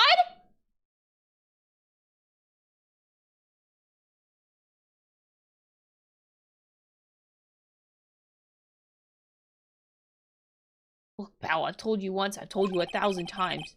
She's off, this is off limits. But no, you just had to go sneaking in there like that, didn't you? I thought you said you didn't care anymore if you were fired.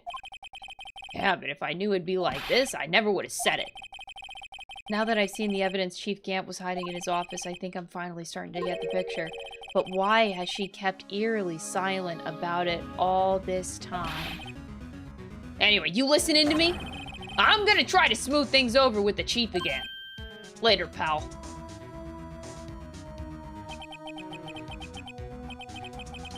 After that, I heard from Emma. She said the police wanted to ask her some questions.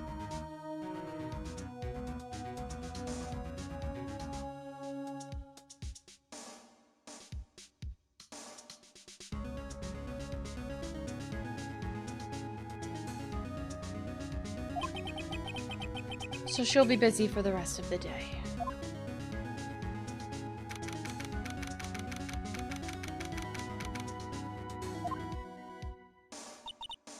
I see. So the chief asked Emma to come in for questioning. It's no use thinking about it. Tomorrow's the final day in court. I'm committed to doing everything I can to defend you, which is why I'm here. But I've already told you all I can. But what you've told me over these past couple days is absolutely nothing. Not a single useful thing. Really? I believe I did mention something quite important. Something I told you right at the beginning. I said that I was the one who stabbed Detective Goodwin. You know, I think I finally figured it out. I know who it is that's lurking behind your words. Mia did a good job mentoring you. I'm rather jealous. It seems Edgeworth was right. Edgeworth? Once you're convinced you know something, no one can persuade you otherwise. So, he talked about me? What did he say? Did he talk about me? What did he say?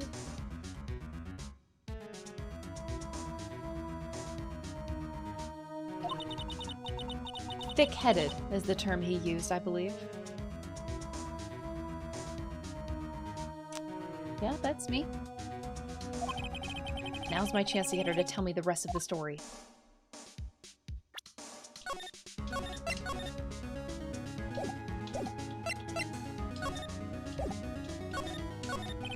I have to admit, I was more than a little perplexed at first. You insisted you did it, yet there was no incriminating evidence.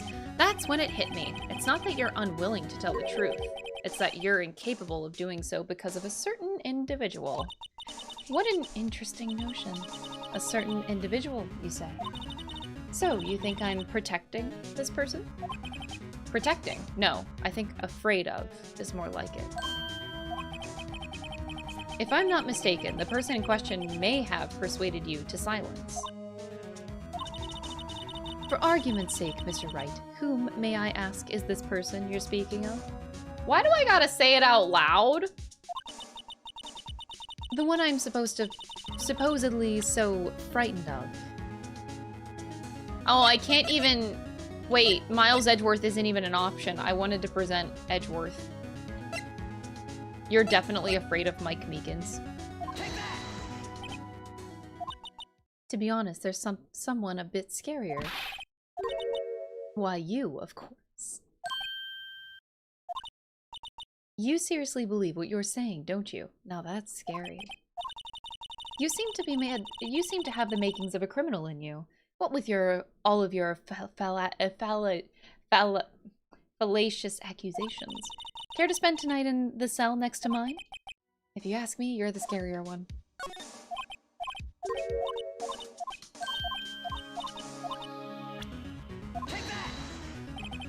Well, Miss Skye? Mr. Wright, you're addressing the chief prosecutor. Do not forget your place. I take it she's still not ready to spill the beans. My apologies. Could you please tell me a bit more about what you think you know? We were partners until 2 years ago. I respected him as a detective. Assuming that he is respectable, then tell me something. Why would he try to hide his crimes? His crimes? Both you and Edgeworth will be brought before a board of inquiry for what you did. Specifically, hiding and forging evidence. Of course, these are serious offenses. Why is it, though, that Chief Gant's name was never mentioned? Edgeworth didn't know the truth behind the forgery. The only party who could have possibly tampered with evidence was me. I had access before I was second in command of that investigation. Yes, you, but also one other, Damon Gant. If you intend to accuse Chief Gant, you'll need more than just words. Show me proof that Chief Gant falsified evidence in that case.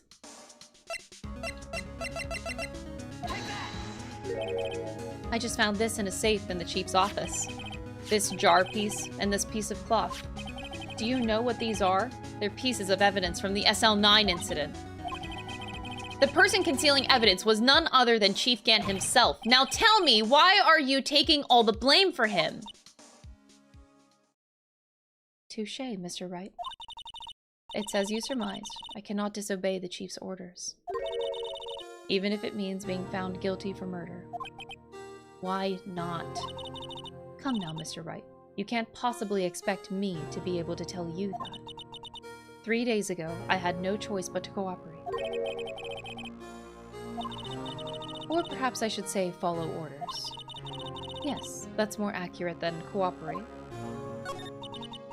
Although I can't tell you the details, I can say that I was given an order that day. I need you to dispose of Bruce Goodman's body. You'll find it inside the trunk of Miles Edgeworth's car.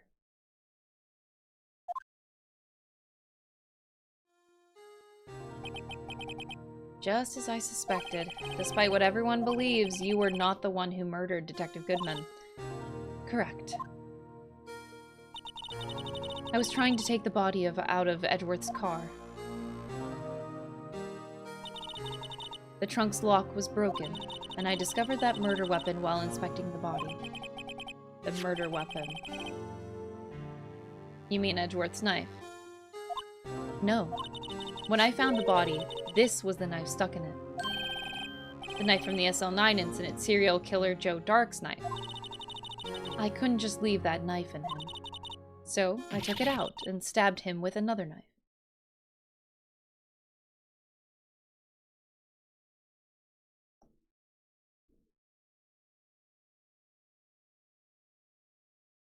Okay, I did not see that one coming. That would be Edgeworth's knife. That's right. Even though he was already dead, my hands were shaking at the thought of stabbing him. That's why I ended up cutting my hand. And that's the reason for the bandage on your right hand. Yes, it seems that I got blood on the victim's shoes as well. And then...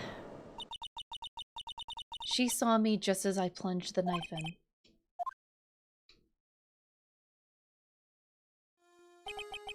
Why did you need to hide Dark's knife so badly?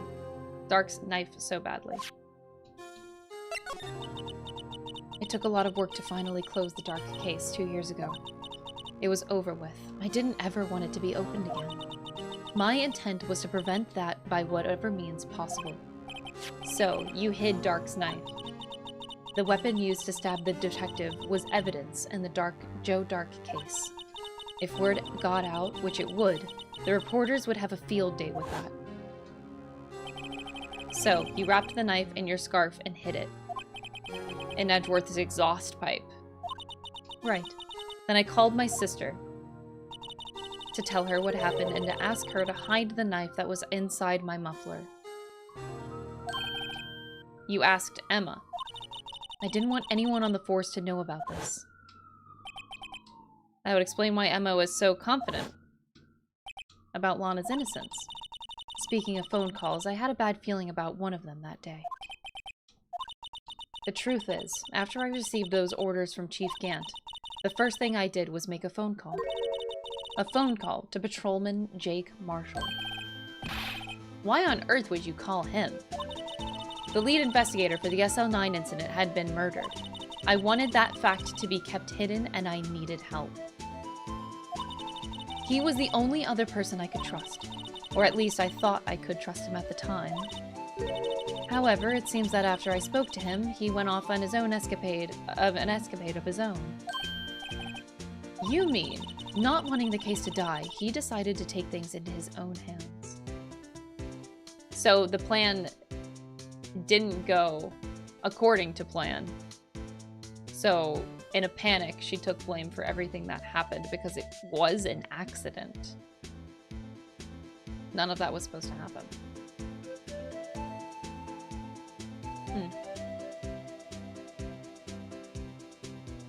If all of that was accidental, then this mean it would be a setup for Miles? Because all things seem to point out to that even still. Man.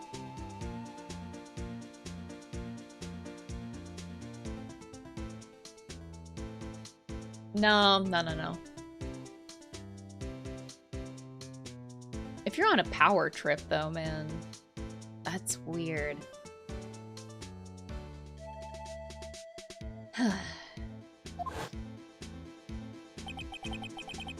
He disguised himself as Detective Goodman and tried to steal the evidence. He had already stolen the ID card, but it seems that he still hadn't made up his mind to break into the evidence room. After my phone call, any remaining doubts he had must have disappeared. So your phone call caused the incident in the evidence room.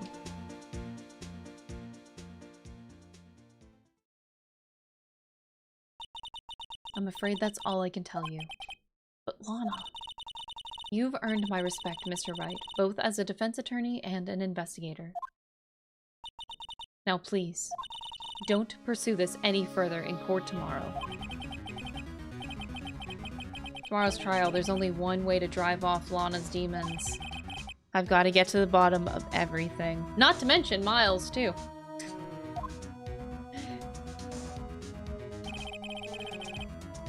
Detective Goodman's real murder.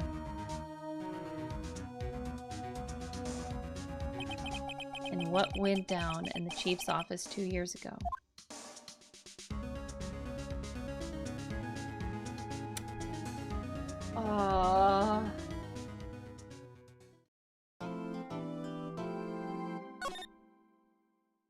This is so hard to stop here, y'all. Oh my god, that means we're gonna finish it tomorrow. The finale tomorrow! That means we're actually gonna finish the first game, finally. Ugh! How do I live through this night? Ugh! I wish I could stream for 12 hours. God damn it, I really can't. I'm deceased. Alright, I guess we're heading off. So I will see you guys tomorrow. Great stream. Super Can't Poo. wait for the finale. Thank you for the 100 bits. The finale of the game is tomorrow. And then we're on to game number 2. Oh boy. Oh boy, oh boy. Ooh!